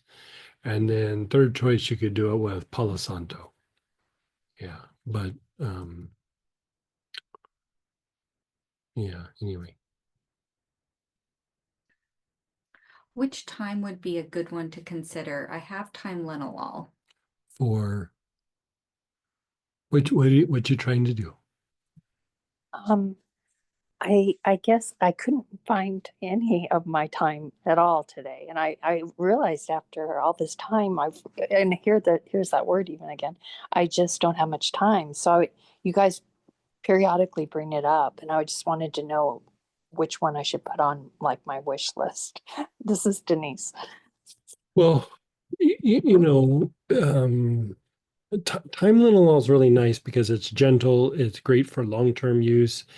It's gentle enough to, like, even if you needed to put it directly on the skin, it works. You could use it on children. I like to take baths in Tylenol myself because it's relaxing but it's very strengthening. Like I get out feeling like I got a little more pep in my step. So it's also good for like kinds of aches and pains. Stronger forms of thyme, like red thyme, white thyme, thyme, serpulette, and spike thyme. They have a little bit more heat and they're stronger, but you wouldn't use them for long periods of time. You know, you would use it for like say you're going through a cold and flu, or you're just trying to boost the immune system, or you're working on some digestive issue, you know, something like that. There's a couple other really soft forms is time geranol and time thuyonol. So I'm gonna stick a pin in those. I'm gonna come back. The other one to think about is if there's any history or issue with autoimmune issues, I would do Moroccan thyme. Okay. Yeah, so Moroccan thyme is a very good one for that. It's still strengthening, but it's not super overstimulating, has an anti-inflammatory effect, and can help regulate the thymus. Now, one of the oils, one of the types of thyme, I mean, all the thymes hit the thymus, but the Moroccan has a regulating effect on it for autoimmune issues. But you know, we haven't talked about this a lot, but one of the things that can happen is like even in like issues with blood pressure, sometimes the thymus is an issue, and you want to calm down the thymus. You know, it's this gland behind the breastbone there. It's tied to your immune system. Oh. And like if you're wanting to do that, I would use time thuyonol. And you know, I kind of go back and forth between the different times that I use. I use a form of time. I don't use it every day, but I'd say every week I've done something with time at least 2 or 3 times. And you know, it's one thing or another. And when I travel, I use like a little bit more aggressive forms of time. And then when I'm home, I use the softer because I'm going more for long term. Time thenol is really good for a range of bacterial infections and things like that, but it's very calming to the thymus. And so to calm it down, like in issues where blood pressure might be an issue. The other thing that I would say is that the thymus would also contribute to potential like forms of anxiety, you know, like stress, anxiety, agitation in the body, especially when there's issues with another person kind of coming at you. like some sort of conflict. Thuyunol is quite good for that. And blue tansy or dark blue tansy can actually help calm down the thymus. Um, so if I had to go for just like the one that you would have on your wish list for a lot of different things, I would probably do time linalool or time thuyunol. Okay, that's great. And yeah, the softer form of like red time, white time, all that is of kind of a fancy form of time called benchmark time. And it's actually a type of like white time that is grown with different plants around it to produce a different kind of result in the plant itself. Huh. And so I would say as far as the immune system, uh, there's a few magic bullets. Time would be one of them. And I would say any form of it, I think you're doing good, but you can kind of tailor it a little bit more specifically to the person. I don't know that there's a universal version of it that works the best, but for you, I kind of like either time linalool or time thuyunol, you know. Thank you. Yeah. And is the Thuyunol, is that one I can take internally? Yeah, yeah. All of them you can take internal. Oh, Yeah, great. yeah, Thank you so much. I appreciate and it. especially when you're dealing with uh like immune related issues. Like last year, Minarda was really last few years. Minarda with COVID was kind of between Minarda and Melissa. Those were the two things to really be taking through cold and flu seasons because they were so antiviral and it just matched up with COVID quite well. This season, for whatever reason, those are still good, but time seems to be a little bit more of a remedy than some of the other things. Like when we traveled, um, We did journal. yeah, we Thuyunol, yeah right? we were alternating between time journal and time thuyunol.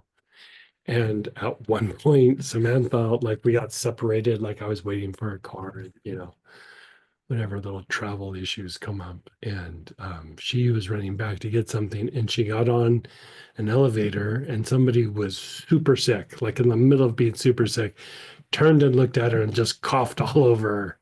And she Oh, was like, she just walked out and she just had this like, uh, I think I'm gonna get sick. oh, And we had been already taking our time. We kept taking our time. Nothing.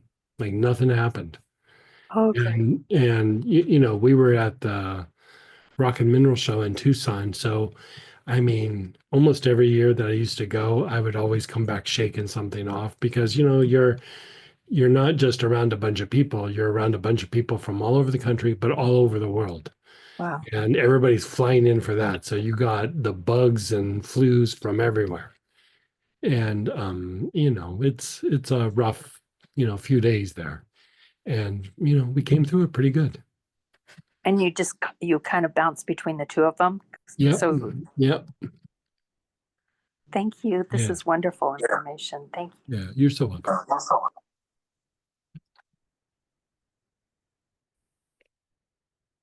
And we still, I think, had today's protocol has seemed very healing physically.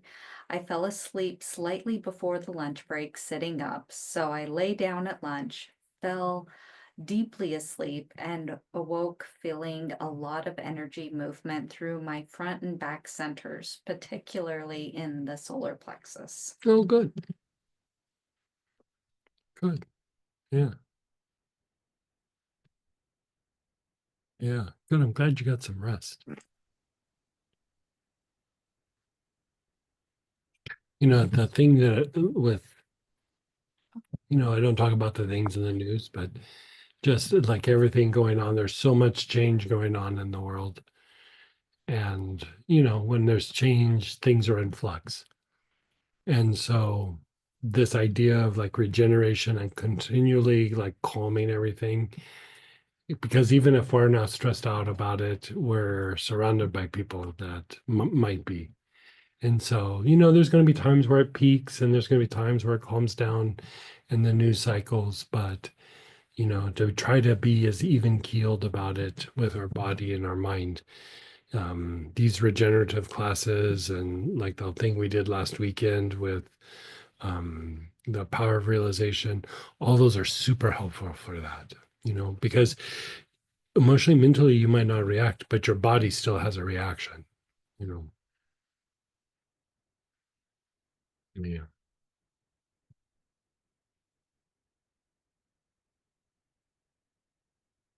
Okay. So we are going to take a break and we're going to come back at 10 till the hour. And let's say, if you want, from the healing, this is in cultivating the regenerative state and healing inflammation. There is a section labeled vagal tone. Pick one of your oils out of that for when we come back. I'll remind you again, but for the healing inflammation, it's on the middle of page 5. And in the cultivating the regenerative state, it's on page 4.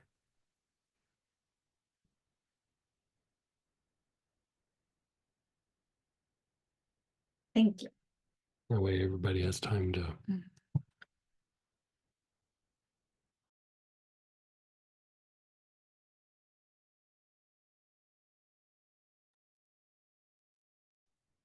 Hey, everybody. Let's come on back.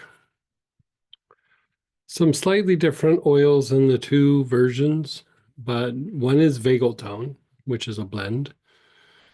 Benzoin, black cumin, galbanum, lemongrass, Litsea cubeba, marjoram, rose, sage, Siberian fir, spikenard, tarragon, tuberose, valerian, vetiver,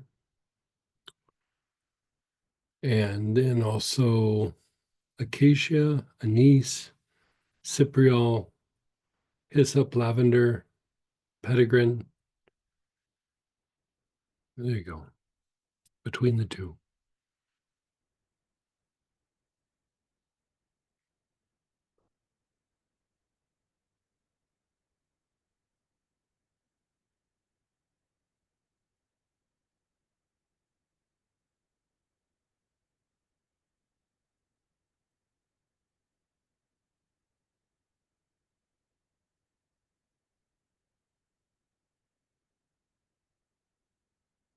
So we're not going to follow the booklet with this. We're gonna go rogue. We're gonna do a little experiment. You know, most times when we do the vagal work, we focus like on the sides of the neck and hitting different parts of the body to calm down the sympathetic part of the nervous system, which is fight flight, and to tone up the rest and repair mode. Right now, we're going to do it from the point of view of the brain.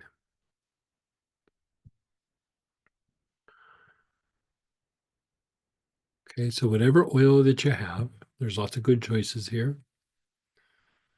Begin inhaling. Your awareness is between the eyebrows, the ajna.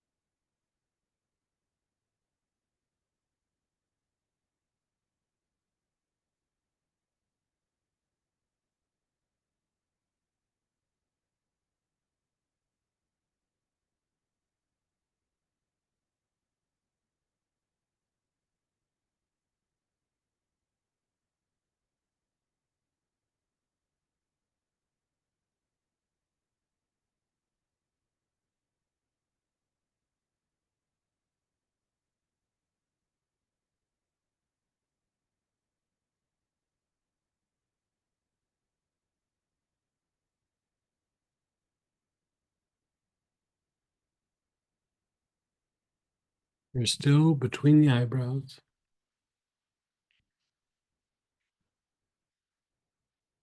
Think of this almost like a meditation.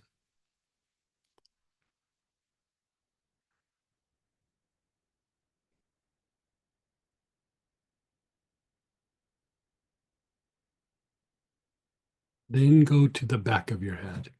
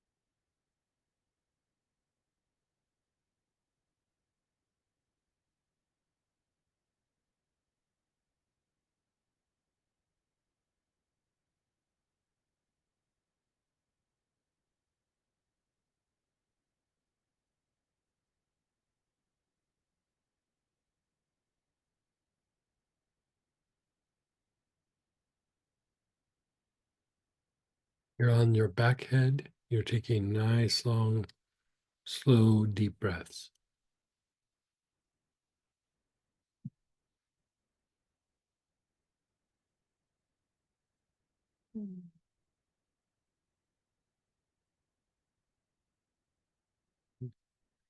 Hmm.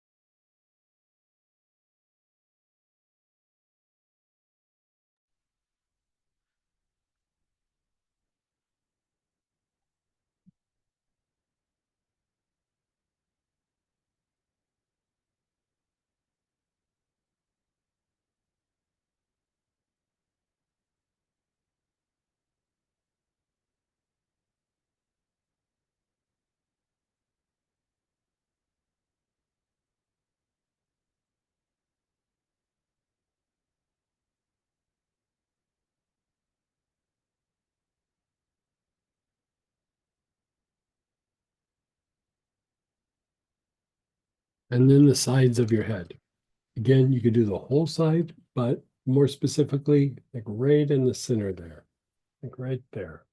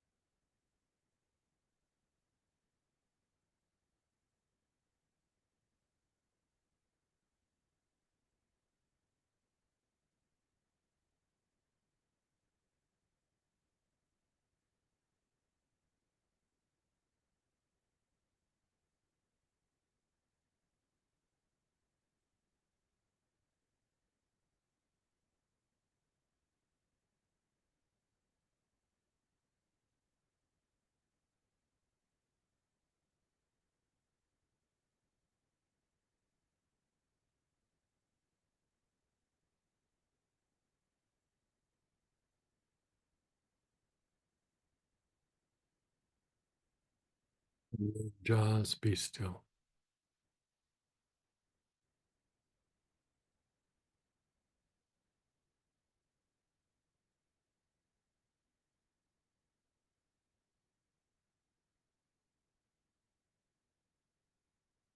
Now your awareness is on your brain, both sides of your brain. You're taking nice, long, slow, deep breaths.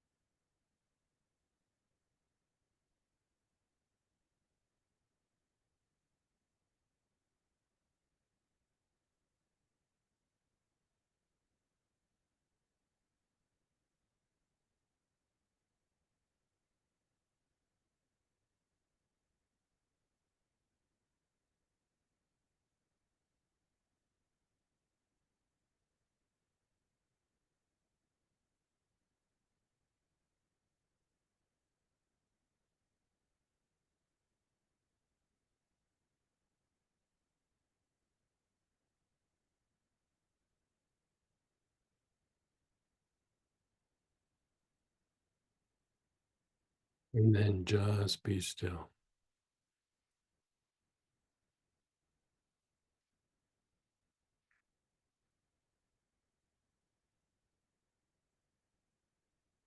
Now, from there, you're going to drop down to the sides of your neck, each side of your neck.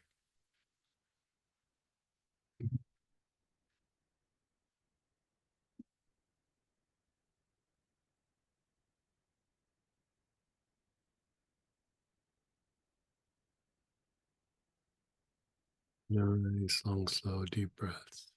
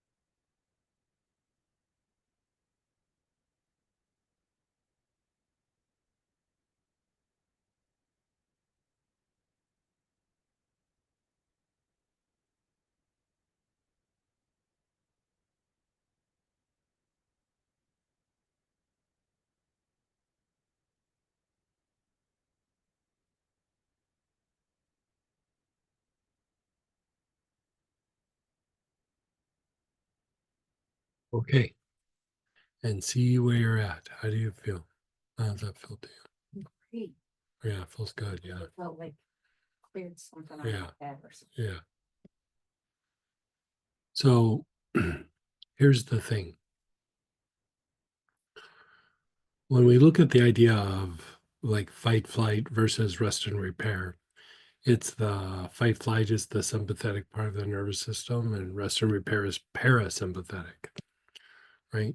So your action activity or fight, flight mechanisms are tied to your senses. You know, also the vagus nerve, but also it's tied to your senses. You know, your intellect is tied to your senses. Your intuition is tied to the state of regeneration. So, in a way, we need to be able to let go of the senses. Like when we lay down to go to sleep at night, we let go of the senses to be able to go into rest and repair mode. So, here we're going to take that a little bit deeper. You're still working with the same oil. And in past classes, we've done a thing where we've done the heart and the eyes and the heart and the nostrils. And here we're going to do a chakral version of it, you know, a chakral version. So the very first thing you're going to do is you're going to do your jaws. So each of the jaws where they hinge, you're still using that same oil that you're using. You're taking nice, long, slow, deep breaths.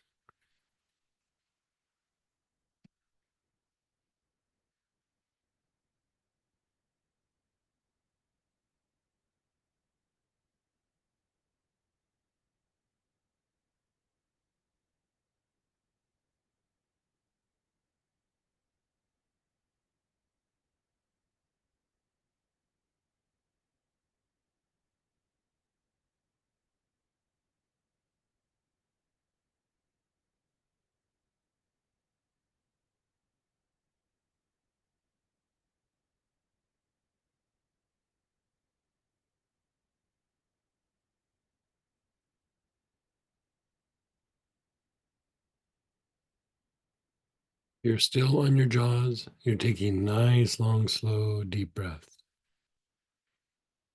And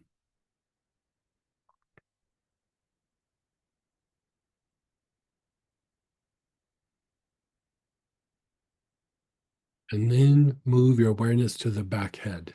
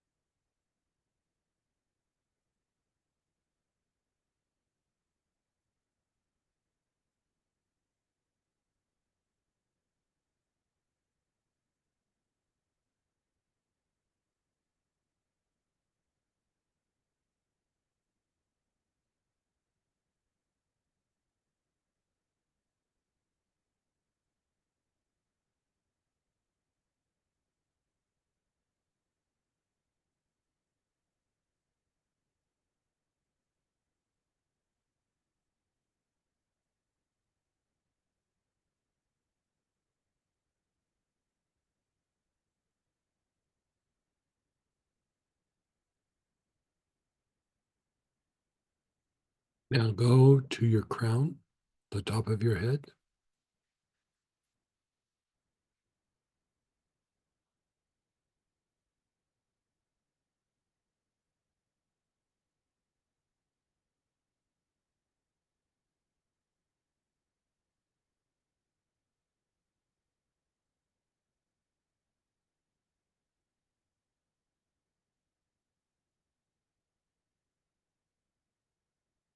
Go to your forehead.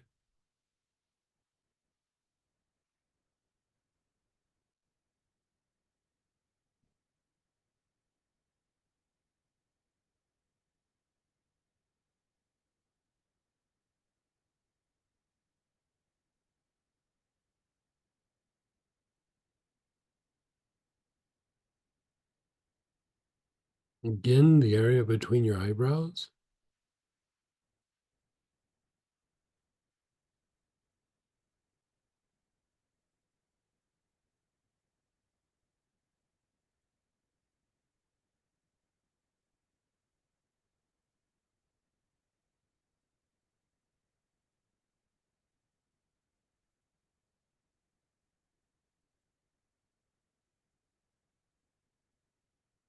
And then you want to drop down to the throat.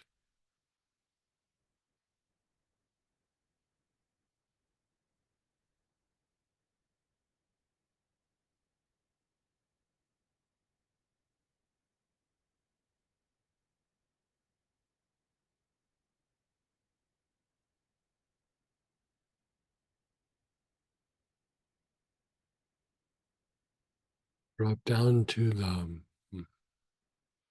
bottom of your tailbone, the basic chakra.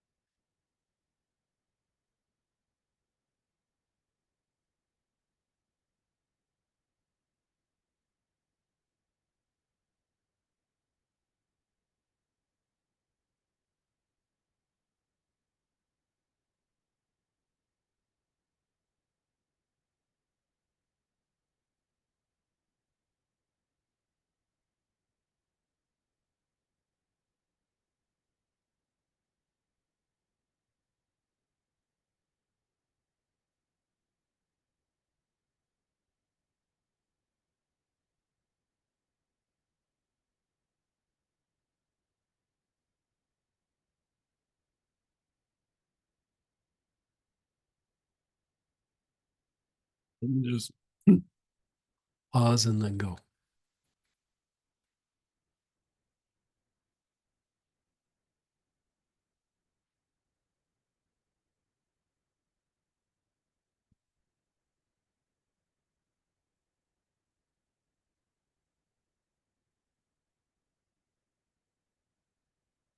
Now begin inhaling again.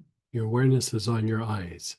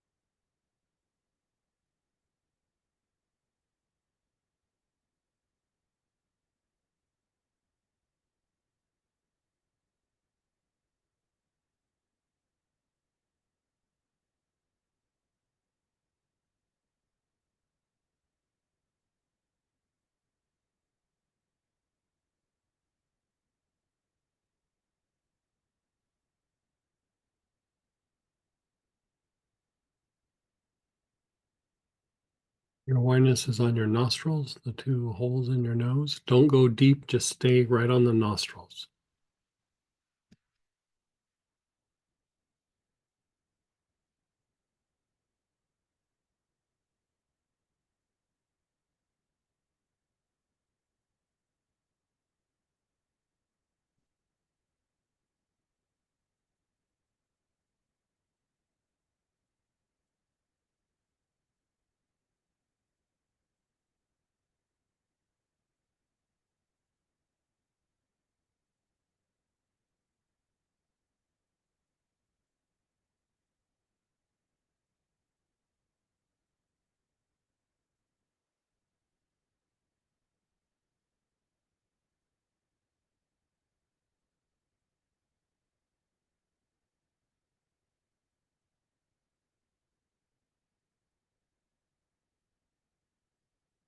And then the tongue. Your awareness is on the tongue.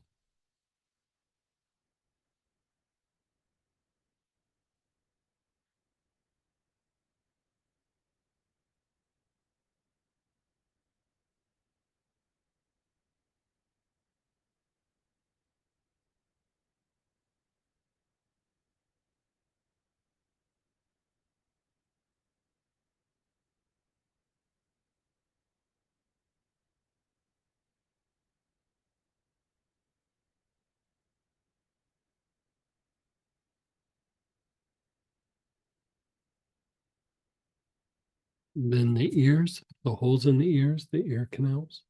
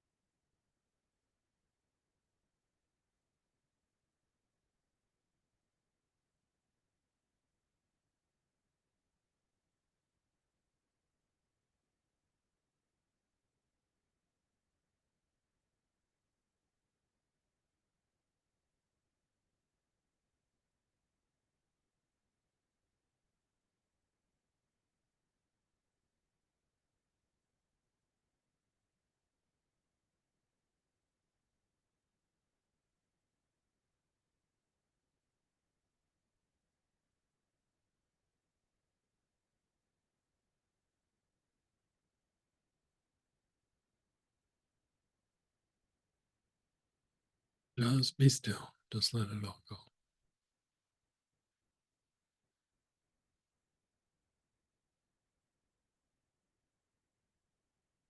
Put your awareness on your face, your whole face. Nice, long, slow, deep breaths.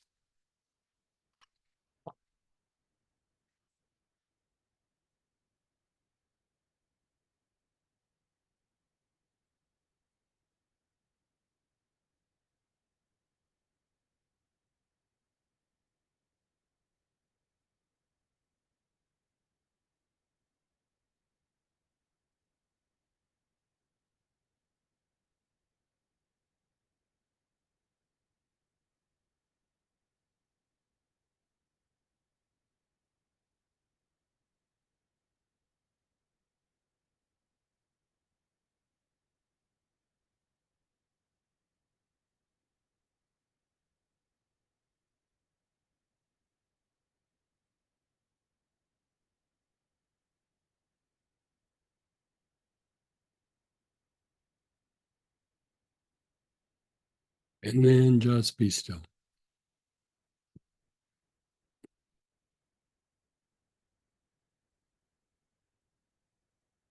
Okay.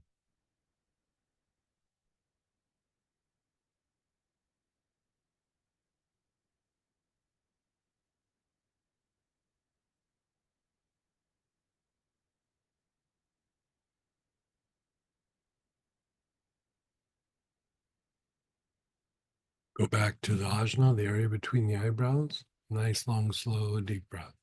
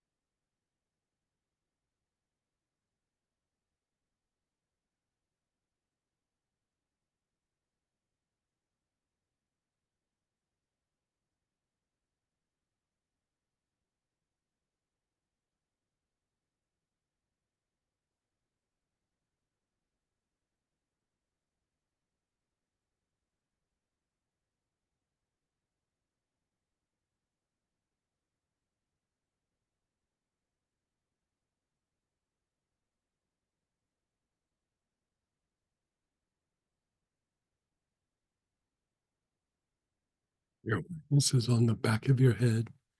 You're doing nice, long, slow, deep breaths.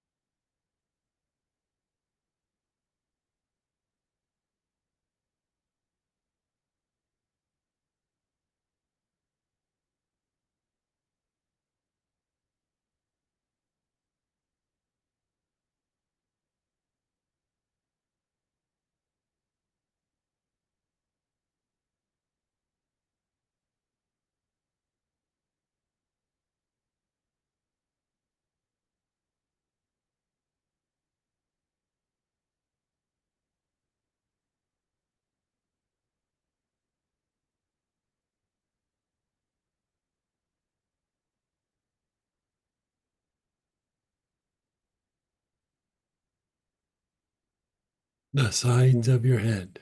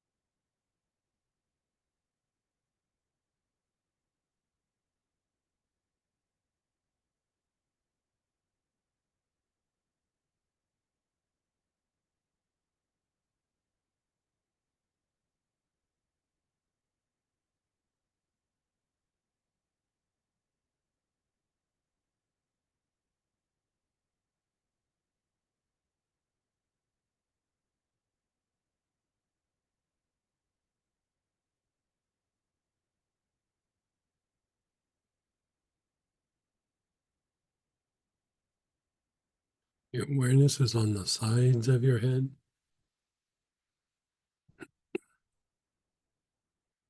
Move your awareness to the brain. Awareness is on the brain.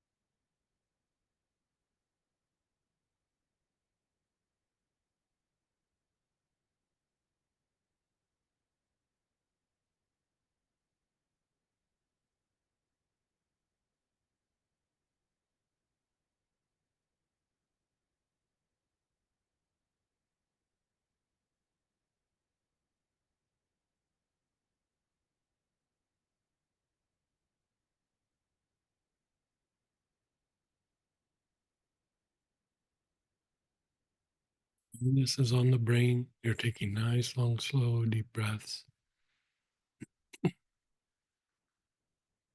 I'm feel to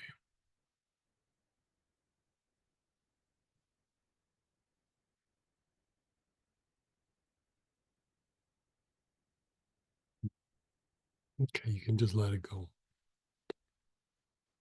So the crown, the forehead, the ajna affect the eyes, the ears,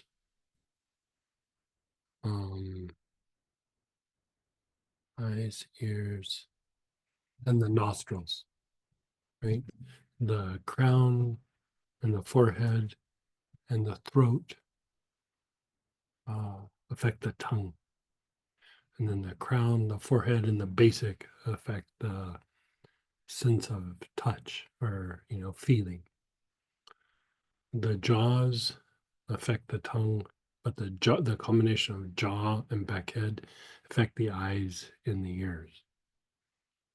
So by going through and doing this little routine, you're calming down the fight flight mechanism and you're toning up the vagal tone, the vagus nerve. But you're also calming down the potential triggers in the senses to overstimulating fight, flight, or rest and repair. Excuse me. You're calming down the tendency in the senses to stimulate fight, flight, cultivating rest and repair, is the way I should say it. So let's go ahead and share experiences, ask questions, unmute yourself, type in.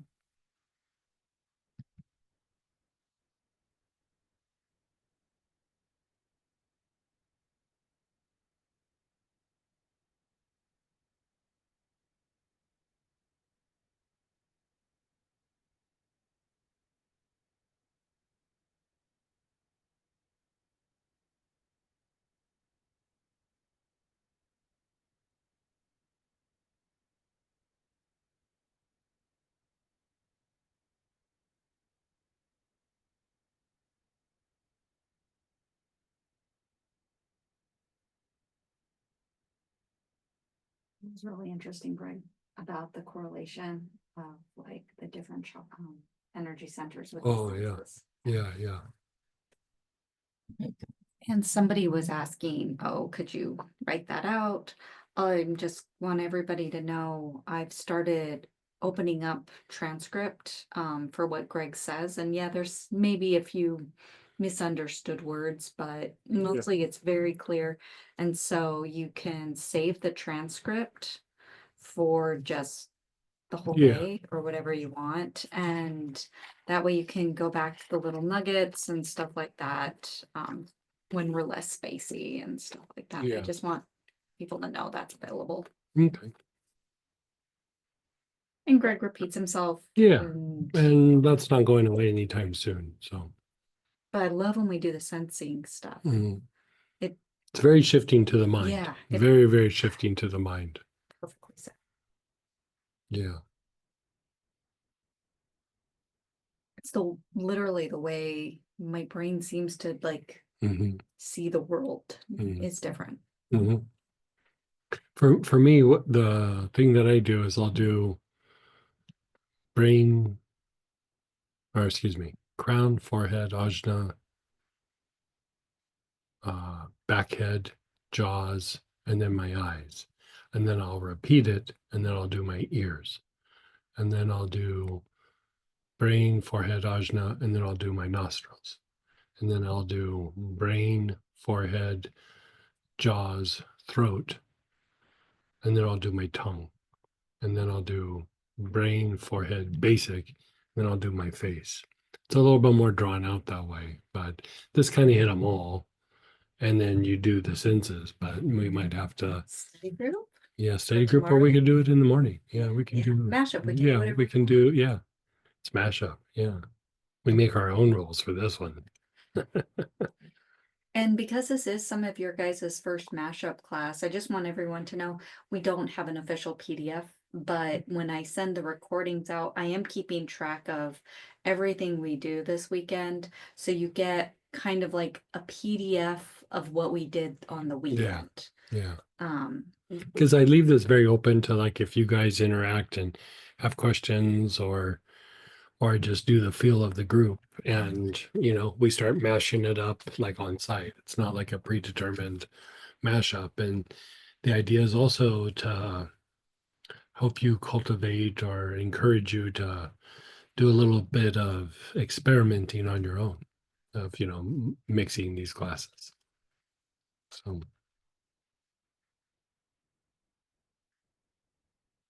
yeah. yeah, go ahead, Leslie.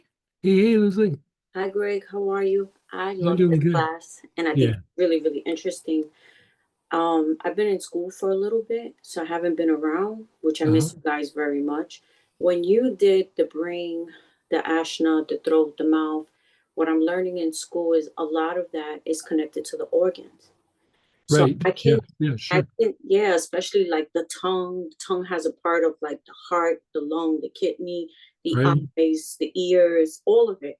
So when even the gallbladder and the Mm. bladder channel as well. So when I look at it and we going into a more relaxed state, I feel more relaxed, and I'm noticing that my eyes are a lot clearer, that I'm Yeah. able to see a lot clearer. But I'm also noticing that when we did the brain thing, it's almost like things are being released from the brain. Right now, it feels a little heavy, not too bad, but it feels more of like something's being released from in there, like to make room. Yeah. So what I'd say, like, like you said, like the brain feels maybe, or the head feels a little heavy, is sometimes when you do that ajna, back head, the side head, and then the brain, part of what happens is like the brain is releasing, and there's this little area in between the two hemispheres. And there's the neurological components, but then there's also like a piece of fascia that runs through there. And so sometimes what happens is that area gets a little gunked up, and so there's actually 5 little minor chakras that just go 1, 2, 3, 4, 5, like across that plane. And they're very small, but still they're there. And when that fleshes out, it, you know, how we focus on the sides of the neck for the vagal tone, Mhm. like when you flush, that has a flushing effect.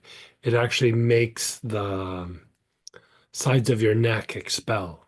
And so, you know, it's moving things energetically, but it's also relaxing that part of your neck. And in relaxing that part of your neck, you're also deepening that vagal tone. Yeah. Yeah. So one of the things that you can do is, I mean, we could do it right now. You could still probably do it with the oil that you are using. Sometimes I use something that's a little bit more like kind of cleansing, but let's just try it like that. So whatever oil you are still using, instead of putting your awareness on the brain like this, just put your awareness on the brain like down the center of your head, like in between the two hemispheres. Like the best that you can, put your awareness there and take some long, slow, deep breaths. You want me to go for it now? Yeah, we'll have Okay. everybody do it. Yeah. Okay. So between the two hemispheres, so like just a stripe down the center of your head from front to back.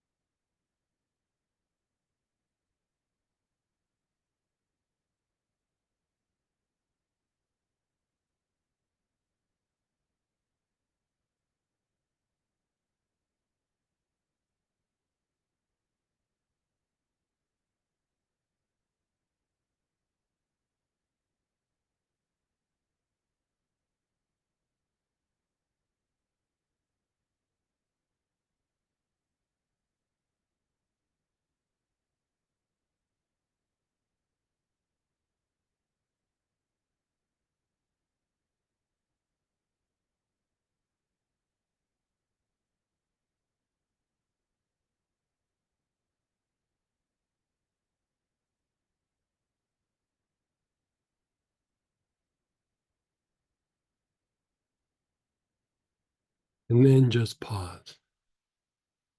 So Luzli, did that help? It helped a lot. Not only did it help, I noticed the body started responding and the body wanted to relax more. Yeah, yeah, Like yeah. I kept doing it, my body kept, I can feel where it was, my body was like being a little tight and it kept Mhm. loosening up. As I kept doing it, the body kept loosening up. It wasn't Like just the mind, it's the I'm body too. I'm curious, where were you feeling your body relax? The limbs. The limbs. Oh, interesting. I felt like, because I felt my shoulders, my arms, my legs, like everything, like because I'm doing the inhalation. Wow. And I Okay. just kept like, as I kept doing it, everything kept dropping, like relaxing. And I Well, kept feeling like, okay, relax, just relax. I Keep think going. for different people it might be different. You know, like for the arms and legs would definitely be in there. The spine could be in there. The sides of the neck could be in there. Um, you could possibly have it in the organs, but you probably wouldn't feel that. You know, because we don't have the sensory nerves in the gut and in the respiratory tract. But yeah. I'll And I definitely, don't, the only reason I didn't do that in the process is you kind of, we've been doing a thing all day. And so it's like, it's a little bit harder to focus on that center line. And so I thought, oh, we'll cover it tomorrow. But yeah, I could see how it would help relax all of that. I mean, like when you do that, it makes things flush out. It's a weird thing to say, but it makes things like flush out the sides of your body. Like it makes it come out the sides of your neck and the sides of your ribs and like the sides of your hips and like the sides of your legs. And my brain doesn't feel as heavy. Yeah. It's the heaviness lightened up a great deal. I know because every time I take class, I get my Mhm. experiences in class, but it like the next day or the few days later, I have like these whole different experiences. And I don't Oh, know why it good. takes that long, but whatever happens, I will definitely keep you posted. Yeah, it definitely kind of keeps things in motion for a while. Like it will continue to manifest, for a couple of days and sometimes even a week or two. Mm-hmm. And so Thank you. I you're appreciate so it. welcome.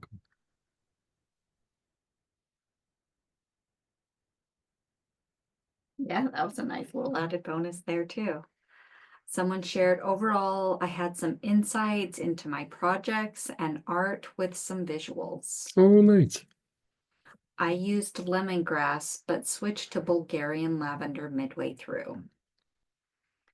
Another person said, knocked out. Mm. I had 2 pings of release. One at the point where the right neck tendon meets the occipital ridge, the other in the midline of the left shoulder. Good Is for you. this a release of muscle tension or something more esoteric? No, it's probably muscle tension or fascia. Yeah. Yeah. I mean, it should, like your problem spots, you know, wherever they might be, should like have gone down a notch, or eventually they will, you know. And so it's going to be different for different people. I used acacia and felt so good and twice spaced out like never before. Yeah. Acacia's, yeah. Oh, acacia. Acacia's pretty amazing. You guys lost me. Too spacey. Yeah. I hear you.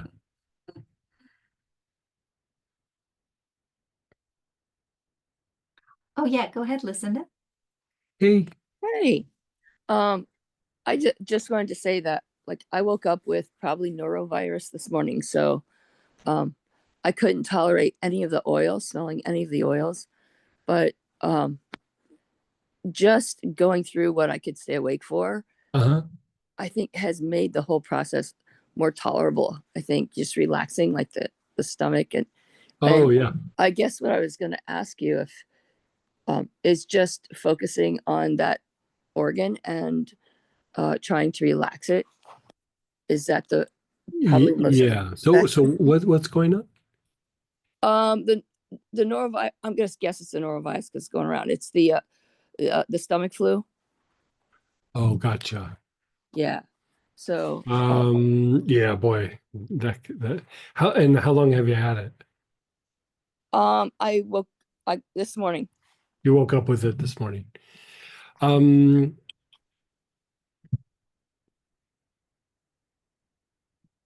do you have some cinnamon? Oh yeah. Yeah. I'd inhale cinnamon, and if you feel like you can stomach it, maybe a drop or two in water and drink it, even if it's not all at once. Yeah, I That can't could even do be, ice chips. yeah, okay. Yeah. So the smell, the problem was the smelling Yeah. the oils make me nauseous. Yeah, I get So, you. but I will. Anything viral will be helpful, but Yeah. like clove. The reason that I like cinnamon is it's jumpstarts the body systems and you know uh, can help regulate the bowels and all of that, and it's super antiviral, antibacterial, and so yeah, but sometimes you got to ride that out a little bit. You do, but I don't think Yeah. I have it as badly as the other people in the family who have Oh, had. So I think, the oils, because I do cinnamon almost every day. yeah. So that probably, Yeah, that probably helped reduce it somewhat. yeah. So, Yeah. you know, when I can stomach it, I will do the cinnamon, Mhm. but just the comment was, you know, just going through this and just relaxing Yeah. felt better. So Yeah, yeah. And I mean, and like you bring up a good point is that like even if you can't do things directly for it, putting your body in rest and repair mode is when your body's going to fight off those viruses to a much higher degree, you know, whatever's going on. And especially in the digestive tract or respiratory tract. And so any way that you can even just put like things that are, you know, vagal tone on the body or something that's relaxing on the body. If you oh, can't, that's a good idea. yeah, get it in, then get it on. You know what I mean? Yep. And so, yeah, I'll do that. All yeah, right. Well, thank you. yeah, keep us posted. I will. I'll let you know.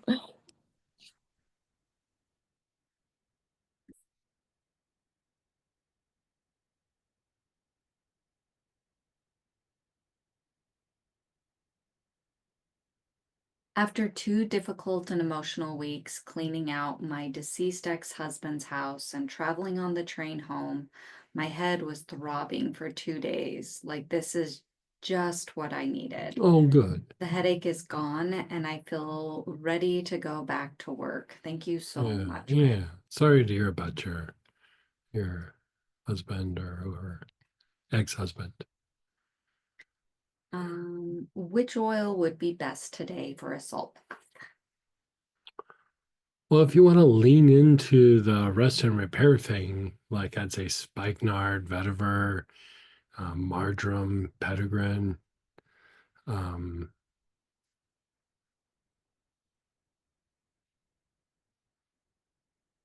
trying to think of other sage. Sage would be really good, actually. Um, you know, some blends like Bagel Tone itself, even the tree blend, you know, any of the big trees, frankincense, myrrh, you know, anything of that nature, that would be super good. Galbanum. Love me a good galbanum bath. Yeah. All I heard was galbayum. Funny. Okie dokie. I think that's perfect for the day. Oh, it looks like maybe something else came in. Ah, no, we're good. Okay, you guys. So we'll see you at 10 in the morning and we'll do some more mashup. And if you have questions, write them down so that you remember, and we'll talk again in the morning. We'll do some more Vagelton stuff like we did, a little bit more defined. You know, this was just like a little play thing to do, but we'll do it maybe official in the morning.